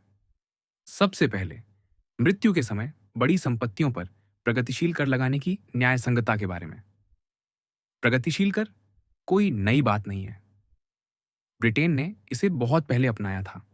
इसे एडम स्मिथ जैसे प्रख्यात व्यक्ति ने भी समर्थन दिया था, जिन्होंने कहा था, हर राज्य के नागरिकों को अपनी अपनी क्षमता के अनुसार सरकार के समर्थन में योगदान देना चाहिए। आइए इस मामले की जड़ तक जाए और यह पूछें कि ये संपत्तियां कैसे बनती हैं, कहां से और कैसे उत्पन्न होती हैं। कल्पना करें, एक मेहनती और ईमानदार किसान है जो अपने दो बेटों को एक एक खेत देने में सक्षम है। दोनों बेटों ने पड़ोस की बेहतरीन युवतियों से शादी की है, जो अच्छे परिवारों से हैं और बचपन से उनकी दोस्त रही हैं। उनके गुणों में कोई शक नहीं। दोनों बेटों को खेत मिलते हैं, एक मैनहट्टन द्वीप के केंद्र में, दूसरा हार्लेम के पार। वे सबसे निष्पक्ष तरीके से, यानी लॉटरी के जरिए, खेतों का बंटवारा करते हैं ताकि भाग्य फैसला करे। दोनों में से किसी को कोई खेत चुनने की प्राथमिकता नहीं है। हार्लेम का खेत बड़े बेटे को मिलता है और मैनहट्टन का छोटे को। अब देखिए, धन की समस्या कैसे उभरती है। कुछ $100 में खेत खरीदे जाते हैं और दोनों भाई अपने अपने रास्ते पर चल पड़ते हैं। सभी उनकी इज्जत करते हैं और करीबी लोग उन्हें प्यार करते हैं। अपनी क्षमता के अनुसार वे अच्छे कार्यों और जरूरतमंद पड़ोसियों की मदद के लिए उदारतापूर्वक योगदान करते हैं। दोनों भाई समान रूप से मेहनती हैं, अपने खेतों की खेती उतनी ही अच्छी तरह करते हैं और हर तरह से राज्य के अच्छे नागरिक हैं। उनके बच्चे साथ साथ बड़े होते हैं और एक साथ शिक्षा प्राप्त करते हैं। न्यूयॉर्क शहर का उत्तर की ओर बढ़ना जल्द ही छोटे भाई के बच्चों को करोड़पति बना देता है, जबकि बड़े भाई के बच्चे साधारण किसान बने रहते हैं, जो आरामदायक स्थिति में हैं। लेकिन फिर भी उन्हें अपने चचेरे भाइयों की तुलना में कुछ सेवा करनी पड़ती है ताकि वे अपनी आजीविका कमा सकें। अब इस धन के अंतर का कारण क्या या कौन है? मेहनत नहीं, कौशल नहीं, न ही बेहतर क्षमता, समझदारी, उद्यमिता या समाज के लिए अधिक सेवा। इस करोड़पति की संपत्ति को समाज ने बनाया। वह सोता रहा हो या जागता रहा हो, उसकी संपत्ति बढ़ती रही। अगर वह हार्लेम में होता और उसका भाई मैनहट्टन में, तब भी यही होता। छोटा भाई, जो अब एक बड़े संपत्ति मालिक बन चुका है, मर जाता है और समय के साथ उसके बच्चे भी गुजर जाते हैं। प्रत्येक के पास करोड़ों की संपत्ति होती है, क्योंकि उसका खेत अब एक बड़े शहर का हिस्सा बन चुका है और उस पर बनी विशाल इमारतें हर साल लाखों डॉलर का किराया देती हैं। जब ये बच्चे मरते हैं, जिन्होंने न मेहनत की और न ही कुछ बनाया, तो क्या न्याय के किसी सिद्धांत का उल्लंघन होगा अगर राष्ट्र यह कहे कि चूंकि समाज नामक लोगों के समूह ने इस मृत व्यक्ति की संपत्ति बनाई, इसलिए उसके गुजरने पर इसका बड़ा हिस्सा समाज को मिलना चाहिए। समाज ने उनके जीवित रहते इस संपत्ति का कोई हिस्सा नहीं मांगा।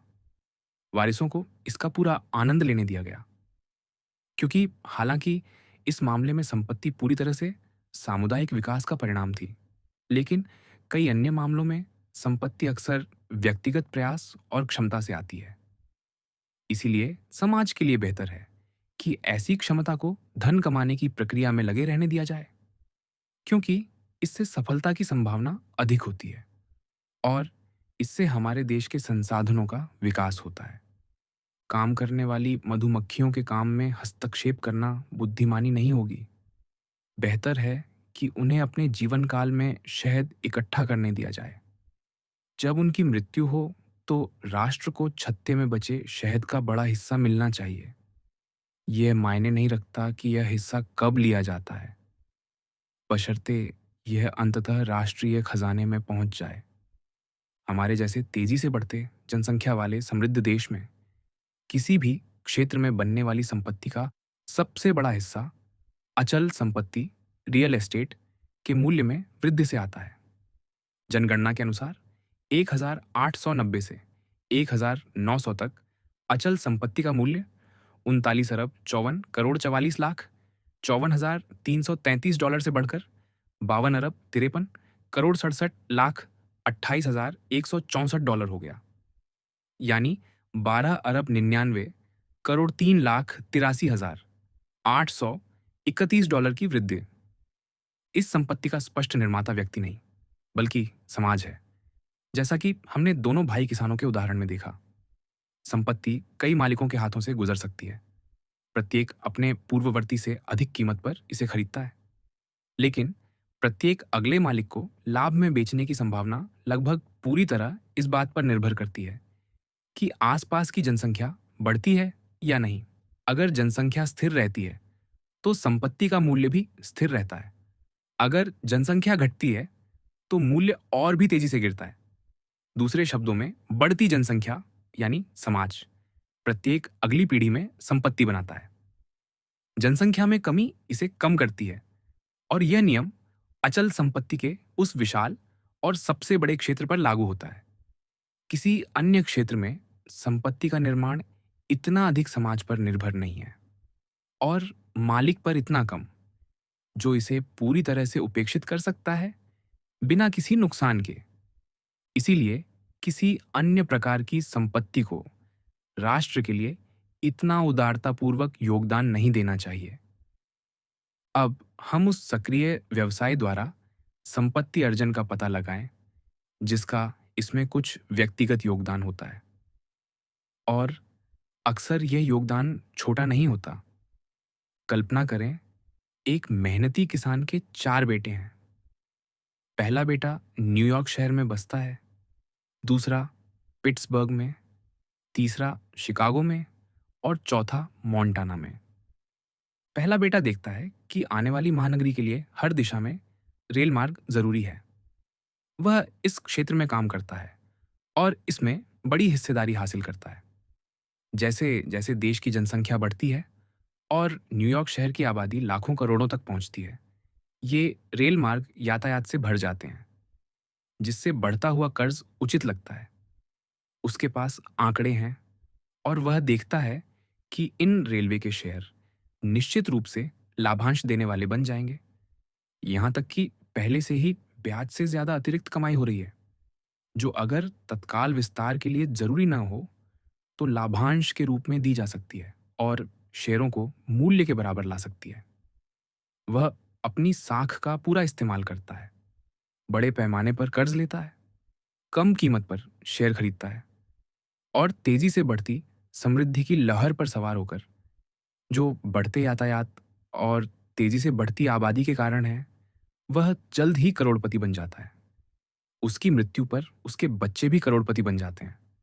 कई छोटी रेल लाइनों को एक बड़े ढांचे में मिलाने से पूंजी में भारी वृद्धि का मौका मिला और अन्य संबंधित क्षेत्रों में भी लाभकारी अवसर थे, जो सभी बढ़ती आबादी पर निर्भर थे। हालांकि इस परिवार के संस्थापक को उसकी उल्लेखनीय क्षमता और अपने समय में राज्य की सेवा के लिए श्रेय देना होगा, लेकिन यह नहीं नकारा जा सकता कि उसकी संपत्ति का मुख्य निर्माता रेल मार्गों के साथ बढ़ता हुआ समाज था, जिसने यातायात बढ़ाकर इन लाइनों को लाभांश देने वाला बनाया। वह भी ऐसी पूंजी पर जो संपत्ति की वास्तविक लागत से कहीं अधिक थी।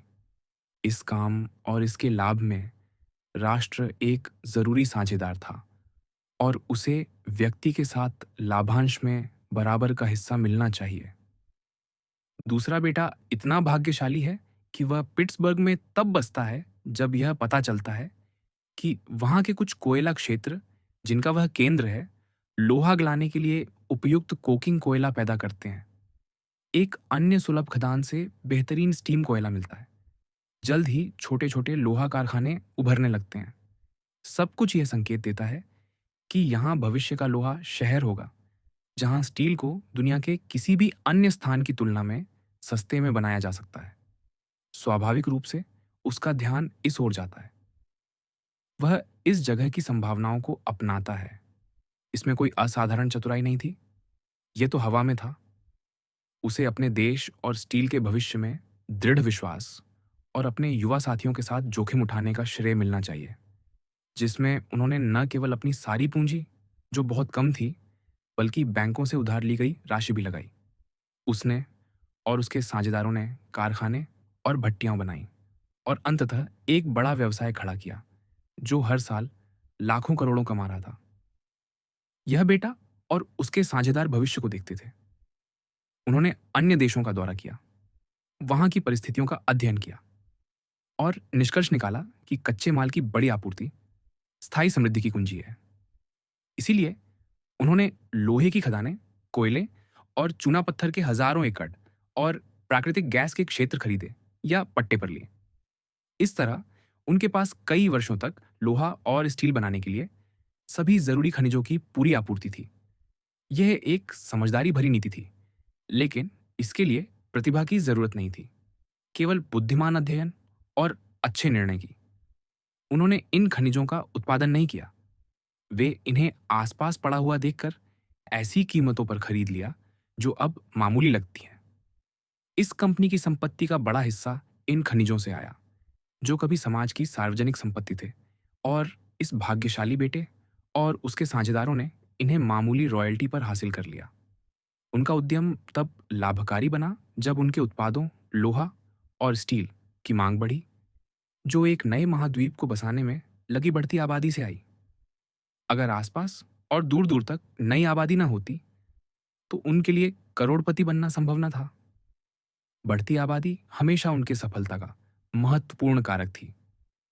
जब ये लोग इकट्ठा करना बंद कर देते हैं और हिस्सेदारी बांटने का समय आता है, तो राष्ट्र को इसके परिणामों में हिस्सेदारी से क्यों वंचित रखा जाए।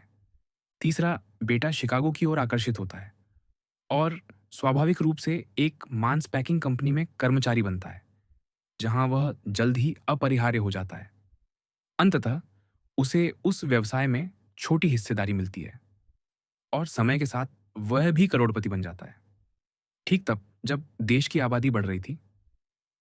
अगर आज शिकागो और हमारे देश की आबादी पुराने समय जैसी होती, तो तीसरे बेटे के लिए इतनी बड़ी संपत्ति संभव न होती। यहां भी जैसा पहले था, व्यवसाय का आकार, जो पूरी तरह से आबादी की जरूरतों पर आधारित था, ने सालाना लाभ को बढ़ाया और विशाल संपत्तियां बनाई। चौथा बेटा हेकला और कैलमेट जैसी समृद्ध खदानों की कहानियों से आकर्षित होकर, जो ऑर्मस या इंड की संपत्ति से भी आगे हैं, मोंटाना में बसता है और कुछ वर्षों के कठिन अनुभव के बाद भाग्यशाली साबित होता है। उसके उद्यम उसे वह करोड़पति की स्थिति दिलाते हैं जिसकी वह चाहत रखता था। देश और अन्य देशों की बढ़ती आबादी की तांबे और चांदी की मांग ने कीमतों को ऊंचा रखा, और इसलिए उसे भारी मुनाफा हुआ, जो उसने उस जमीन से खनन किया जिसके लिए कुछ समय पहले सामान्य सरकार को बहुत कम भुगतान किया गया था। उसने अपनी संपत्ति नहीं बनाई, उसने केवल इसे खदान से निकाला, क्योंकि लोगों की मांग ने पहले बेकार पत्थरों को मूल्यवान बना दिया। यहां विशेष रूप से हमें लगता है कि जिन लोगों ने इस मूल्य को बनाया, उन्हें इसका लाभ तब मिलना चाहिए जब इसे दूसरों के हाथों में जाना हो। पांचवें बेटे की कहानी दुखद रही। वह युवावस्था में न्यूयॉर्क शहर में बस गया और दुर्भाग्य से एक स्टॉक ब्रोकर के दफ्तर में काम शुरू किया, जहां वह जल्द ही शेयर बाजार की उतार चढ़ाव में डूब गया। उसकी मां गर्व से सबको बताती थी कि वह व्यवसाय में है। यहां से उसने अपनी छोटी मोटी कमाई को जोखिम में डालना शुरू किया। उसका जुआ खेलना सफल रहा। ये बढ़ती कीमतों का दौर था और उसने बिना मूल्य बढ़ाए जल्द ही संपत्ति हासिल कर ली, क्योंकि सट्टेबाजी व्यवसाय का परजीवी है जो मूल्यों पर जीता है, लेकिन कोई मूल्य नहीं बनाता। कुछ सालों में जुआरी के इस बुखार भरे जीवन ने उस पर असर डाला। वह एक स्टॉक को नियंत्रित करने की साजिश में फंस गया और जैसा कि होना था, उसने पाया कि जो लोग दूसरों को फंसाने की साजिश रचते हैं, वे मौका मिलने पर अपने साझेदारों को भी धोखा देने से नहीं हिचकते, अगर उन्हें लगे कि यह लाभकारी और सुरक्षित है। उसने अपनी जान ले ली। उसका अंत उसके भाइयों को यह संकल्प लेने के लिए प्रेरित करता है कि वे कभी जुआ नहीं खेलेंगे। सट्टेबाज शायद ही कभी करोड़पति की संपत्ति छोड़ता है, जब तक कि वह टूट न जाए या तब मरे जब उसका जोखिम अस्थायी रूप से सफल हो। ऐसे मामले में उसकी अनुचित तरीके से कमाई गई संपत्ति पर राज्य को सबसे अधिक दर से कर लगाना चाहिए, यहाँ तक कि अचल संपत्ति के मूल्यों पर लगाए गए कर से भी अधिक। संपत्ति अक्सर, हम कह सकते हैं सामान्य रूप से, ऐसे तरीके से इकट्ठा की जाती है जो राष्ट्र को लाभ पहुंचाती है। लेकिन यहाँ इस्तेमाल किए गए तरीके न केवल कमाने वाले को बल्कि समाज को भी नैतिक रूप से कमजोर करते हैं और नैतिकता के मानकों को नीचा करते हैं। यह बिना किसी वास्तविक मूल्य के बदले में लिया जाता है।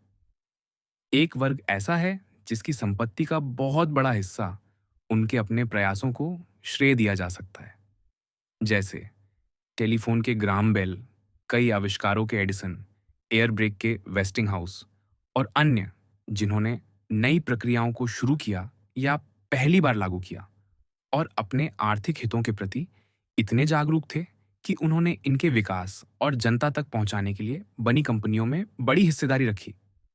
उनकी संपत्ति का स्रोत उनके अपने आविष्कारी दिमाग थे। आविष्कारक को पूरा सम्मान, वह दूसरों की तुलना में ऊंचे मंच पर खड़ा है। यह कहा जा सकता है कि हमारे प्रमुख निर्माता, रेलवे निर्माता, डिपार्टमेंट स्टोर शुरू करने वाले, मांस पैकिंग करने वाले और अन्य विशेषज्ञों ने कुछ हद तक नई विधियां अपनाई और कुछ अपवादों को छोड़कर उनकी सफलता में कुछ विशेष क्षमता दिखाई देती है जो उन्हें प्रतिस्पर्धियों से अलग करती है। यह सही है, लेकिन उनके द्वारा इस्तेमाल की गई आविष्कार या प्रक्रियाएं दूसरों के काम थीं, इसीलिए उन्होंने केवल नए प्रबंधन के तरीके अपनाए या अवसरों को पहचाना और उनका उपयोग किया। आविष्कारक वर्ग ने भी यही किया। अगर वे करोड़पति बने, लेकिन इसके अलावा उन्होंने नई प्रक्रियाएं भी आविष्कार की, इसलिए वे अन्य वर्ग की तुलना में अधिक हकदार हैं, लेकिन केवल डिग्री में, क्योंकि दोनों वर्ग ही बढ़ती आबादी पर निर्भर हैं। उन लोगों पर जो उनके उत्पादित सामान की मांग करते हैं या उसका उपभोग करते हैं। इस तरह आविष्कारक की संपत्ति भी काफी हद तक उस समाज पर निर्भर है जो उसके उत्पादों का उपयोग करता है। यह समझना मुश्किल है कि जब मालिक की मृत्यु होती है तो किसी भी रूप में इकट्ठा या बनाई गई बड़ी संपत्ति को उस समाज के साथ क्यों नहीं बांटा जाना चाहिए जो इसका सबसे बड़ा कारण या साझेदार रहा है। हमने देखा कि विशाल संपत्तियां समाज पर निर्भर हैं। बिना बड़ी और बढ़ती आबादी के इतनी बड़ी संपत्ति संभव नहीं थी। जहां संपत्ति सम्मानजनक तरीके से अर्जित की जाती है, वहां लोग हमेशा चुपके साझेदार होते हैं। यह नहीं नकारा जाता कि बड़ा प्रशासक, चाहे वह रेलवे निर्माता हो, स्टीमशिप मालिक हो, निर्माता हो, व्यापारी हो या बैंकर, एक असाधारण व्यक्ति है या कि किसी उपयोगी व्यवसाय में ईमानदारी से कमाए गए लाखों करोड़ उसकी क्षमता, दूरदर्शिता और मेहनत का सबूत देते हैं जो उसे समाज का एक मूल्यवान सदस्य साबित करते हैं। इसीलिए जब तक वे जीवित हैं, उन्हें अनुचित रूप से बाधित या प्रतिबंधित नहीं करना चाहिए। आखिरकार वे तुलनात्मक रूप से बहुत कम खर्च करते हैं और सामान्य रूप से धन कमाने वाला व्यक्ति अपने वारिसों के विपरीत, जो अक्सर फिजूल खर्ची या तेज जीवन शैली का हिस्सा बन जाते हैं, संयमी, एकांत प्रिय और कम खर्च करने वाला होता है। करोड़पति स्वयं शायद औद्योगिक छत्ते की सबसे कम खर्चीली मधुमक्खी है। अगर हम ये देखें कि वह कितना शहद इकट्ठा करता है और कितना खर्च करता है, आयकर को कभी-कभी धन के असमान वितरण को ठीक करने के सबसे अच्छे तरीकों में से एक के रूप में प्रस्तावित किया जाता है, लेकिन सभी करों में यह सबसे हानिकारक है। यह राष्ट्र को नैतिक रूप से कमजोर करता है। ब्रिटेन के महान वित्त मंत्रियों में से एक मिस्टर ग्लैडस्टन ने इसकी समाप्ति की वकालत की थी। ये कहते हुए कि यह राष्ट्र को झूठों का देश बना देता है। गृह युद्ध के दौरान हमारे पास ऐसा कर था और हमने इसे ईमानदारी से चुकाया, लेकिन जनता की भावना ने इसे हटाने की मांग की और युद्ध खत्म होने पर यह पहला कर था जिसे हटाया गया। यह उचित था क्योंकि यह ईमानदार नागरिक को दंडित करता था। इसका लागू करना तब तक कड़ा विरोध किया जाएगा जब तक कि यह प्रगतिशील ग्रेजुएटेड न हो और छूट की सीमा ऊंची न रखी जाए, ताकि कर केवल कुछ विशाल संपत्तियों तक सीमित रहे। सुप्रीम कोर्ट ने ऐसे कर को असंवैधानिक घोषित किया है। इससे राज्य को उतना लाभ नहीं होगा जितना कि मृत्यु के समय भारी कर वसूलने की आसान योजना से हो सकता है। वसूली की तारीख ज्यादा मायने नहीं रखती, बशर्ते भुगतान अंततः निश्चित हो। समय समय पर ऐसी राशि वसूल की जा सकती है जो उचित समझी जाए, जब तक कि यह आम तौर पर सहमति ना हो कि बड़ी संपत्ति अंततः राष्ट्र के लोगों को उनका उचित हिस्सा देती है, जिन्होंने इसे बनाने में या जिनसे इसे इकट्ठा किया गया महत्वपूर्ण भूमिका निभाई। आयकर वसूलने के लिए एक बड़े प्रशिक्षित स्थायी अधिकारियों के समूह की जरूरत होगी, जो नाराज और असंतुष्ट लोगों से कर इकट्ठा करें, जो स्वाभाविक रूप से अपनी निजी जिंदगी के बारे में घुसपैठ करने वाले सवालों का विरोध करते हैं। ईमानदार लोग हमेशा भुगतान करेंगे, जबकि बेईमान आमतौर पर बच निकलेंगे। इससे कहीं बेहतर है कि कंपनियों को राष्ट्र के लिए लाभांश कर, डिविडेंड टैक्स देना अनिवार्य किया जाए, जो वास्तव में आय पर कर होगा। ब्रिटेन इसी तरह अपने आयकर से इतनी बड़ी राशि प्राप्त करता है। अगर वह प्रत्येक व्यक्ति से सीधे इसे वसूलने की कोशिश करे, तो यह बहुत कम उत्पादक होगा। हम भी अगर ऐसा करने की कोशिश करेंगे, तो यही पाएंगे। ऐसा करने की कोई जरूरत नहीं है। हर लाभांश देने वाली कंपनी को सरकार के लिए आयकर का सख्त वसूलकर्ता बनाया जा सकता है। यह स्पष्ट है कि अमीर व्यक्ति की मृत्यु पर समाज को उसकी संपत्ति का बड़ा हिस्सा, एक प्रगतिशील हिस्सा जो उसकी संपत्ति के आकार के अनुपात में बढ़ता हो, वसूल करना चाहिए। इसे सरकार को सौंप देना चाहिए और लोगों की सेवा में लगाना चाहिए, जो इसका सबसे बड़ा साझेदार रहा है और जिससे यह काफी हद तक प्राप्त हुआ है। ब्रिटेन द्वारा लगाए गए प्रगतिशील मृत्यु कर, डेथ ड्यूटीज, हमें शुरुआत में मार्गदर्शन दे सकते हैं। सीधे उत्तराधिकारियों पर संपत्ति के मूल्यांकन पर अधिकतम कर 8% है, लेकिन दूर के वारिसों के लिए यह बहुत अधिक है। छोटी संपत्तियों पर यह अनुपात में कम है। बड़ी संपत्तियों के मालिकों से मृत्यु के समय ऐसा योगदान असंतुष्ट लेकिन निष्पक्ष सोच वाले लोगों को हमारी नई औद्योगिक परिस्थितियों और हमारे देश की अभूतपूर्व समृद्धि के युग से उत्पन्न होने वाली धन की चिंताजनक असमानता को स्वीकार करने में बहुत मदद करेगा। करोड़पति को खुद इस बात पर खुशी होनी चाहिए कि वह राष्ट्रीय बगीचे में एक उपयोगी मजदूर है और यह जानकर कि उसकी मृत्यु पर उसका योगदान सामान्य कोष में जाएगा, जिससे उसके कम सफल साथियों के सीमित संसाधनों पर बोझ कम होगा। मृत्यु के समय छोड़ी गई संपत्ति इससे बेहतर सेवा शायद ही कभी करती है। लोग देखते हैं कि कई मामलों में संपत्तियां संदिग्ध तरीके से और कुछ में अनुचित ढंग से बनाई गई हैं। विशेष रूप से उच्च पदों पर बैठे लोगों के अपने कर्तव्यों को ठीक से न निभाने की कई असफलताओं ने लोगों पर गहरा प्रभाव डाला है और धन और करोड़पतियों के प्रति एक मजबूत विरोध की भावना पैदा की है। इस रिव्यू के जून अंक में उनकी अपील को नजरअंदाज नहीं करना चाहिए। चूंकि धन मुख्य रूप से समाज से आता है, इसलिए इसे अस्थायी प्राप्तकर्ता द्वारा एक पवित्र जिम्मेदारी के रूप में संभाला जाना चाहिए, जो जनता के भले के लिए हो। संपत्ति एक तरह से कानून की देन है। यह कि धारक को इसे अपने उत्तराधिकारियों को देने की अनुमति हो, कितनी और कैसे, ये केवल नीति का सवाल है, जिसे लोगों को सरकार के माध्यम से तय करना है। फ्रांस ने इसे लंबे समय से प्रतिबंधित किया है। हमारे राज्य आमतौर पर विधवा के हिस्से को निर्धारित करते हैं। यहाँ सही या गलत का सवाल नहीं है, बल्कि केवल नीति का सवाल है। राष्ट्र के लिए सभी दृष्टिकोणों से क्या सबसे अच्छा है। हाल के समय में हमारे देश में पहले से कहीं अधिक आसानी से और अधिक मात्रा में संपत्तियां बनाई गई हैं। इसका अनिवार्य परिणाम यह हुआ कि इस नई धरती पर जो कुछ समय पहले तक यूरोप की पुरानी भूमियों की तुलना में विशाल संपत्तियों से काफी हद तक मुक्त थी, अचानक धन का उदय हुआ। गणतंत्र में करोड़पति हाल ही में उभरे हैं। हमारे समय से पहले बहु करोड़पतियों की बातें अनसुनी थीं। लगभग 60 साल पहले ब्रिटेन, जो तब रेलवे निर्माण और विनिर्माण में श्रेष्ठता के सट्टेबाजी दौर की शुरुआत में था, ने कुछ हद तक ऐसा ही अनुभव किया। पहले से कहीं बड़ी संपत्तियां बनाई गईं, लेकिन इनके बनाने वालों ने, जो अभिजात वर्ग की महत्वाकांक्षा से प्रेरित होकर बड़े जमींदार और काउंटी के प्रभावशाली लोग बनना चाहते थे, जल्द ही उस वर्ग में समाहित हो गए। वे धन को केवल एक साधन मानते थे, अभिजात और फैशनेबल सर्कल में प्रवेश का। हमारे लोकतांत्रिक व्यवस्था में नए करोड़पतियों को ऐसा कोई आश्रय नहीं मिलता।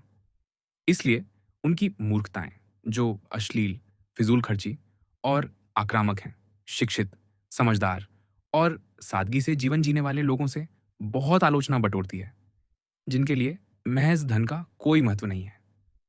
करोड़पतियों की संपत्तियों से मृत्यु के समय सरकार द्वारा इकट्ठा किया गया धन शायद ही कभी इतने अच्छे उपयोग में आए जितना कि सरकारी खर्चों के भुगतान में, जिससे लोगों पर कर का बोझ कुछ हद तक कम हो। हमारा राष्ट्र अभी अपनी जवानी के उत्साह में है। समय के साथ हम शांत होंगे, सादा जीवन जिएंगे और अलग मानक बनाएंगे।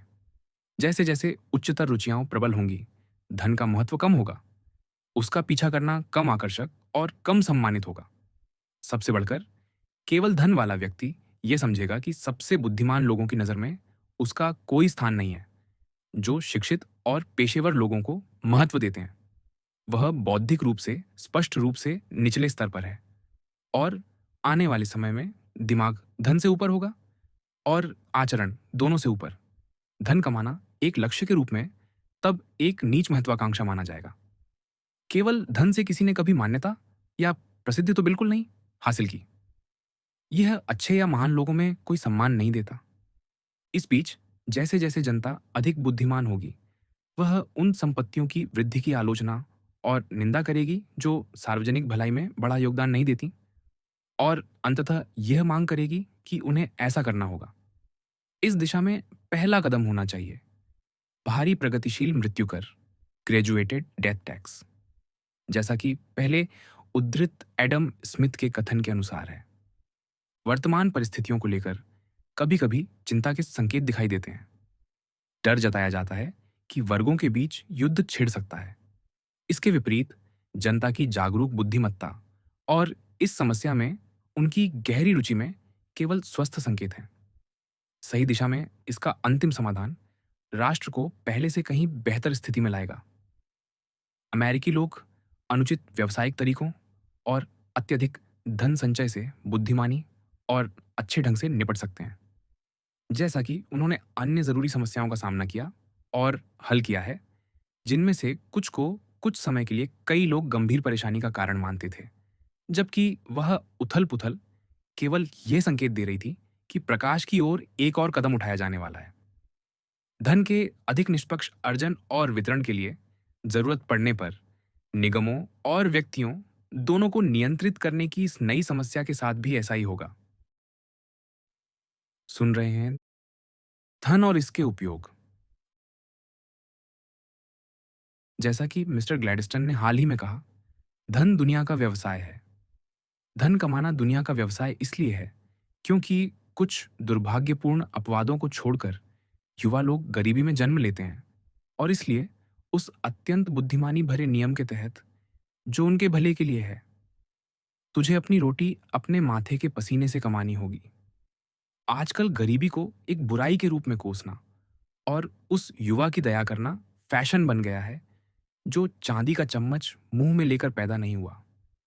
लेकिन मैं राष्ट्रपति गारफील्ड के सिद्धांत का पूरी तरह समर्थन करता हूं कि एक युवा के लिए सबसे बड़ी विरासत गरीबी है। मैं कोई खाली भविष्यवाणी नहीं करता जब मैं कहता हूं कि अच्छे और महान लोग उसी वर्ग से निकलेंगे। दुनिया को इसके शिक्षक, शहीद, आविष्कारक, राजनेता, कवि या यहां तक कि व्यवसाय लोग करोड़पतियों या रईसों के बेटों से नहीं मिलते। ये सभी गरीब के झोपड़े से निकलते हैं।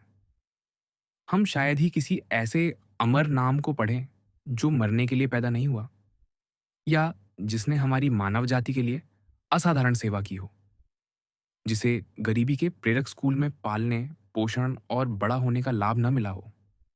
वंशानुगत धन जैसा कुछ भी नैतिक या बौद्धिक रूप से उच्चतम उपलब्धियों की ओर ले जाने वाली गुणवत्ता को इतना कमजोर, इतना घातक नहीं करता। और अगर आपके बीच कोई ऐसा युवा है जो महसूस करता है कि उसे अपनी मेहनत से कमाने और जीने की जरूरत नहीं है, तो मैं उस पर अपनी गहरी सहानुभूति व्यक्त करता हूँ। अगर ऐसा कोई व्यक्ति अपने साथियों से अलग साबित होता है और एक ऐसा नागरिक बनता है जो अपने लिए सम्मानजनक और राज्य के लिए उपयोगी जीवन जीता है, तो मेरी गहरी सहानुभूति के बजाय मैं उसके सामने गहरे सम्मान से झुकता हूँ। क्योंकि जो वंशानुगत धन के आकर्षक प्रलोभनों को पार कर जाता है, वह धरती का नमक है और दोहरे सम्मान का हकदार है। न्यूयॉर्क सन से हमें बहुत सी अच्छी चीजें मिलती हैं, जिसके प्रतिष्ठित मालिक और संपादक को आपने हाल ही में सुनने का सुख, लाभ और सम्मान प्राप्त किया। मैं आपको इसके एक प्रकाशमय अंश को पढ़ना चाहता हूँ। हमारे लड़के, हर नैतिकतावादी जब उसे कोई विषय नहीं मिलता, समय समय पर पूछता है, हमारे अमीर और महान लोगों के बेटों को क्या हो गया है। इसके बाद वह ऐसे बेटों की दुष्टता और बुरे अंत के आंकड़े पेश करता है। नैतिकतावादियों की समस्या ये है कि वे सवाल को उल्टा पूछते हैं। उन मूर्ख बेटों में कुछ भी गलत नहीं है, सिवाय इसके कि वे बदकिस्मत हैं। लेकिन उनके पिताओं में कुछ गलत है। मान लीजिए, एक शानदार पुराना डियर हाउंड जो अपने व्यवसाय में बहुत सफल है, पार्क में अनगिनत हिरण इकट्ठा करता है, उन्हें मोटा करता है और फिर अपने पिल्लों से कहता है, लड़कों, मैंने इन हिरणों को पकड़ने में कठिन जीवन जिया है और मैं चाहता हूं कि तुम आनंद लो। मैं जंगलों में दौड़ने और शिकार करने की आदत से बाहर नहीं निकल सकता, लेकिन तुम लोग इस पार्क में जाओ और अपनी मर्जी से लो। ऐसे डियर हाउंड को हर मानव पिता तिरस्कार करेगा। मानव पिता ऐसे कुत्ते से कहेगा, मिस्टर हाउंड, तुम अपने पिल्लों को बर्बाद कर रहे हो। ज्यादा मांस और कोई व्यायाम उन्हें खाज और 17 अन्य परेशानियां देगा।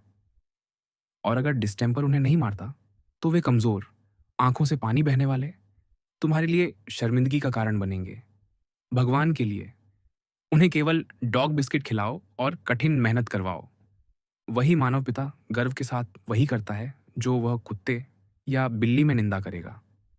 वह अपने बच्चों को बर्बाद करता है और फिर जब वह बूढ़ा हो जाता है, दुखी होकर कहता है कि उसने उनके लिए सब कुछ किया, फिर भी उन्होंने उसे निराश किया। जो अपने बेटे को ऐसी नौकरी देता है जिसका वह हकदार नहीं है और उसे अपने पिता और दोस्तों को शर्मसार करने का मौका देता है, वह उस मिस्टर फेगिन से ज्यादा सहानुभूति का हकदार नहीं है जो जानबूझकर एक लड़के को बेईमानी सिखाता है। मोटे, बेकार पग कुत्ते जिन्हें युवतियां रस्सी के सहारे खींचती हैं, अपनी हालत के लिए जिम्मेदार नहीं है। और यही बात अमीर लोगों के बेटों के लिए सच है। जो युवतियां कुत्तों को ज्यादा खाना खिलाती है और जो पिता अपने बेटों को बर्बाद करते हैं, उन्हें खुद को दोष देना चाहिए। शायद कोई इस चीज की वकालत नहीं करेगा, लेकिन कौन संदेह कर सकता है कि अगर ऐसा कानून हो जो किसी को अच्छी शिक्षा और अच्छे स्वास्थ्य के अलावा कुछ भी विरासत में लेने से रोके, तो हमें जल्द ही बेहतर लोग मिलेंगे। ये सही है। अगर आप इसे सन में देखते हैं तो ये सच है। कम से कम इस मामले में तो है। हमें उस गरीब युवा पर दया नहीं करनी चाहिए जो सुबह काम पर जाता है और शाम तक मेहनत करता है।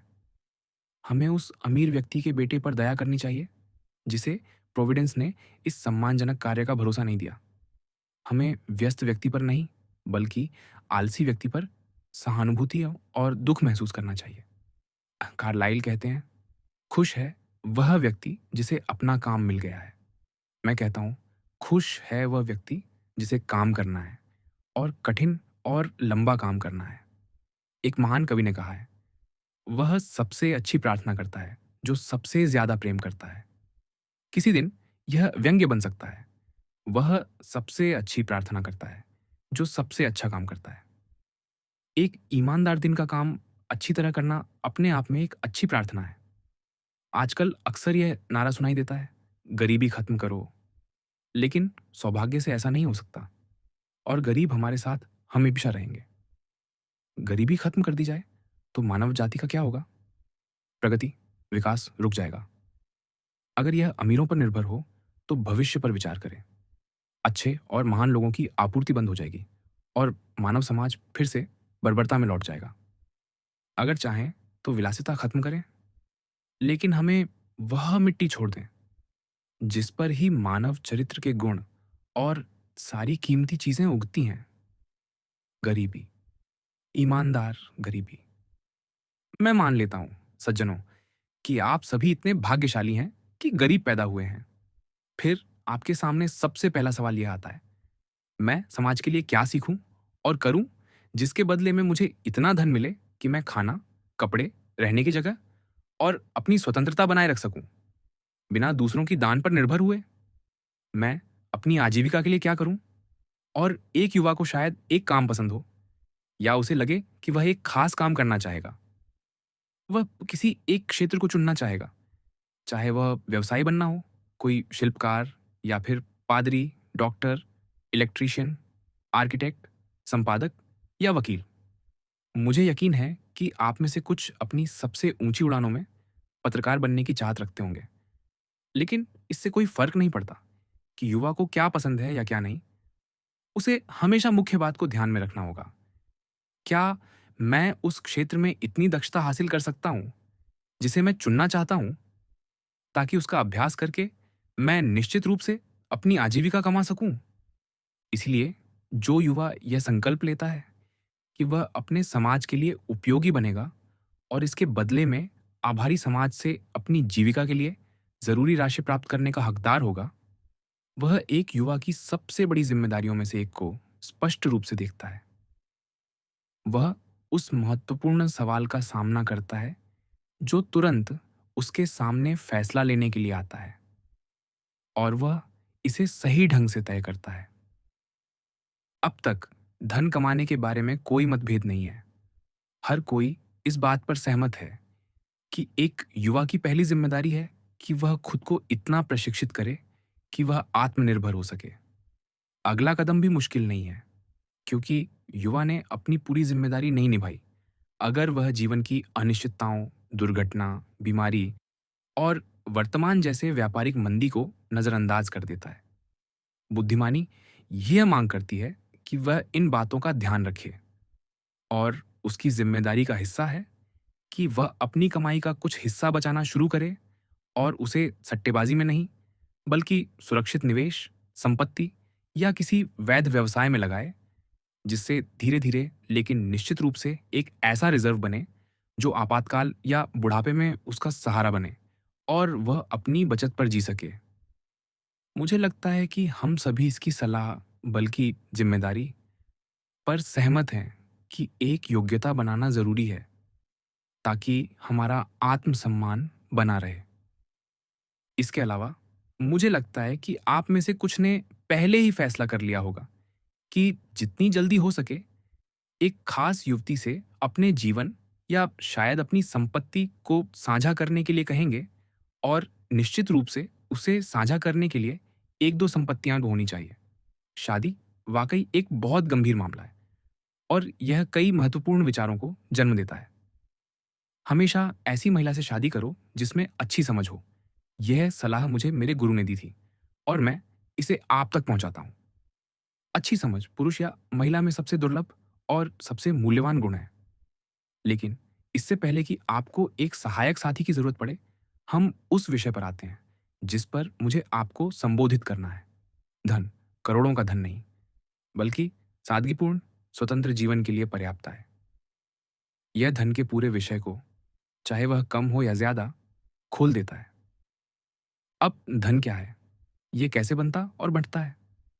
हमारे पास से ज्यादा दूर नहीं, कोयले की विशाल खदानें हैं जो लाखों सालों से बेकार और इसलिए बिना मूल्य की पड़ी थीं।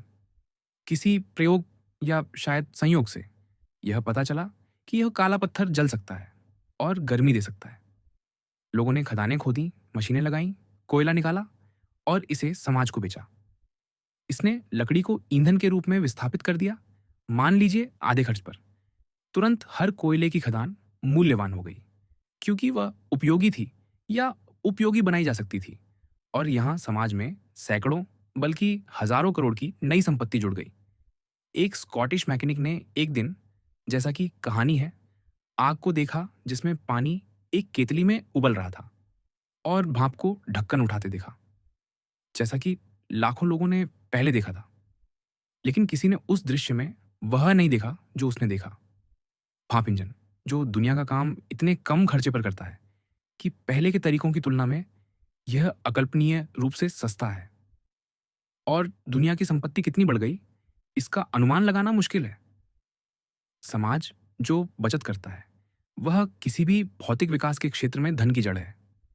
अब एक युवा की मेहनत या समाज के लिए सेवा तब धन बनाती है जब वह समाज के लिए उपयोगी होती है, क्योंकि वह या तो मौजूदा तरीकों में बचत करती है या उन्हें बेहतर करती है। कमोडोर वेंडरबिल्ट ने, मुझे लगता है, न्यूयॉर्क और बफेलो के बीच 13 अलग अलग छोटी रेलवे लाइनें देखी, जिनमें 13 अलग अलग प्रबंधन थे और एक असंबद्ध और थकाऊ सेवा थी। अल्बानी, स्केनेक्टेडी, यूटिका, सिरेक्यूज, ऑम्बर्न, रोचेस्टर आदि इनमें से कुछ कंपनियों के केंद्र थे। उन्होंने इन सभी को एक करके एक सीधी लाइन बनाई, जिस पर आपकी एम्पायर स्टेट एक्सप्रेस 51 मील प्रति घंटे की रफ्तार से चलती है। चलें, जो दुनिया में सबसे तेज समय है, और जहां पहले एक यात्री था, वहां अब 100 यात्री इन लाइनों का उपयोग करते हैं। उन्होंने समाज को एक विशेष सेवा दी, जिसे दूसरों ने भी अपनाया, जिससे पश्चिम के मैदानों से आपके दरवाजे तक भोजन लाने की लागत प्रति टन बहुत कम हो गई। उन्होंने ऐसा करके समाज के लिए अनगिनत संपत्ति बनाई, और वह हर दिन बना रहे हैं।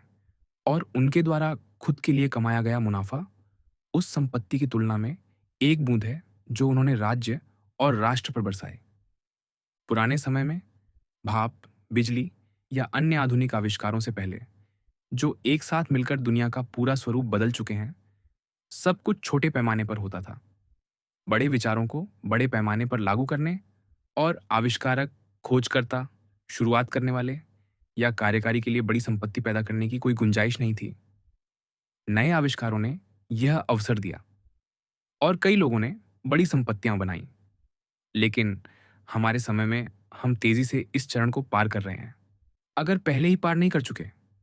और अब दुनिया के किसी भी हिस्से में बड़ी संपत्तियां केवल एक कारण से बन सकती हैं: अचल संपत्ति, रियल एस्टेट के मूल्य में वृद्धि, विनिर्माण, परिवहन, जमीन और समुद्र दोनों पर, बैंकिंग, बीमा, ये सभी अब सैकड़ों और कई मामलों में हजारों शेयरधारकों वाली कंपनियों के हाथों में है।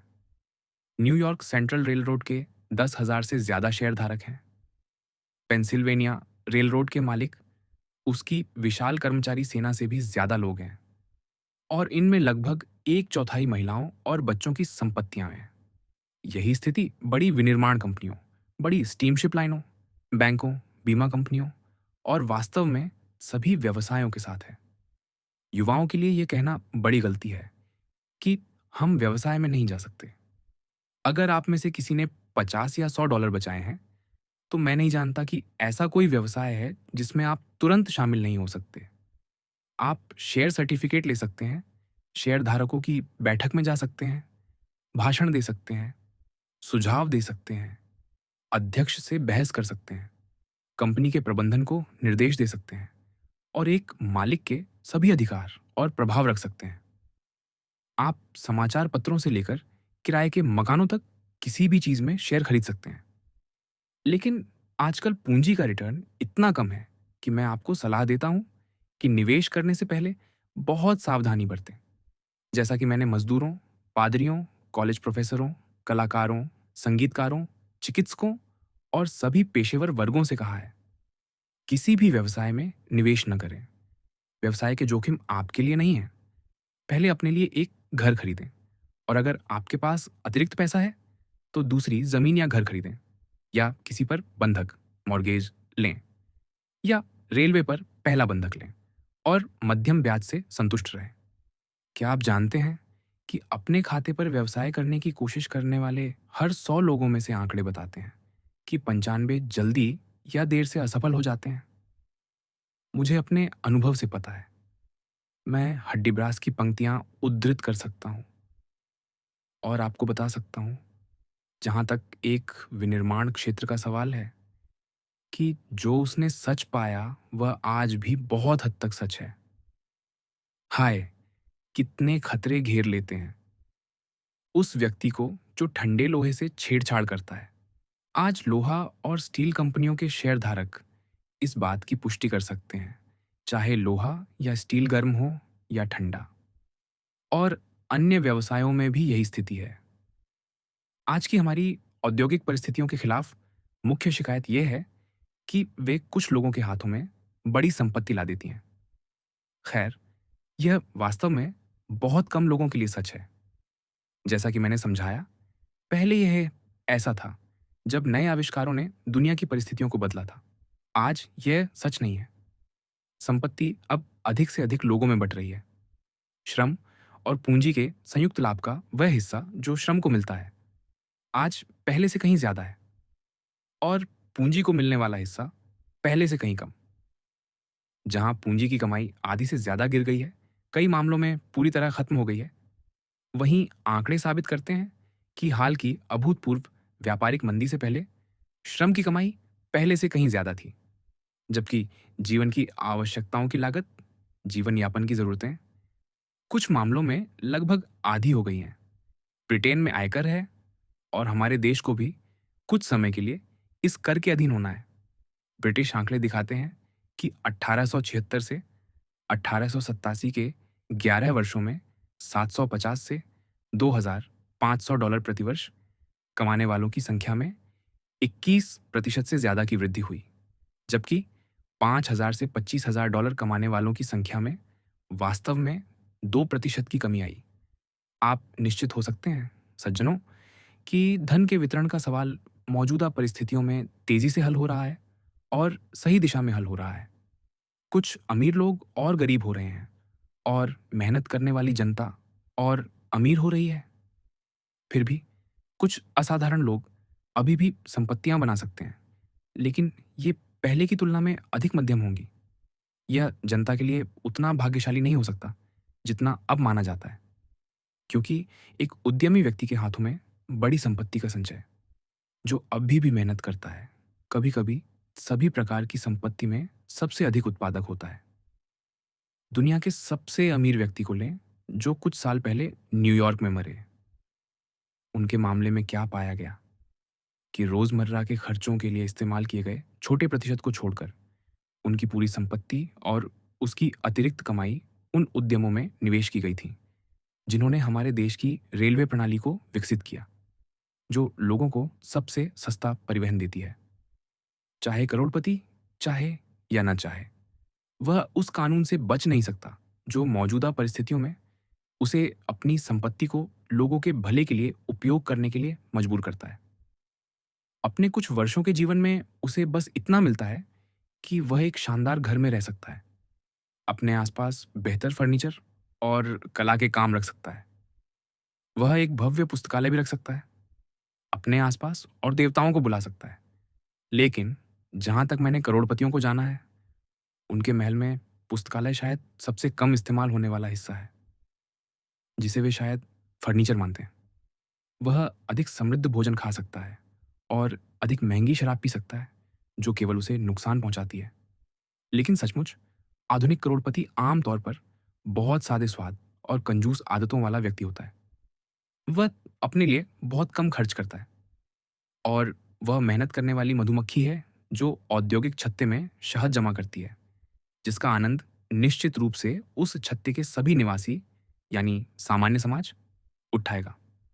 यहाँ करोड़पति का सही वर्णन है, जैसा कि मिस्टर कार्टर ने पेरिस में बेहरिंग सी ट्रिब्यूनल में अपने उल्लेखनीय भाषण में दिया। जो लोग संपत्ति हासिल करने में सबसे सफल हैं और इसे इतनी विशाल मात्रा में इकट्ठा करते हैं, वही लोग हैं जो इसे नियंत्रित कर सकते हैं, इसे निवेश कर सकते हैं और इसे समाज के लिए सबसे उपयोगी तरीके से संभाल सकते हैं।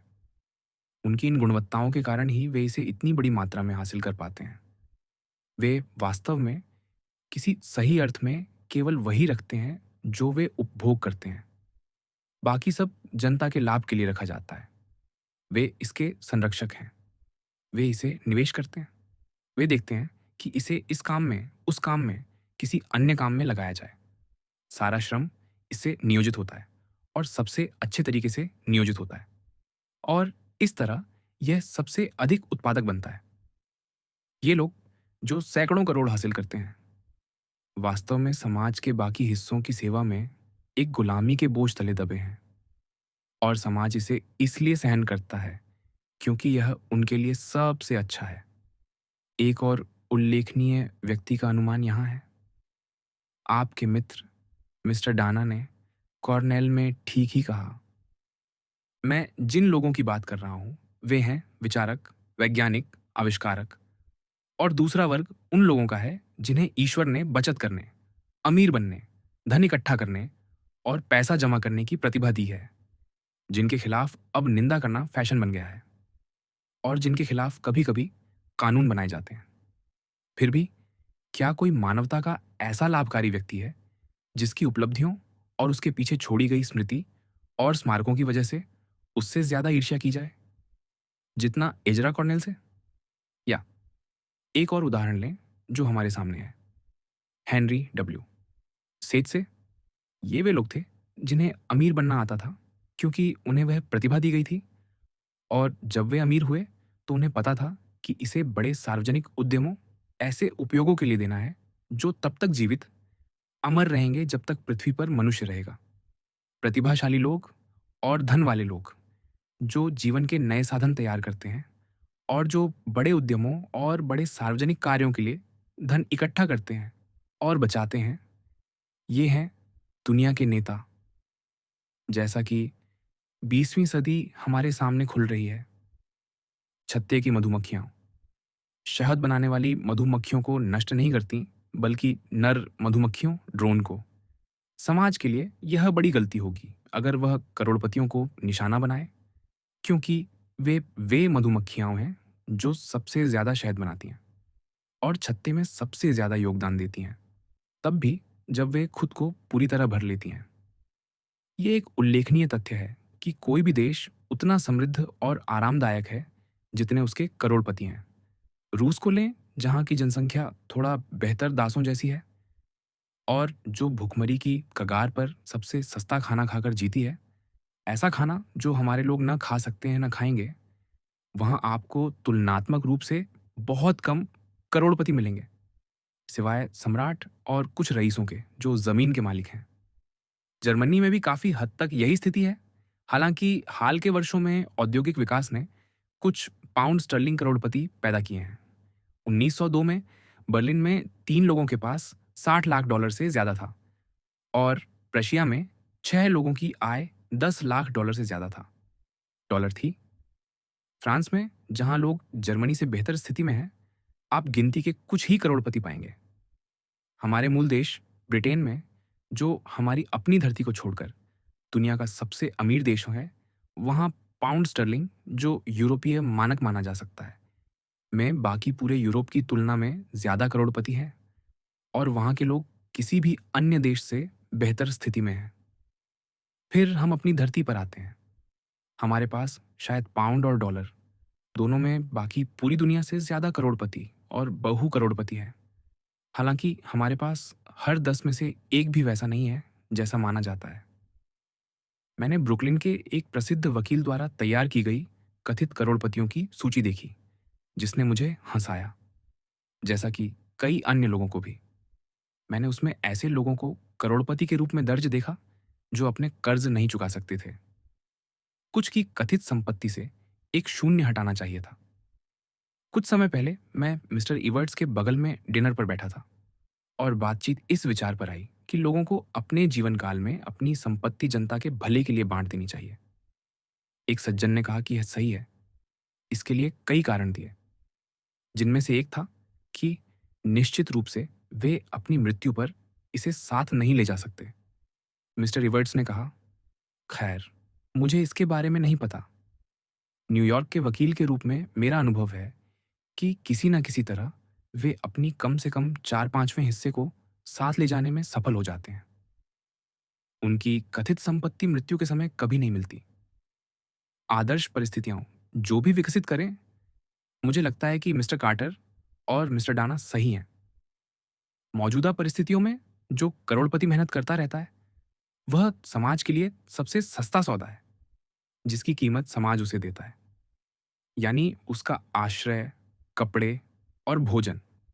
आज के आविष्कार औद्योगिक और वाणिज्यिक मामलों को विशाल कंपनियों में केंद्रित करने की ओर ले जाते हैं।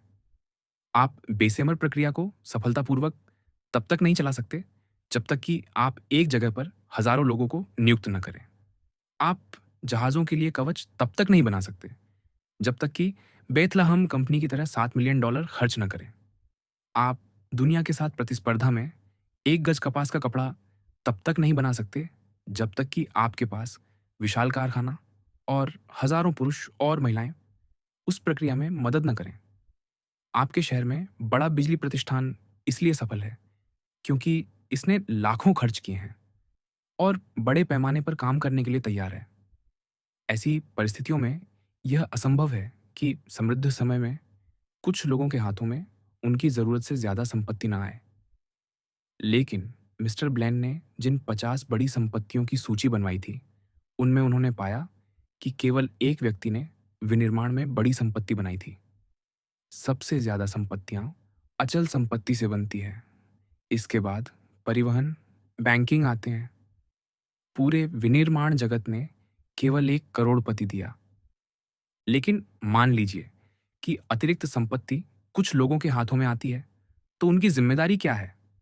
डॉलर की इस दौड़ को व्यवसाय के आसपास के नीच माहौल से कैसे ऊपर उठाया जाए और इसे एक सम्मानजनक करियर बनाया जाए? अब तक संपत्ति को 3 तरीकों से बांटा जाता रहा है। पहला और मुख्य तरीका है मृत्यु के समय इसे परिवार को वसीयत करना। अब अपने आश्रितों को सादगीपूर्ण और स्वतंत्र जीवन के लिए जरूरी आय देने के अलावा क्या संपत्ति का ऐसा उपयोग सही या बुद्धिमानी भरा है?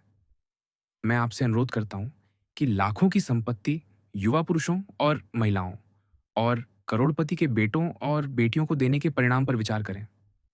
आप पाएंगे कि सामान्य रूप से यह बेटियों के लिए अच्छा नहीं है और यह उन पुरुषों के चरित्र और आचरण में दिखता है जो उनसे शादी करते हैं।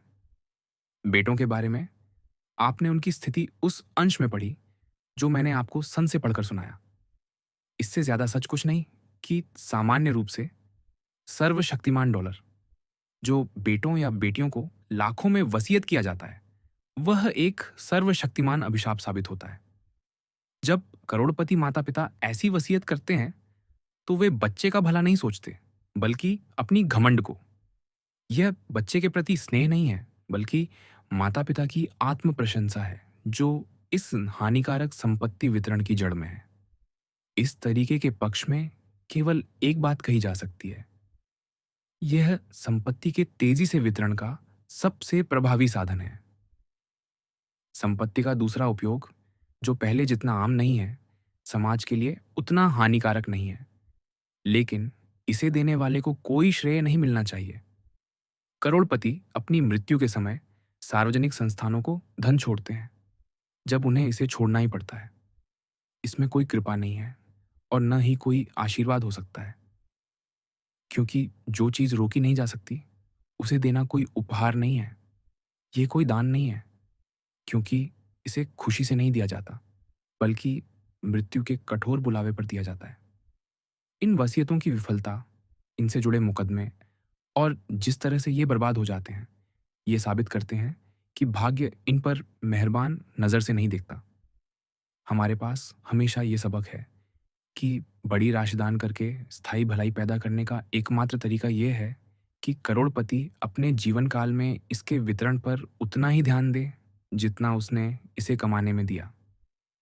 आज हमारे पास एक प्रसिद्ध वकील द्वारा न्यूयॉर्क में एक सार्वजनिक पुस्तकालय स्थापित करने के लिए छोड़े गए 5 या 6 मिलियन डॉलर का मामला है।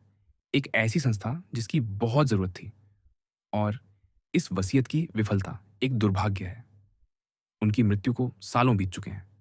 वसीयत को एक त्रुटि के कारण अमान्य घोषित कर दिया गया। हालांकि दाता की मंशा पर कोई संदेह नहीं है। यह उन लोगों की मूर्खता पर एक दुखद टिप्पणी है जो लाखों को पकड़े रहते हैं, जिन्हें वे तब तक उपयोग नहीं कर सकते जब तक कि वे उन्हें अपनी इच्छानुसार उपयोग करने में असमर्थ न हो जाएं। पीटर कूपर, बाल्टीमोर के प्रैट और ब्रुकलिन के प्रैट और अन्य ऐसे लोग हैं जिन्हें आपको अपने आदर्श के रूप में लेना चाहिए। उन्होंने अपने जीवन काल में अपनी अतिरिक्त संपत्ति बांटी। संपत्ति का तीसरा और एकमात्र सम्मानजनक उपयोग यह है एक है। इसे एक पवित्र जिम्मेदारी के रूप में देखा जाए, जिसे इसके धारक, जिनके हाथों में यह आती है, को लोगों के उच्चतम भले के लिए संभालना चाहिए। मनुष्य केवल रोटी से नहीं जीता, और हजारों लोगों में 5 या 10 सेंट प्रतिदिन की अतिरिक्त आय बिखेरने से बहुत कम या कोई भलाई नहीं होगी। लेकिन इसे एक बड़े कोष में जमा करके, जैसा कि मिस्टर कूपर ने कूपर इंस्टीट्यूट के लिए किया, ये ऐसी चीज स्थापित करता है जो पीढ़ियों तक चलेगी। यह मानव के मस्तिष्क, उसके आध्यात्मिक हिस्से को शिक्षित करेगा। ये एक ऐसी सीढ़ी प्रदान करता है जिस पर महत्वाकांक्षी गरीब चढ़ सकते हैं। और सज्जनों, उन लोगों को मदद करने की कोई उपयोगिता नहीं है जो खुद अपनी मदद नहीं करते। आप किसी को सीढ़ी पर तब तक नहीं चढ़ा सकते जब तक कि वह खुद थोड़ा चढ़ने को तैयार ना हो। जब आप उसे धक्का देना बंद करते हैं तो वह गिर जाता है, जिससे उसे चोट पहुंचती है। इसीलिए मैंने अक्सर कहा है, और अब दोहराता हूं, कि वह दिन आ रहा है और हम पहले ही उसकी भोर देख रहे हैं, जिसमें वह व्यक्ति जो उपलब्ध लाखों संपत्ति के साथ मरता है, जो उसके हाथों में स्वतंत्र थी और बांटने के लिए तैयार थी, वह अपमानित होकर मरेगा। बेशक मेरा मतलब उस व्यक्ति से नहीं है जो व्यवसाय में है और अपनी पूंजी व्यवसाय में लगी होने के कारण उसे निकाल नहीं सकता, क्योंकि पूंजी वह औजार है जिसके साथ वह अपने चमत्कार करता है और संपत्ति पैदा करता है। मेरा इशारा उस व्यक्ति की ओर है जो लाखों की प्रतिभूतियों, सिक्योरिटीज के साथ मरता है, जो केवल ब्याज के लिए रखी जाती हैं, ताकि वह अपने दयनीय डॉलर के ढेर को बढ़ा सके। जीवन काल में अतिरिक्त संपत्ति का प्रबंधन करके बड़ी संपत्ति समाज के लिए आशीर्वाद बन सकती है।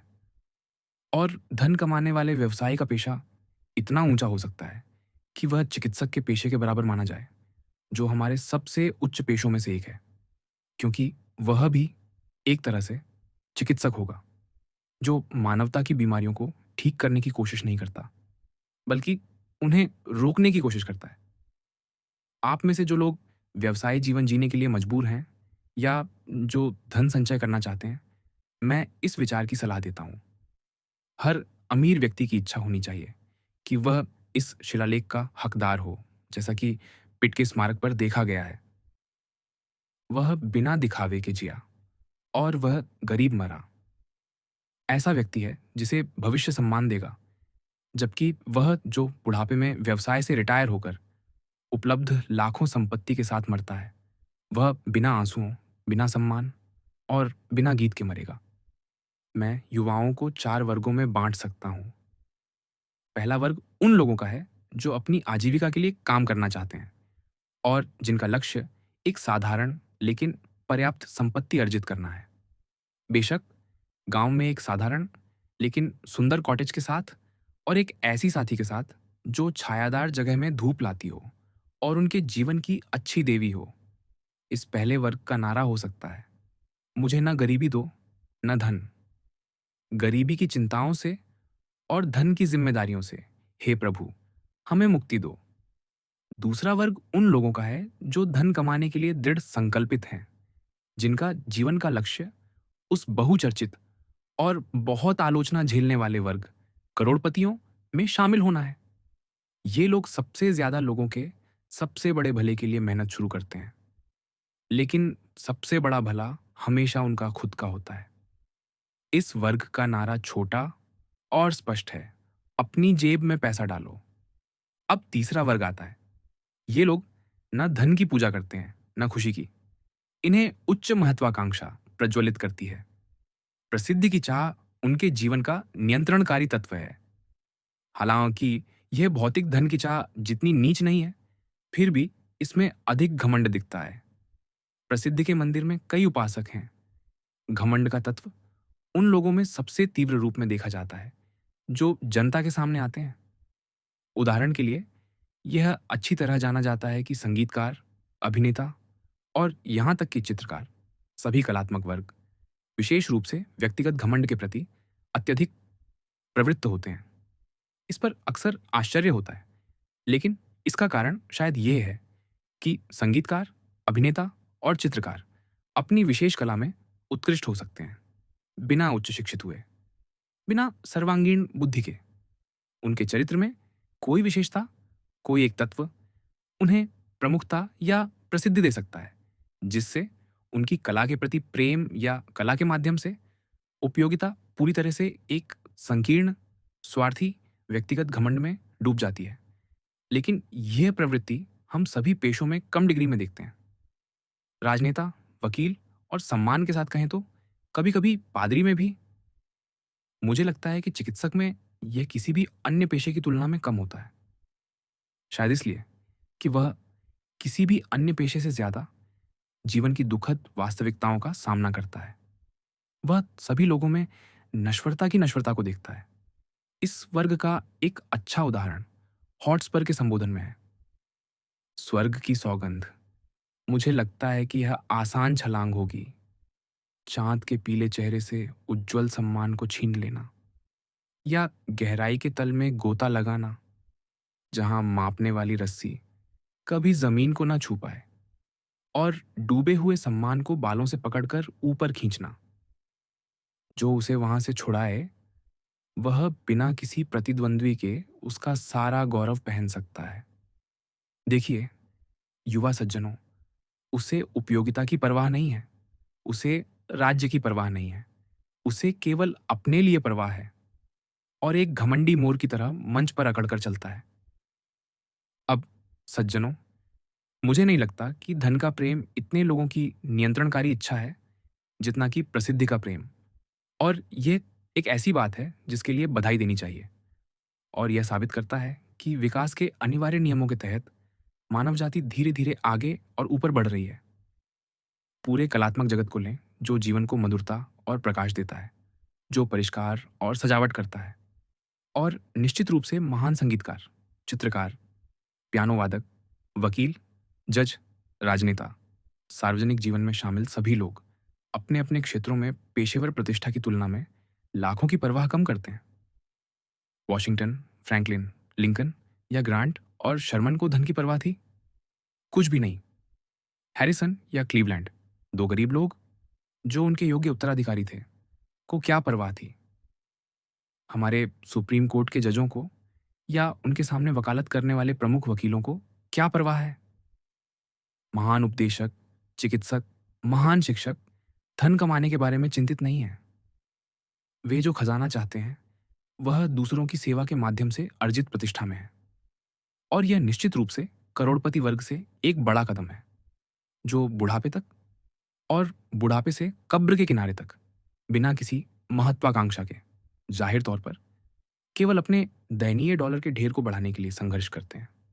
लेकिन एक चौथा वर्ग है, जो इन सभी से ऊंचा है, जो न धन के मंदिर में पूजा करता है, न प्रसिद्धि के, बल्कि सबसे सम्मानजनक मंदिर में, सेवा के मंदिर में, मानव जाति की सेवा।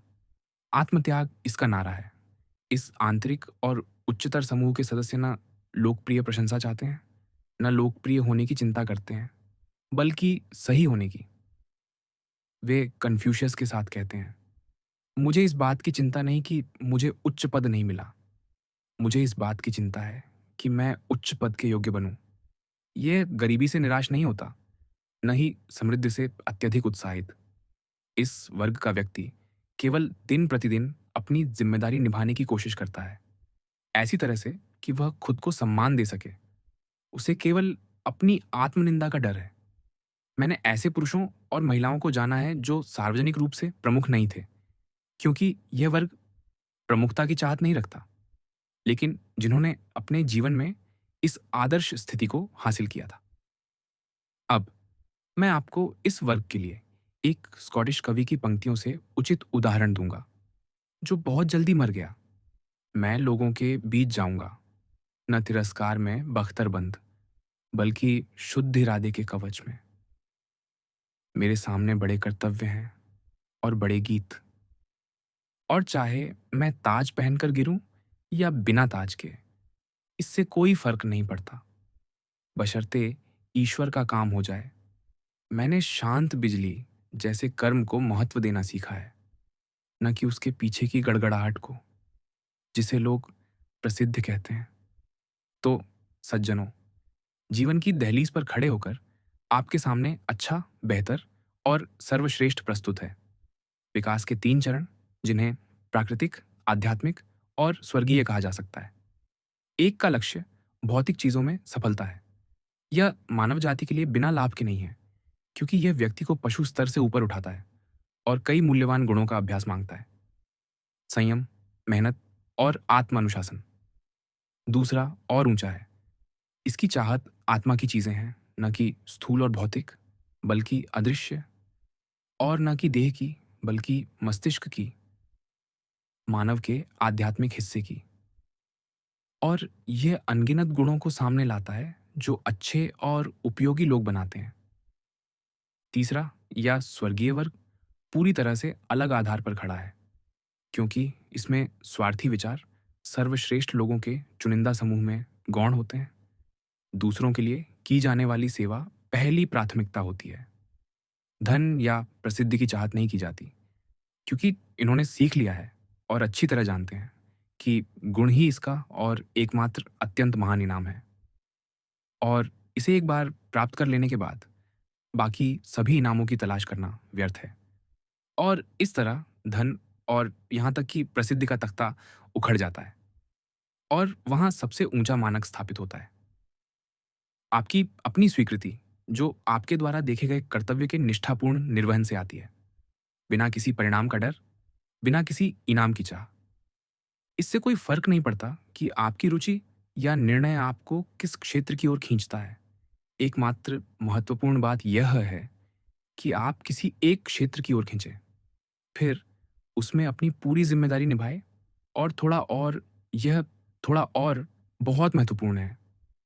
हमारे पास एक महान कवि के शब्द हैं कि जो व्यक्ति अपना सर्वश्रेष्ठ करता है, वह कभी-कभी और भी कर सकता है। आत्मसम्मान को सबसे कीमती रत्न के रूप में बनाए रखें और दूसरों का सम्मान जीतने का एकमात्र सच्चा तरीका। और फिर एमर्सन के शब्दों को याद रखें, क्योंकि यहाँ जो उन्होंने कहा वह सच है। कोई भी युवा व्यक्ति सम्मानजनक करियर से वंचित नहीं हो सकता, जब तक कि वह खुद को धोखा न दे। व्यवसाय। व्यवसाय एक बड़ा शब्द है और अपने प्राथमिक अर्थ में यह मनुष्य के सभी प्रयासों को शामिल करता है। उपदेशक का व्यवसाय है उपदेश देना, चिकित्सक का व्यवसाय है चिकित्सा करना, कवि का व्यवसाय है कविता लिखना, विश्वविद्यालय के प्रोफेसर का व्यवसाय है पढ़ाना, और कॉलेज के छात्र का व्यवसाय। कभी-कभी ऐसा लगता है कि जितना ध्यान उस पर दिया जाता है, फुटबॉल खेलना है।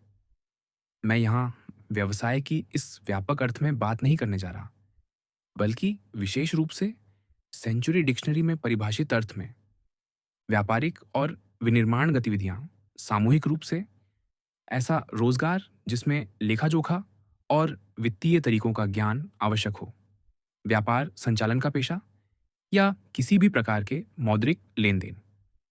इसके बाद दिया गया उदाहरण महत्वपूर्ण है और व्यवसाय के इस दृष्टिकोण को स्पष्ट रूप से परिभाषित करता है। ये कहता है, ऐसा कम ही होता है कि अध्ययनशील स्वभाव के लोग व्यवसाय के ज्ञान के लिए किसी हद तक प्रतिष्ठा अर्जित करें। लेकिन हमें व्यवसाय को और सख्ती से परिभाषित करने के लिए एक कदम और आगे बढ़ना होगा, जैसा कि मैं इसे विचार करने जा रहा हूं।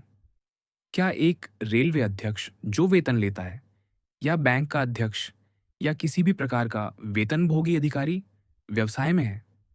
सख्ती से कहें तो वह नहीं है, क्योंकि व्यवसाय में होने के लिए एक व्यक्ति को कम से कम उस उद्यम का हिस्सा मालिक होना चाहिए जिसे वह संभालता है और जिस पर वह अपना ध्यान देता है, और उसकी आय मुख्य रूप से वेतन पर नहीं, बल्कि उसके मुनाफे पर निर्भर होनी चाहिए। यह दृष्टिकोण पूरे वेतनभोगी वर्ग को बाहर कर देता है। इनमें से कोई भी व्यक्ति अब व्यवसायी नहीं है, लेकिन उनमें से कई पहले व्यवसाय में रहे हैं और ज़्यादातर इसमें बहुत सफल रहे हैं। शुद्ध और साधारण व्यवसायी मानव मामलों की लहरों में बिना वेतन के लाइफ प्रिजर्वर के गोता लगाता है और उनमें उछलता है। वह सब कुछ जोखिम में डालता है। करियर का चुनाव वेतन चाहे कितना भी अधिक हो से बड़ी संपत्ति नहीं मिलती और व्यवसाय संपत्ति की तलाश में रहता है। अगर वह बुद्धिमान है तो वह अपनी सारी पूंजी एक ही जगह लगाता है और फिर उस पर नजर रखता है। अगर वह कॉफी का व्यापारी है तो वह कॉफी पर ध्यान देता है। अगर चीनी का व्यापारी है तो वह चीनी पर ध्यान देता है और कॉफी को छोड़ देता है और केवल तभी उन्हें मिलाता है जब वह अपनी कॉफी में चीनी डालकर पीता है। अगर वह कोयला खनन करता है और बेचता है तो वह काले हीरों पर ध्यान देता है। अगर वह जहाज़ों का मालिक है और उन्हें चलाता है तो वह शिपिंग पर ध्यान देता है। और जैसे ही उसके पास अतिरिक्त पूंजी होती है और वह एक जहाज़ के नुकसान को बिना दिवालिया हुए झेल सकता है, वह अपने जहाज़ों का बीमा करना बंद कर देता है। अगर वह स्टील बनाता है तो वह स्टील पर टिका रहता है और तांबे को पूरी तरह छोड़ देता है। अगर वह लौह अयस्क खनन करता है तो वह उसी पर टिका रहता है और चांदी और सोने के खनन सहित हर अन्य प्रकार के खनन से बचता है। ऐसा इसलिए है क्योंकि मनुष्य केवल एक व्यवसाय को पूरी तरह से समझ सकता है और केवल एक कुशल व्यक्ति ही ऐसा कर सकता है। मैंने अभी तक ऐसा कोई व्यक्ति नहीं देखा जो दो अलग-अलग व्यवसायों को पूरी तरह समझता हो। आप उसे उतनी जल्दी नहीं ढूंढ सकते जितनी जल्दी आप ऐसे व्यक्ति को ढूंढ सकते हैं जो दो भाषाओं में समान रूप से सोचता हो और हमेशा केवल एक में ही सोचता हो। विभाजन, विशेषज्ञता आज का नियम है। हर व्यक्ति अपनी कला या विशेषज्ञता में मेरे सामने सभी वर्गों के छात्रों के कई प्रतिनिधि हैं। अगर मैं आपके दिलों में झांक सकूं, तो मुझे कई अलग-अलग महत्वाकांक्षाएं दिखेंगी। कुछ लोग विभिन्न पेशों में विशिष्टता हासिल करना चाहते हैं। कुछ वकील बनना चाहते हैं, कुछ पादरी, कुछ डॉक्टर, कुछ आर्किटेक्ट, कुछ इलेक्ट्रीशियन, कुछ इंजीनियर, कुछ शिक्षक। और हर कोई अपने सामने उन सम्मानित नामों को आदर्श के रूप में रखता है जिन्होंने इन पेशों में सर्वोच्च स्थान हासिल किया है। मेरे सामने बैठे भावी वकील बीते समय के मार्शल ऑफ स्टोरी या वर्तमान के कार्टर और छोटे के साथ प्रतिस्पर्धा करना चाहेंगे। उपदेशक ब्रूक्स या वैन डाइक बनना चाहेगा। चिकित्सक जेनवे या गार्मनी बनना चाहेगा। संपादक डाना बनना चाहेगा। आर्किटेक्ट रिचर्डसन बनना चाहेगा और अपनी प्रिय पेशे की चोटी पर पहुंचकर उसकी महत्वाकांक्षा संतुष्ट होगी। कम से कम वह अब भी ऐसा सोचता है। इन वर्गों से मेरा आज सीधे तौर पर कोई लेना देना नहीं है, क्योंकि ये सभी पेशेवर उत्साही हैं। फिर भी पेशों में सफलता के लिए आवश्यक गुण वही हैं जो व्यवसाय में सफलता सुनिश्चित करते हैं। इसलिए मेरी बातें आप सभी पर समान रूप से लागू होती हैं। आप में से कुछ लोग बचे हैं जो व्यवसाय के अनिश्चित समुद्र में उतरना चाहते हैं और धन कमाने, बड़ी संपत्ति बनाने, ताकि आप करोड़पति बन सकें, के लिए समर्पित होना चाहते हैं। मुझे यकीन है कि हालांकि यह आपके विचारों में मुख्य हो सकता है, लेकिन यह आपकी व्यावसायिक करियर में चाहने वाली एकमात्र चीज़ नहीं है। आप महसूस करते हैं कि इसमें बड़ी क्षमताओं, उद्यमिता, ऊर्जा, निर्णय और मानव स्वभाव के सभी बेहतरीन गुणों के उपयोग की गुंजाइश है। और यह भी कि व्यवसाय में लोग समाज के लिए उपयोगी सेवा करते हैं। मैं यहाँ सफलता के रास्ते पर थोड़ा प्रकाश डालने की कोशिश करने वाला हूँ। उस विश्वासघाती समुद्र में कुछ चट्टानों और उथले स्थानों को इंगित करने के लिए और आपके जहाज को चलाने या अपनी नाव को खेने के तरीके के बारे में कुछ सुझाव देने के लिए। मसलन लंबी दौड़ में तेज गति या धीमी गति से जीत की संभावना ज्यादा है। शुरुआत की रेखा पर। तो चलिए शुरुआत से शुरू करते हैं। क्या मेरे सामने कोई ऐसा भावी व्यवसायी है जो अपने भविष्य की कल्पना करते हुए खुद को सारी जिंदगी एक निश्चित वेतन के लिए मेहनत करते हुए संतुष्ट देखता है? मुझे यकीन है, एक भी नहीं।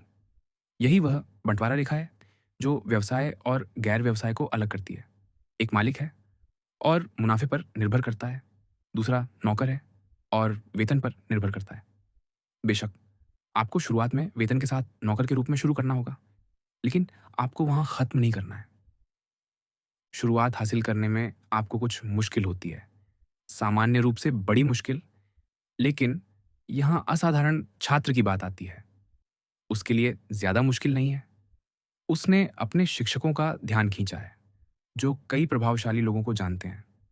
उसने पुरस्कार जीते हैं। वह अपनी कक्षा में अव्वल है। उसने असाधारण क्षमता दिखाई है, जो ऐसी विशेषताओं पर आधारित है, जो दौड़ में निश्चित रूप से प्रभाव डालती है। उसने खुद को आत्मसम्मानी, बेदाग आदतों वाला, समझदार, व्यवस्थित, अथक मेहनती साबित किया है और अपने खाली समय को ज्ञान की खोज में बिताता है, क्योंकि यही वह काम है जिसमें उसे सबसे ज़्यादा आनंद आता है। एक और महत्वपूर्ण बात, उसकी वित्तीय स्थिति हमेशा ठोस रहती है। वह सख्ती से अपनी आय के दायरे में रहता है और आखिरी, लेकिन कम महत्वपूर्ण नहीं, उसने दिखाया है कि उसका दिल उसके काम में है। इसके अलावा उसके पास आम तौर पर भविष्य में मेहनत और महत्वाकांक्षी उपयोगिता की एक मजबूत गारंटी होती है। वह धन के बोझ से दबा नहीं है। उसे दुनिया में अपनी राह खुद बनानी पड़ती है। वह अब भी करोड़पति नहीं है, लेकिन वह बनने जा रहा है। उसके पास कोई अमीर पिता नहीं है या उससे भी ज़्यादा खतरनाक अमीर माँ नहीं है, जो असफल होने पर उसे आलस्य में सहारा दे सके। उसके पास कोई लाइफ प्रिजर्वर नहीं है, इसलिए उसे तैरना होगा या डूबना होगा। कॉलेज छोड़ने से पहले ही वह एक निशानित व्यक्ति होता है। उसके लिए एक से ज़्यादा रास्ते खुले होते हैं। वह तैयार होने से पहले ही दरवाज़ा खुल जाता है। चतुर नियोक्ता उसका इंतज़ार करता है। प्रोफ़ेसर का लिखित प्रमाण पत्र नहीं, क्योंकि प्रमाण पत्रों को आम तौर पर पढ़ना पड़ता है और उनकी पंक्तियों के बीच पढ़ा जाता है, बल्कि व्यवसायी को बोले गए 1-2 शब्द, जो हमेशा असाधारण युवा स्नातक की तलाश में रहता है, ने उस युवा को वह सब दिला दिया जो एक युवा को चाहिए। एक शुरुआत। एक नियोक्ता के लिए अपने व्यवसाय की सबसे मूल्यवान प्राप्ति एक असाधारण युवा है। इससे ज़्यादा लाभकारी सौदा उसके लिए कोई नहीं है। बेशक, औसत छात्र के लिए यह कहीं ज़्यादा मुश्किल है। उसे आम तौर पर रोज़गार की तलाश करनी पड़ती है, लेकिन आखिरकार उसे भी शुरुआत मिल जाती है। सफलता के रास्ते असाधारण। छात्र का करियर ही सफलता का रास्ता दिखाता है। हमें उसके बारे में चिंता करने की ज़रूरत नहीं है। वह बिल्कुल ठीक है। उसे समुद्र में फेंक दिया गया है, लेकिन उसे किसी लाइफ प्रिजर्वर की ज़रूरत नहीं है। उसे लाड प्यार की ज़रूरत नहीं है। वह तैर लेगा। वह डूबने के लिए पैदा नहीं हुआ है और आप उसे साल दर साल लहरों का सामना करते हुए देखेंगे, जब तक कि वह एक बड़े व्यवसाय का नेतृत्व न कर ले। उसकी शुरुआत बेशक शीर्ष पर नहीं होती, वह सबसे निचले पायदान पर होता है। सौभाग्य से ऐसा ही है, क्योंकि यही कारण है कि उसकी प्रगति हमेशा ऊपर की ओर रही है। अगर वह ऊंचे पद से शुरू करता, तो उसे लगातार ऊपर चढ़ने का मौका नहीं मिलता। इससे कोई फर्क नहीं पड़ता कि वह कैसे शुरू करता है, क्योंकि उसमें मौजूद गुण किसी भी क्षेत्र में प्रवेश करने पर निश्चित परिणाम देते हैं। वह बहुत कम वेतन पर छोटी-छोटी उपयोगिताएं निभाते हुए आगे बढ़ता है, जो वास्तव में उसे लगता है कि वह उससे कहीं ज़्यादा करने में सक्षम है। लेकिन वह इन छोटे कामों को पूरी तरह से करता है। किसी दिन, किसी तरह कुछ ऐसा होता है जो उसे उसके तत्काल वरिष्ठ के ध्यान में लाता है। वह किसी प्रस्तावित योजना पर आपत्ति जताता है और सोचता है कि इसे किसी तरह बेहतर किया जा सकता है, या वह अपने विभाग से इतर किसी अन्य विभाग में मदद करने की पेशकश करता है, या फिर वह एक दिन अपने काम पर सामान्य से देर तक रुकता है या किसी सुबह जल्दी जाता है, क्योंकि पिछले दिन कुछ काम पूरी तरह से तय नहीं हुआ था, या अगली सुबह शुरू होने वाला कुछ काम था जिसके बारे में उसे डर था कि वह तैयार नहीं होगा या बिल्कुल सही नहीं होगा, और वह बस यह सुनिश्चित करने के लिए जल्दी चला जाता है। उसका नियोक्ता भी उसी बात को लेकर कुछ चिंतित था और वह भी उस सुबह जल्दी जाता है और अपने वेतनभोगी युवा को पाता है, जो दिखाता है कि वह केवल वेतन के लिए काम नहीं करता। यह उसके लिए केवल किराए और वेतन का मामला नहीं है। वह उस तरह का युवा नहीं है। वह व्यवसाय की सफलता के लिए काम कर रहा है। या शायद किसी दिन उसका नियोक्ता किसी ग्राहक के खाते के बारे में कोई विशेष कार्रवाई का प्रस्ताव रखता है। शायद वह युवा कार्यालय में शुरू हुआ है और उसे क्रेडिट देखने की जिम्मेदारी दी गई है, जो एक बहुत महत्वपूर्ण हिस्सा है। उसके नियोक्ता इस क्रेडिट को बंद करना चाहते हैं, जो शायद ग्राहक को परेशान कर सकता है। ये युवा जो ग्राहक को जानता है, क्योंकि उसे व्यवसाय के दौरान कभी कभार उस ग्राहक के स्थान पर जाना पड़ता था, खाते वसूलने या वसूलने की कोशिश करने के लिए, विनम्रता से कहता है कि वह एक शानदार व्यक्ति है जो निश्चित रूप से सफल होगा। अपने व्यवसाय को निष्पक्ष और समझदारी भरे तरीकों से करता है और उसे केवल थोड़ी अस्थायी रियायत की जरूरत है ताकि वह ठीक हो जाए। नियोक्ता को इस युवा के निर्णय और क्षमता पर भरोसा है। उसे लगता है कि एक क्लर्क के लिए यह काफी साहसिक सुझाव है, लेकिन वह उससे कहता है, इस मामले को तुम देखो और सुनिश्चित करो कि हमें नुकसान न हो। लेकिन बेशक हम अपने किसी ग्राहक को नुकसान नहीं पहुंचाना चाहते। अगर हम बिना जोखिम के उसकी मदद कर सकते हैं तो हम करना चाहते हैं। युवा इस मामले को अपने हाथ में लेता है और परिणाम साबित करते हैं कि वह बिल्कुल सही था। वह ग्राहक उनकी सबसे अच्छी ग्राहकों में से एक बन जाता है और ऐसा ग्राहक जिसे कंपनी से छीनने के लिए बहुत कुछ करना पड़ेगा। या शायद इस होनहार युवा ने कारखाने की बीमा पॉलिसियों और उनकी समाप्ति तिथियों पर ध्यान दिया हो। उसे पता चलता है कि यह तथ्य नजरअंदाज कर दिया गया है। कुछ बीमा समाप्त हो चुके हैं और अमान्य हो गए हैं। यह उसका काम नहीं है। उसे कंपनी के बीमा की देखभाल के लिए भुगतान नहीं किया जाता। एक संकीर्ण अर्थ में यह किसी और का काम है, लेकिन वह हिम्मत करके इस तथ्य की ओर ध्यान दिलाता है और सुझाव देता है कि प्रीमियम का भुगतान किया जाना चाहिए। लेकिन अब सामान्य पढ़ाई और शिक्षा का फायदा देखिए। इस युवा ने समाचार पत्र और समीक्षाएं पढ़ी हैं और कई चतुर व्यावसायिक प्रथाओं के बारे में जाना है जिनके द्वारा बीमा कंपनी को कभी-कभी धोखा दिया जाता है। और खास तौर पर उसने नई और सस्ती बीमा योजनाओं के बारे में पढ़ा है। वह सुझाव देता है कि इस और उस पॉलिसी को किसी अन्य और बहुत ठोस पुरानी कंपनी में बदलना अच्छा होगा। देखिए सज्जनों, आज के व्यवसाय को पढ़ना, हाँ, और अध्ययन करना पड़ता है और कई चीजों की जड़ तक जाना पड़ता है ताकि वह हर तरफ से व्यवसाय को घेरने वाले खतरों से बच सके। वह ऐसा नियोक्ता नहीं होगा जिसे रखने लायक माना जाए अगर वह यह नोटिस न करे कि यह कैसा युवा है, भले ही वह अभी एक साधारण क्लर्क की शक्ल में हो। दूसरा कदम ऊपर की ओर, मान लीजिए वह एक इलेक्ट्रीशियन या इंजीनियर है और सिबले से आता है, जो शुरू करने के लिए एक अच्छी जगह है। जिस बड़े विनिर्माण कंपनी को उसकी सेवाएं हासिल करने का सौभाग्य मिलता है, वहां उसे काम के किसी छोटे मोटे हिस्से से शुरू करना पड़ता है। लेकिन वह पाता है कि कुछ बॉयलर पूरी तरह सुरक्षित नहीं है और इंजन या मोटर गलत यांत्रिक सिद्धांतों पर बने हैं, जिससे ईंधन की बहुत बर्बादी होती है और एक इंजन जल्द ही परेशानी दे सकता है। उसे पता चलता है कि उसकी नींव पर ठेकेदार ने ईमानदारी से काम नहीं किया है। या फिर एक रात वह सिर्फ यही देखने के लिए कारखाने में जाता है कि सब ठीक चल रहा है और उसे पता चलता है कि कंपनी द्वारा भरोसा किया गया एक व्यक्ति बुरी आदतों में पड़ गया है और काम के लिए उपयुक्त नहीं है, या शायद ड्यूटी पर ही नहीं है, जिससे कोई दुर्घटना हो सकती है। वह इसे अपनी जिम्मेदारी मानता है कि वह यहाँ कार्रवाई करे और व्यवसाय को दुर्घटना के खतरे से बचाए। वह मशीनरी में कुछ खामियों को दर्शाने वाले नक्शे बनाता है और उन्हें अपने नियोक्ताओं के सामने रखता है। साथ में सुझाव देता है कि इनका इलाज कैसे किया जाए, जो सिबले में उसे सिखाए गए नवीनतम वैज्ञानिक सिद्धांतों पर आधारित हैं।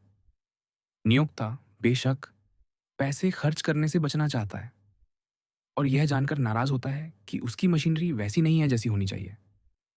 लेकिन हालाँकि उसका गुस्सा एक पल के लिए फट पड़ता है और उस युवा को घेर लेता है। वह उस पर निशाना नहीं साध रहा। जब धूल छुटती है, वह बैठता है और उस युवा से सीखता है कि अब कुछ हज़ार डॉलर खर्च करने से क्या बचाया जा सकता है। और परिणाम यह होता है कि वह सिबले के इस लड़के से कहता है कि वह इस विषय को सँभाले और इसे ठीक करे और सुनिश्चित करे कि सब कुछ सही हो। अब उस युवा की किस्मत लगभग बन चुकी है। वह चाहकर भी अपनी चमक को छिपा नहीं सकता और आने वाला व्यवसाय इस पाप का ज़्यादा शिकार नहीं होता और न ही वह ऐसा चाहता है। वह पूरी तरह से व्यवसाय में डूबा हुआ है।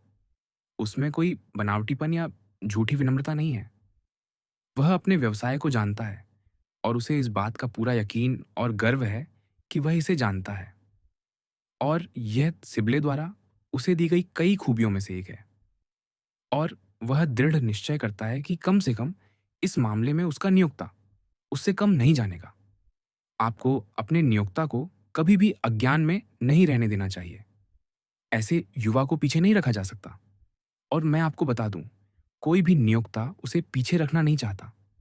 इस युवा को पाकर जितना खुश वह युवा खुद को पाकर है, उतना ही खुश उसका नियोक्ता है। वह लाखों की कीमत का है। हालांकि इतनी कम उम्र में उसे यह मिलना उसके लिए अच्छा नहीं होगा। उसने अब 2 कदम ऊपर की ओर बढ़ाए हैं। पहला, उसे शुरुआत मिली है और दूसरा, उसने अपने नियोक्ता को संतुष्ट कर दिया है कि वह असाधारण सेवा देता है। यह एक निर्णायक कदम है। जैसा कि फ्रांसीसी कहते हैं, वह पहुंच गया है और वह वहां टिकने के लिए है। उसका पैर सीढ़ी पर है। वह कितना ऊंचा चढ़ता है, यह उसका अपना मामला है। वह पूरे व्यवसाय की दहलीज पर उन कुछ लोगों में शामिल है। हालांकि इसके बाद भी बहुत कुछ करना बाकी है। इस युवा में उत्साह और क्षमता है और उसने यह भी दिखाया है कि उसके पास वह अपरिहार्य गुण है, निर्णय। और उसने एक और अपरिहार्य गुण दिखाया है कि उसका दिल व्यवसाय में है। कोई अन्य कारण उसे इससे दूर नहीं ले जाता। वह उन बहुत ही आकर्षक प्रलोभनों को एक तरफ धकेल देता है जो युवाओं को घेरते हैं और अपना ध्यान, समय और प्रयास अपने नियोक्ता के प्रति अपनी जिम्मेदारियों के निर्वहन पर केंद्रित करता है। अन्य सभी पढ़ाई, व्यवसाय और सभी मनोरंजन व्यवसाय के लिए गौण है, जो सर्वोच्च स्थान रखता है। उसका वेतन बेशक बढ़ता है। अगर वह ऐसे नियोक्ता के साथ जुड़ा है जो उसकी दी गई और देने को तैयार सेवाओं की पूरी कदर नहीं करता, तो अन्य नियोक्ता यह नोट करने में असफल नहीं होते कि यहाँ उनके प्रतिद्वंद्वी की सेवा में एक दुर्लभ वस्तु, एक असाधारण युवा है। और ये संभव है कि हमारे युवा नायक को नियोक्ता बदलना पड़े। ऐसा अक्सर नहीं होता, लेकिन कभी-कभी होता है कि एक युवा को ऐसा करना पड़ता है। सामान्य रूप से नियोक्ता बहुत खुश होता है कि ऐसा युवा उसके पास आया है और वह ये सुनिश्चित करता है कि वह बना रहे। हालांकि विश्वास धीरे-धीरे बनता है और एक किराए के कर्मचारी के रूप में उच्च वेतन से लेकर साझेदार के रूप में बराबरी तक का रास्ता बहुत लंबा है। निर्णायक सवाल। आइए इस युवा का और थोड़ा पीछा करें। इस युवा की कंपनी के लिए सेवाएं ऐसी रही हैं कि किसी दिन उसे अपने नियोक्ता के घर जाना जरूरी हो जाता है। जल्दी ही कई मौके आते हैं जब उसे घर बुलाया जाता है, जहां अब उसकी योग्यता के आधार पर घर वाले उसका सम्मान करते हैं और उसका स्वभाव जल्दी ही जाना पहचाना हो जाता है। मालिक जल्द ही अपने आप से पूछना शुरू करता है कि क्या वह उसे किसी दिन साझेदार नहीं बना सकता। और फिर आता है सबसे महत्वपूर्ण सवाल, क्या वह ईमानदार और सच्चा है। मैं यहाँ एक पल के लिए रुकना चाहता हूँ।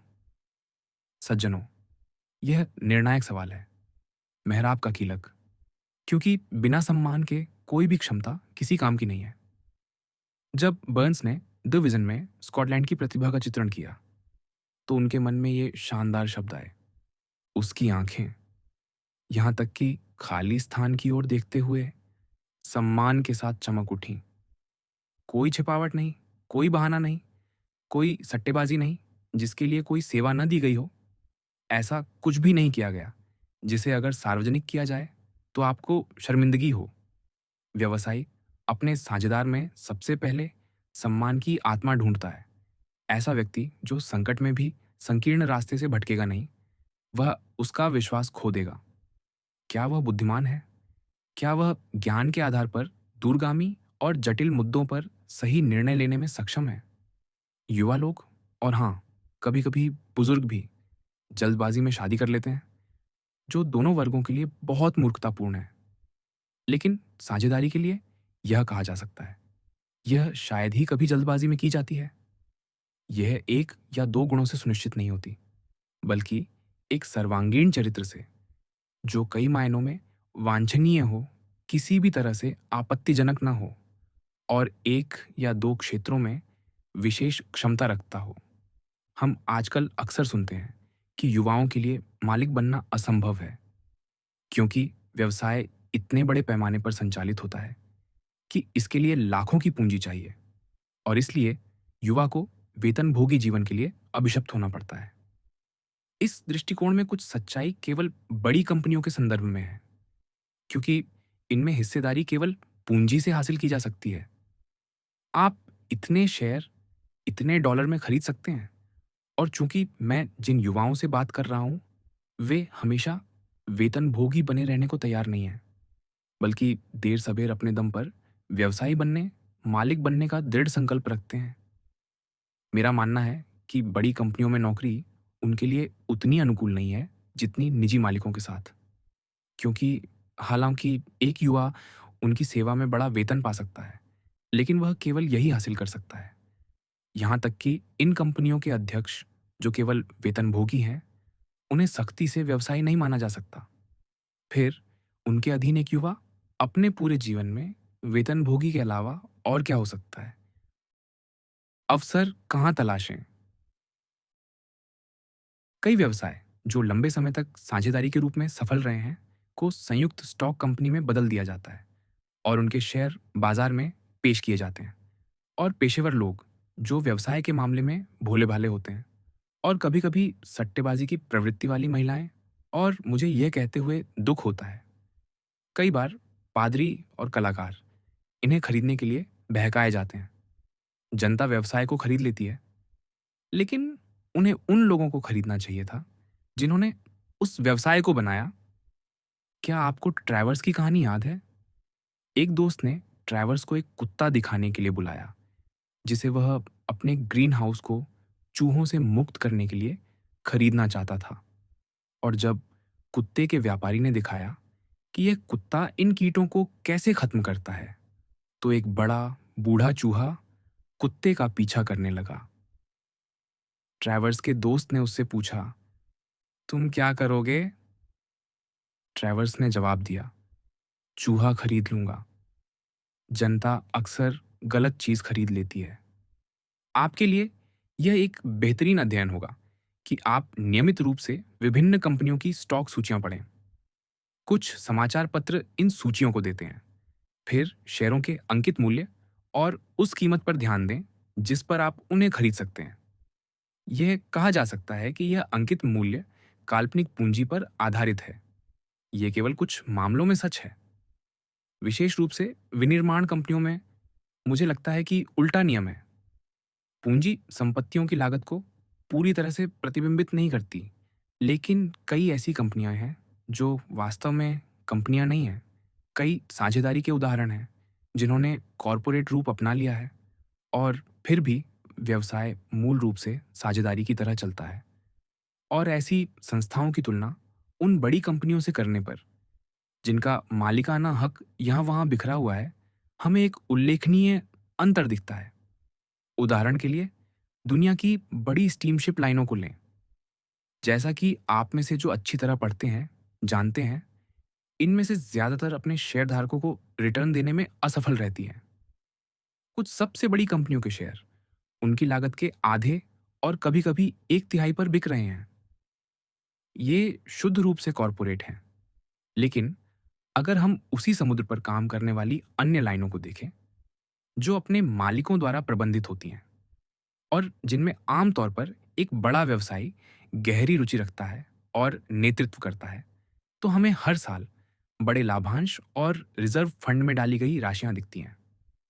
यह व्यवसाय में व्यक्तिवाद और साम्यवाद के बीच का अंतर है। मालिकों द्वारा अपनी साझेदारी के रूप में व्यवसाय चलाने और हजारों बदलते मालिकों की संयुक्त स्टॉक कंपनी के बीच का अंतर है, जो व्यवसाय से अनजान है। हर व्यवसाय के क्षेत्र में वाणिज्य, विनिर्माण, वित्त, जमीन और समुद्र द्वारा परिवहन में यही अंतर देखा जा सकता है। बैंकों के साथ भी यही है। कई बैंक वास्तव में कुछ व्यवसायियों की संपत्ति होते हैं। ये जल्दी ही अग्रणी बैंक बन जाते हैं और उनके शेयर हमेशा सबसे ऊंचे प्रीमियम पर बिकते हैं, खास तौर पर अगर बैंक का अध्यक्ष सबसे बड़ा मालिक हो, जैसा कि कई सबसे उल्लेखनीय सफलता के मामलों में होता है। ऐसी साझेदारी वाली कंपनियों में भावी व्यवसाय के लिए वही अवसर मौजूद है जो शुद्ध साझेदारियों में होते हैं, क्योंकि दोनों के मालिक मामले संभालते हैं और क्षमता की तलाश में हमेशा सतर्क रहते हैं। नखरे न करें, जो अवसर मिले उसे लें।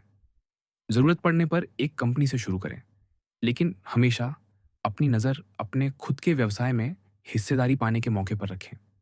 याद रखें, हर व्यवसाय को सफल बनाया जा सकता है, क्योंकि ये समाज की किसी आवश्यक ज़रूरत को पूरा करता है। ये एक ज़रूरी कार्य करता है, चाहे वह विनिर्माण हो, जो कोई वस्तु बनाता हो, या व्यापारी द्वारा उसे इकट्ठा करना और बांटना हो, या फिर बैंकर, जिसका व्यवसाय पूंजी की देखभाल और निवेश करना है। ऐसा कोई व्यवसाय नहीं है जिसमें सफलता हासिल न की जा सके। सफलता का रहस्य यह ईमानदार मेहनत, क्षमता और एकाग्रता का एक साधारण मामला है। इसमें कोई सवाल नहीं कि किसी भी पेशे में असाधारण लोगों के लिए शीर्ष पर जगह है। उन्हें संरक्षण की तलाश नहीं करनी पड़ती। सवाल ये है कि उनकी सेवाएं कैसे हासिल की जाए। और जैसे हर पेशे में, वैसे ही व्यवसाय की हर शाखा में शीर्ष पर बहुत जगह है। आपका सवाल है कि वहां कैसे पहुंचा जाए। जवाब सरल है, अपने व्यवसाय को औसत व्यक्ति से थोड़ी अधिक क्षमता के साथ चलाएं। अगर आप औसत से सिर्फ थोड़े बेहतर हैं, तो आपकी सफलता सुनिश्चित है। और सफलता की डिग्री इस बात के अनुपात में है कि आप औसत से कितनी अधिक क्षमता और ध्यान देते हैं। व्यवसाय में हमेशा कुछ लोग शीर्ष के करीब होते हैं, लेकिन नीचे और उसके आसपास अनंत रूप से अधिक लोग होते हैं। और अगर आप ऊपर चढ़ने में असफल रहते हैं, तो दोष आपके सितारों में नहीं, बल्कि आप में है। जो लोग असफल होते हैं, वे कह सकते हैं कि इस या उस व्यक्ति को बड़े अवसर मिले, भाग्य ने साथ दिया, परिस्थितियां अनुकूल थीं। अब इसमें बहुत कम सच्चाई है। एक व्यक्ति नदी के बीच में उतरता है, जिसे वह कूदने की कोशिश करता है और बह जाता है, जबकि दूसरा वही काम करता है और दूसरी तरफ उतर जाता है। इन दोनों लोगों की जांच करें। आप पाएंगे कि जो असफल हुआ, उसमें निर्णय की कमी थी। उसने साधन और लक्ष्य की गणना नहीं की थी। वह मूर्ख था। उसने खुद को प्रशिक्षित नहीं किया था। वह कूद नहीं सका। उसने जोखिम लिया। वह उस युवती की तरह था जिससे पूछा गया कि क्या वह वायलिन बजा सकती है। उसने कहा कि उसे नहीं पता। उसने कभी कोशिश नहीं की। अब जिस व्यक्ति ने नदी को कूद लिया, उसने सावधानी से खुद को प्रशिक्षित किया था। वह जानता था कि वह कितनी दूर कूद सकता है और उसके लिए एक बात पक्की थी। वह जानता था कि वह कम से कम इतनी दूर तो कूद ही सकता है कि वह किनारे तक तैर सके और फिर कोशिश कर सके। उसने निर्णय दिखाया। प्रतिष्ठा बहुत बड़ी बात है मेरे दोस्तों। एक युवा जिसके पास यह रिकॉर्ड है कि वह जो करने की ठानता है, उसे कर दिखाता है, वह साल दर साल अपने कार्यक्षेत्र को विस्तारित पाएगा और उसे सौंपे गए कार्य और बड़े होते जाएंगे। दूसरी ओर, जो व्यक्ति असफलता स्वीकार करता है और दोस्तों से दूसरी शुरुआत के लिए मदद मांगने जाता है, वह वास्तव में बहुत बुरी स्थिति में होता है। व्यवसाय में कॉलेज स्नातक, पहले के वर्षों में हमारे कॉलेजों और विश्वविद्यालयों के स्नातक किशोरावस्था में ही स्नातक हो जाते थे। हमने इसे बदल दिया है और अब स्नातक आमतौर पर बड़े होते हैं, जब वे जीवन के संघर्ष में उतरते हैं, लेकिन उन्हें बहुत कुछ सिखाया जाता है। अगर युवा विश्वविद्यालय का छात्र अपने समय का सबसे अच्छा उपयोग उस ज्ञान को हासिल करने में नहीं करता, जो उसके जीवन का मुख्य व्यवसाय होगा, तो वह उन छोटी उम्र के युवाओं की तुलना में नुकसान में रहेगा, जो किशोरावस्था में व्यवसाय शुरू करते हैं, भले ही उनकी विश्वविद्यालय शिक्षा की कमी हो। यह कहने की जरूरत नहीं है। अब सवाल ये है, क्या सिद्धांतों के क्षेत्र में रहने वाला स्नातक उस व्यक्ति को पछाड़ देगा, जो उससे 1-2 साल पहले व्यवहार के कठिन और कड़े शिक्षाप्रद क्षेत्र में लगा हुआ है? यह संभव है कि स्नातक ऐसा कर सकता है, और यह भी कि उसे बाद के जीवन में सामान्य व्यवसाय, जिसे विश्वविद्यालय शिक्षा नहीं मिली, की तुलना में व्यापक दृष्टिकोण रखना चाहिए। यह भी निश्चित है, लेकिन स्नातक को शुरू में नीचे के स्तरों पर काम करना होगा।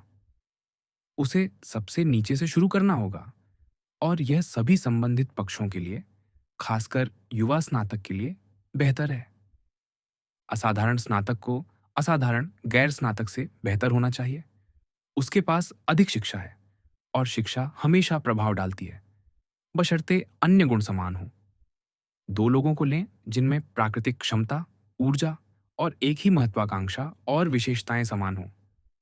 तो जिस व्यक्ति को सबसे अच्छी, व्यापक और उपयुक्त शिक्षा मिली है, उसे निश्चित रूप से दूसरे पर बढ़त हासिल होगी।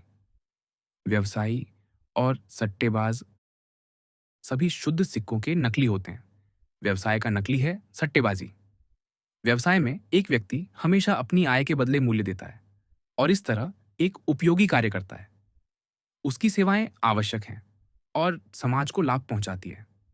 इसके अलावा वह देश के संसाधनों को विकसित करने में लगातार मेहनत करता है, और इस तरह मानव जाति की प्रगति में योगदान देता है। यह असली सिक्का है। इसके विपरीत सट्टेबाजी व्यवसायियों की मेहनत पर चिपका हुआ एक परजीवी है। ये कुछ भी नहीं बनाता और कोई जरूरत पूरी नहीं करता। जब सट्टेबाज जीतता है, तो वह बिना सेवा दिए या मूल्य दिए पैसे लेता है, और जब वह हारता है, तो उसका साथी सट्टेबाज उससे पैसे ले लेता है। उनके बीच एक शुद्ध जुआ है, जो दोनों के लिए अपमानजनक है। आप कभी भी एक ईमानदार व्यवसायी और सट्टेबाज नहीं हो सकते। एक करियर के तरीके और लक्ष्य दूसरे के लिए घातक हैं। कोई व्यवसायी ईमानदारी से सट्टेबाजी नहीं कर सकता, क्योंकि जिन लोगों ने उस पर भरोसा किया है, उन्हें यह उम्मीद करने का हक है कि वह व्यवसाय के तरीकों का सख्ती से पालन करेगा। लेनदार व्यवसाय के सामान्य जोखिम लेता है, न कि सट्टेबाजी के। असली और नकली में कोई समानता नहीं है। यह अविश्वसनीय लगता है कि अपने दम पर व्यवसाय शुरू करने वालों में से 95% असफल हो जाते हैं, और फिर भी इस विषय पर आंकड़े यही कहते हैं। हालांकि यह कहा जाता है कि आंकड़े कुछ भी कह सकते हैं, फिर भी यह सच है कि यह अनुपात बहुत बड़ा है। ये मत सोचिए कि मैं आपको अपने मालिक बनने या अपना व्यवसाय शुरू करने के खिलाफ हतोत्साहित करना चाहता हूँ। बिल्कुल नहीं। इसके अलावा आने वाला व्यवसाय किसी के कहने से हतोत्साहित होने वाला नहीं है। वह एक सच्चा योद्धा है, जो फिटजेम्स की तरह कहता है, अगर रास्ता खतरनाक जाना जाता है, तो खतरा ही अपने आप में एकमात्र आकर्षण है। जो युवा व्यवसायी बनने का दृढ़ संकल्प करता है, उसे न तो रोका जा सकता है, और न ही वह किसी अन्य रास्ते पर भटकेगा। और वह शुरुआत करेगा और कोशिश करेगा। वह या तो चम्मच बनाएगा या सींग खराब करेगा। कोशिश में उसे आगे बढ़ना होगा और इसे खोज लेना होगा। अपने आप को जीवन भर के लिए केवल वेतन लेने की गुलामी में बांधने का समय तब है, जब आपने व्यवसाय में कोशिश की हो और वास्तव में यह पता कर लिया हो कि आप उन प्रतिभाशाली लोगों में से एक हैं या नहीं, जिनके पास सभी आवश्यक गुण हैं। मैंने असाधारण स्नातक के वेतन से साझेदारी तक के रास्ते का रेखाचित्र बनाने की कोशिश की है। यह कोई काल्पनिक रेखाचित्र नहीं है। ऐसा कोई दिन नहीं गुजरता जब कई फर्मों में बदलाव ना हो, जो युवाओं को साझेदारी तक ले जाए, और हर एक शहर में हर नया साल शुरू होने पर ऐसी तरक्कियां होती हैं। व्यवसाय को अपने अस्तित्व के लिए ताज़ा युवा खून चाहिए। अगर आप में से कोई इस बात से हतोत्साहित है, तो मैं आपको अपने अनुभव की 2 कहानियाँ सुनाता हूँ, जो निश्चित रूप से आपको उत्साहित करेंगी। जीवन से लिया गया एक रेखाचित्र एक बड़ा निर्माता है, जो अपनी शाखा में दुनिया में सबसे बड़ा है। मैं उसे अच्छी तरह जानता हूँ। एक शानदार व्यक्ति जो व्यवसाय करियर को उसके सर्वश्रेष्ठ रूप में दर्शाता है। अब सभी समझदार व्यवसायियों की तरह जैसे-जैसे उसकी उम्र बढ़ी, उसे एहसास हुआ कि उसके व्यवसाय में नया खून लाना ज़रूरी है, कि भले ही वर्तमान में विशाल व्यवसाय को सँभालना उसके लिए अपेक्षाकृत आसान हो, लेकिन यह बुद्धिमानी होगी कि वह अपने रिटायर होने के बाद इसे सक्षम हाथों में बनाए रखने की व्यवस्था करे। अमीर लोगों के बेटों में शायद ही कभी व्यवसाय के लिए रुचि होती है। मैं यह कहने की चिंता नहीं करता कि यह अच्छा है या नहीं। मानव जाति को समग्र रूप से देखते हुए मुझे लगता है कि यह अच्छा है।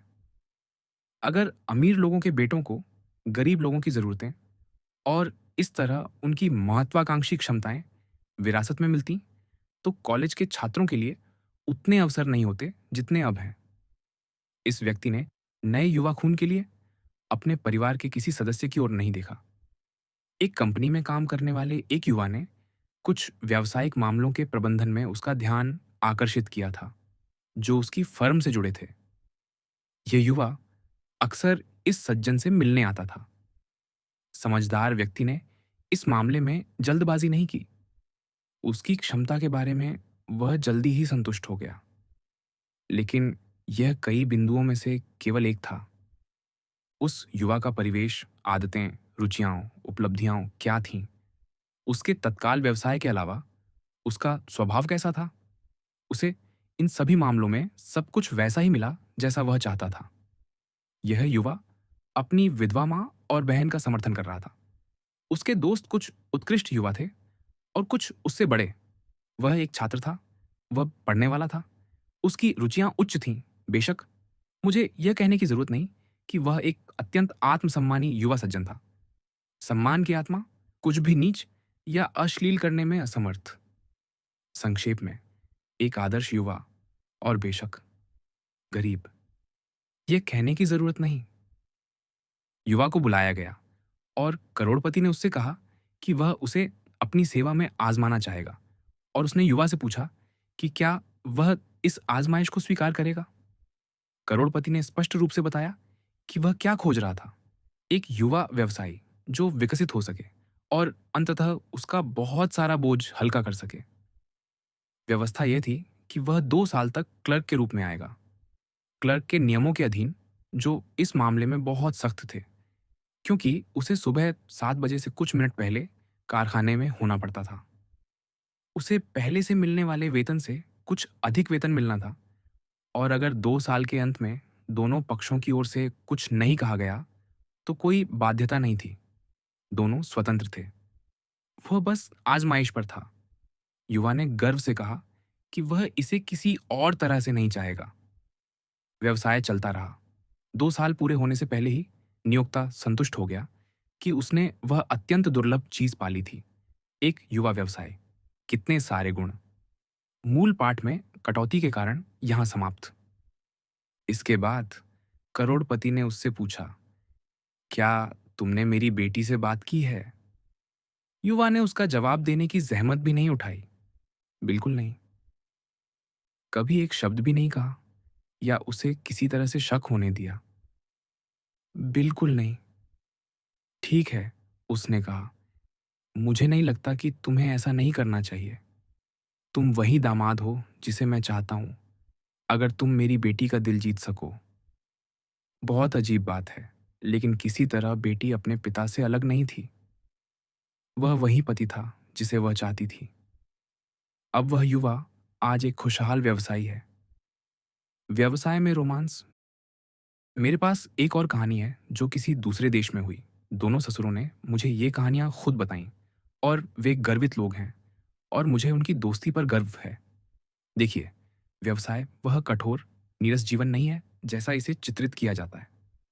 इसमें रोमांस और भावनाएं हैं और मेरा अनुभव है कि जितना बड़ा व्यवसाय, उतना ही सफल, उतना ही उपयोगी, उसमें उतना ही अधिक रोमांस और कल्पना पाई जाती है। व्यवसाय में भी सबसे बड़ी जीत रोमांस, भावना और कल्पना से आती है, खासकर विश्वव्यापी फर्म के व्यवसाय में। दूसरी कहानी इतनी समान है कि इसे प्रभावी ढंग से बताना असंभव है। आप सभी तुरंत निष्कर्ष पर पहुंच जाएंगे और इन मामलों में विवरण कुछ भी नहीं है। यह वैसा ही है जैसे जब मैंने अपने छोटे भतीजों को बैनॉकबर्न की लड़ाई के बारे में बताना शुरू किया। वहां अंग्रेज थे और वहां स्कॉट्स खड़े थे। किसने जीता चाचा? तीनों ने एक साथ चिल्लाकर पूछा। विवरण अनावश्यक। लेकिन इस मामले में कोई लड़ाई नहीं थी। मैं अनुमान लगाता हूं कि सब कुछ सौहार्दपूर्ण मध्यस्थता से तय हो गया। मैं इसे विस्तार से नहीं बताऊंगा, जैसा कि मैंने पहली कहानी में किया, लेकिन यह बिल्कुल वैसी ही है, सिवाय इसके कि इस दूसरे मामले में युवा को सामान्य तरीके से ही नियुक्त किया गया था। उस युवा की सेवाओं की जरूरत थी और उसे नियुक्त किया गया। वह अंततः करोड़पति का निजी सचिव बन गया और परिणाम उतने ही घातक रहे। इस मामले में हालांकि पिता ने इस अनुकरणीय और सक्षम युवा से अपनी अनुपस्थिति में अपने बेटों की देखभाल करने को कहा। इसके लिए उसे गांव के घर में जाना पड़ता था और बेटों के साथ खेल और गतिविधियों में हिस्सा लेना पड़ता था। मेरे दोस्त भूल गए कि उनकी एक बेटी भी थी और उन्हें ऐसा नहीं करना चाहिए था। जब आप न केवल व्यवसाय के प्रमुख बने, बल्कि परिवार के मुखिया भी, तो आपको इसका ध्यान रखना चाहिए और यह नहीं सोचना चाहिए कि आपके बेटे ही सब कुछ हैं। निजी सचिव, जिसे बेटों की देखभाल करने को कहा गया था, ने किसी तरह मौखिक निर्देशों को कुछ व्यापक रूप में समझ लिया। बेटी को स्पष्ट रूप से उसके सबसे ज्यादा ध्यान की जरूरत थी, लेकिन यह ध्यान दें, इन दोनों युवाओं ने पहले अपने नियोक्ताओं, व्यवसायियों का विश्वास जीता और उनकी प्रशंसा और निर्णय पर कब्जा किया और फिर उनकी बेटियों से प्यार किया। अगर आप चीजों को उसी क्रम में लेंगे तो आप पूरी तरह सुरक्षित रहेंगे। व्यावसायिक करियर का मूल्य शायद, मुझे अपने विषय के दायरे से बहुत दूर न जाते हुए, व्यावसायिक करियर के पुरुषों पर प्रभाव के बारे में कुछ टिप्पणियां करने की अनुमति दी जाए अन्य पेशों की तुलना में। सबसे पहले मैंने सीखा है कि कलात्मक करियर सबसे संकीर्ण होता है और यह इतनी छोटी छोटी जलन, असीम घमंड और द्वेष पैदा करता है कि यह मेरे लिए उन लोगों के साथ एक बड़ा अंतर दिखाता है जो मैंने व्यवसायी लोगों में पाया है। संगीत, चित्रकला, मूर्तिकला, ऐसा लगता है कि इनका उन लोगों पर सबसे अधिक लाभकारी प्रभाव होना चाहिए जो इन्हें अपनी दैनिक आजीविका के रूप में अपनाते हैं। हालांकि अनुभव इसके खिलाफ है, शायद क्योंकि कलाकार का काम या प्रदर्शन इतना व्यक्तिगत होता है, इतना स्पष्ट रूप से दिखता है, जो सीधे जनता के सामने लाया जाता है, कि छोटी-मोटी भावनाएं उत्तेजित हो जाती हैं। जो भी हो, मेरा मानना है कि यह निर्विवाद है कि कलात्मक दिमाग पक्षपाती और संकीर्ण हो जाता है। लेकिन समझ लीजिए, मैं केवल वर्गों और सामान्य प्रभाव की बात कर रहा हूँ। हर जगह हमें अपवाद मिलते हैं जो औसत को और भी असंतोषजनक बनाते हैं। तथाकथित विद्वतापूर्ण पेशों के बारे में हम विशेषज्ञता के प्रभाव को बहुत स्पष्ट रूप से देखते हैं। पादरी वर्ग में यह हमारे समय में इतना स्पष्ट नहीं है, क्योंकि उस महान कार्य के नेता पहले की तुलना में विषयों की व्यापक रेंज में काम करते हैं और सिद्धांतों और सूत्रों से कम, और मानव जीवन के विभिन्न पहलुओं में व्यावहारिक बुराइयों और कमियों से अधिक निपटते हैं। यह स्वाभाविक रूप से दिमाग को व्यापक करता है। यह माना जाता है कि कानूनी पेशा स्पष्ट लेकिन संकीर्ण बुद्धि बनाता है और यह बताया जाता है कि महान वकील शायद ही कभी अपने साथियों पर प्रभावशाली स्थिति और शक्ति तक पहुंचे हों। इसका मतलब यह नहीं कि जो लोग कानून पढ़ते हैं वे असंतोषजनक विधायक, राजनेता या शासक बनते हैं। अगर ऐसा होता तो हमारा देश सभी देशों में सबसे ज्यादा बुरी स्थिति में होता, क्योंकि हमारा शासन वकीलों के हाथ में है। लेकिन सबसे प्रसिद्ध अमेरिकी जो महान पुरुष रहे हैं, वे महान वकील नहीं थे। यानी उन्होंने शायद ही कभी इस पेशे में सर्वोच्च स्थान हासिल किया हो, बल्कि उन्होंने कानून के अध्ययन से मिलने वाले अमूल्य लाभ का उपयोग किया और पेशे की सीमाओं से परे विकसित हुए। हमें याद दिलाया जाता है कि महान वकील और महान जज को पहले से स्थापित नियमों और मिसालों से निपटना पड़ता है। वकील मिसालों का पालन करता है, लेकिन पुरुषों का शासक मिसालें बनाता है। व्यापारी और पेशेवर लोग, ऐसा लगता है कि सभी पेशों की प्रवृत्ति तथाकथित पेशेवर दिमाग को स्पष्ट लेकिन संकीर्ण बनाने की होती है। अब व्यवसाय को एक करियर के रूप में जो दावा किया जा सकता है, वह यह है कि यह व्यक्ति की शक्तियों को विस्तार देने की ओर ले जाता है। यह अन्य करियरों से अलग है, क्योंकि यह विशेषज्ञता और दिमाग को संकीर्ण रास्तों में काम करने की ओर नहीं ले जाता, बल्कि यह व्यक्ति में व्यापक आंकड़ों पर निर्णय लेने की क्षमता विकसित करता है। कोई भी पेशेवर जीवन इतनी सारी समस्याओं को शामिल नहीं करता, न ही किसी अन्य को सामान्य मामलों का इतना व्यापक दृष्टिकोण चाहिए।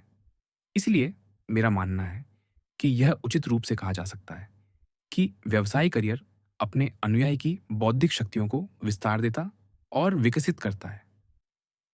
दूसरी ओर पेशेवर करियर इस मामले में बेहद उच्च है। इसका मुख्य उद्देश्य धन कमाने का नीच लक्ष्य नहीं है, और यह व्यवसाय करियर को घेरने वाले सबसे बड़े खतरे से मुक्त है, जो एक अर्थ में सबसे नीच करियर है अगर इसे गलत भावना के साथ शुरू किया जाए। धन कमाना निस्संदेह ज्यादातर युवाओं के लिए प्राथमिक विचार है जो इसमें प्रवेश करते हैं। मुझे लगता है कि अगर आप अपने दिलों में झांकेंगे तो आपको यह सच लगेगा, लेकिन भले ही यह पहला विचार हो, यह आखिरी नहीं होना चाहिए।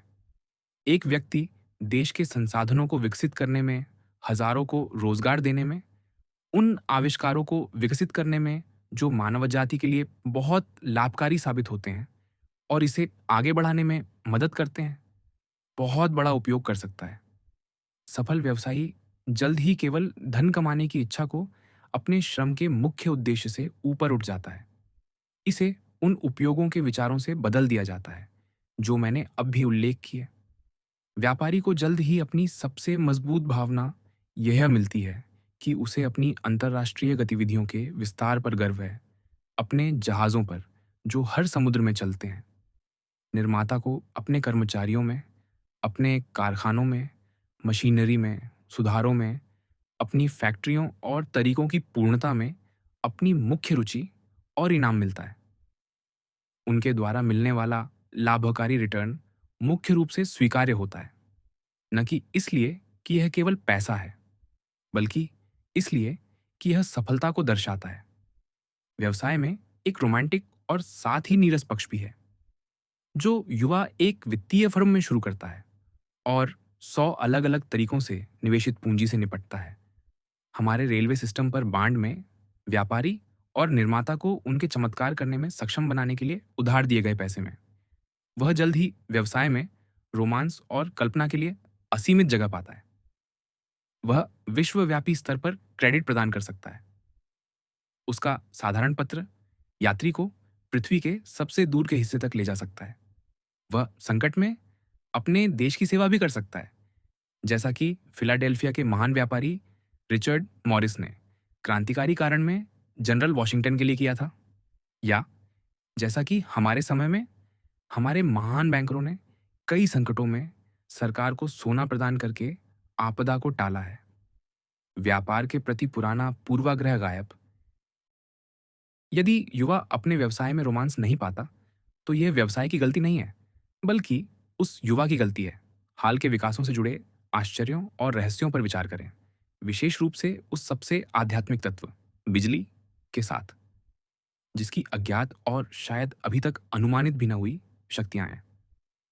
वह युवा नीरस और साधारण होना चाहिए, जो बिजली से किसी भी रूप में जुड़ा होने पर सामान्य व्यवसाय से रहस्यमयी क्षेत्र में नहीं उठता। व्यवसाय केवल डॉलर का खेल नहीं है, ये तो केवल छिलका है। गिरी तो अंदर होती है और बाद में इसका आनंद लिया जाता है। जब व्यवसाय की उच्चतर क्षमताएं, जो निरंतर उपयोग में आती हैं, विकसित और परिपक्व होती हैं। सैन्यवाद और बर्बर शक्ति के शासन में व्यापार में लगे व्यक्ति के लिए बहुत तिरस्कार था। ये सब कितना बदल गया है, लेकिन वास्तव में यह भावना हाल की थी, क्योंकि अगर हम और पीछे देखें तो हम पाते हैं कि दुनिया के सबसे पुराने परिवार केवल अपने व्यापार में निभाई गई भूमिका पर गर्व करते थे। ऊनी थैला और गैली अभी भी उनके कुल चिन्हों में फलते फूलते हैं। आज इंग्लैंड में सबसे प्रभावशाली राजनेताओं में से एक, शायद सबसे अधिक, ड्यूक ऑफ डेवोनशायर हैं, क्योंकि उन्हें दोनों दलों का विश्वास प्राप्त है। वे बैरो स्टील कंपनी के अध्यक्ष हैं। वर्तमान रूढ़िवादी मंत्रिमंडल के सदस्यों के पास विभिन्न व्यापारिक, विनिर्माण और खनन कंपनियों में 64 निदेशक पद पाए गए। आज ब्रिटेन में सवाल यह नहीं है कि व्यापार से कैसे बाहर रहा जाए, बल्कि यह है खाए कि उसमें कैसे घुसा जाए। फ्रांसीसी गणतंत्र के राष्ट्रपति, जिनका करियर शानदार रहा है, अपने जीवन भर व्यवसायी रहे हैं। व्यापार के प्रति पुरानी नफरत पूरी तरह से खत्म हो चुकी है। आपको याद है कि जर्मनी के दिवंगत सम्राट अपने दोस्त स्टील निर्माता क्रुप को साम्राज्य का राजकुमार बनाना चाहते थे, लेकिन वह व्यवसायी अपने कारखानों और अपने पिता के बेटे होने पर इतना गर्वित था कि उसने सम्राट से उसे इस अपमान से बचाने की गुहार की, जो उस समय वह स्टील के राजा के रूप में धारण किए हुए था। मुझे संदेह नहीं कि क्रुप के बेटे, जो अब अपने पिता के सिंहासन पर बैठे हैं, आज भी वही जवाब देंगे। वर्तमान में वह अपने सम्राट के बराबर का राजा है, और जितना मैं युवा राजा क्रुप के बारे में जानता हूँ, वह अपनी स्थिति पर उतना ही गर्वित है। यूरोप के गढ़ों से भी व्यापार के प्रति पुराना पूर्वाग्रह खत्म हो गया है। ये बदलाव इसलिए आया क्योंकि व्यापार स्वयं बदल गया है। पुराने दिनों में व्यापार की हर शाखा सबसे छोटे खुदरा पैमाने पर संचालित होती थी, और छोटे मामलों में छोटे मोटे लेन देन होते थे।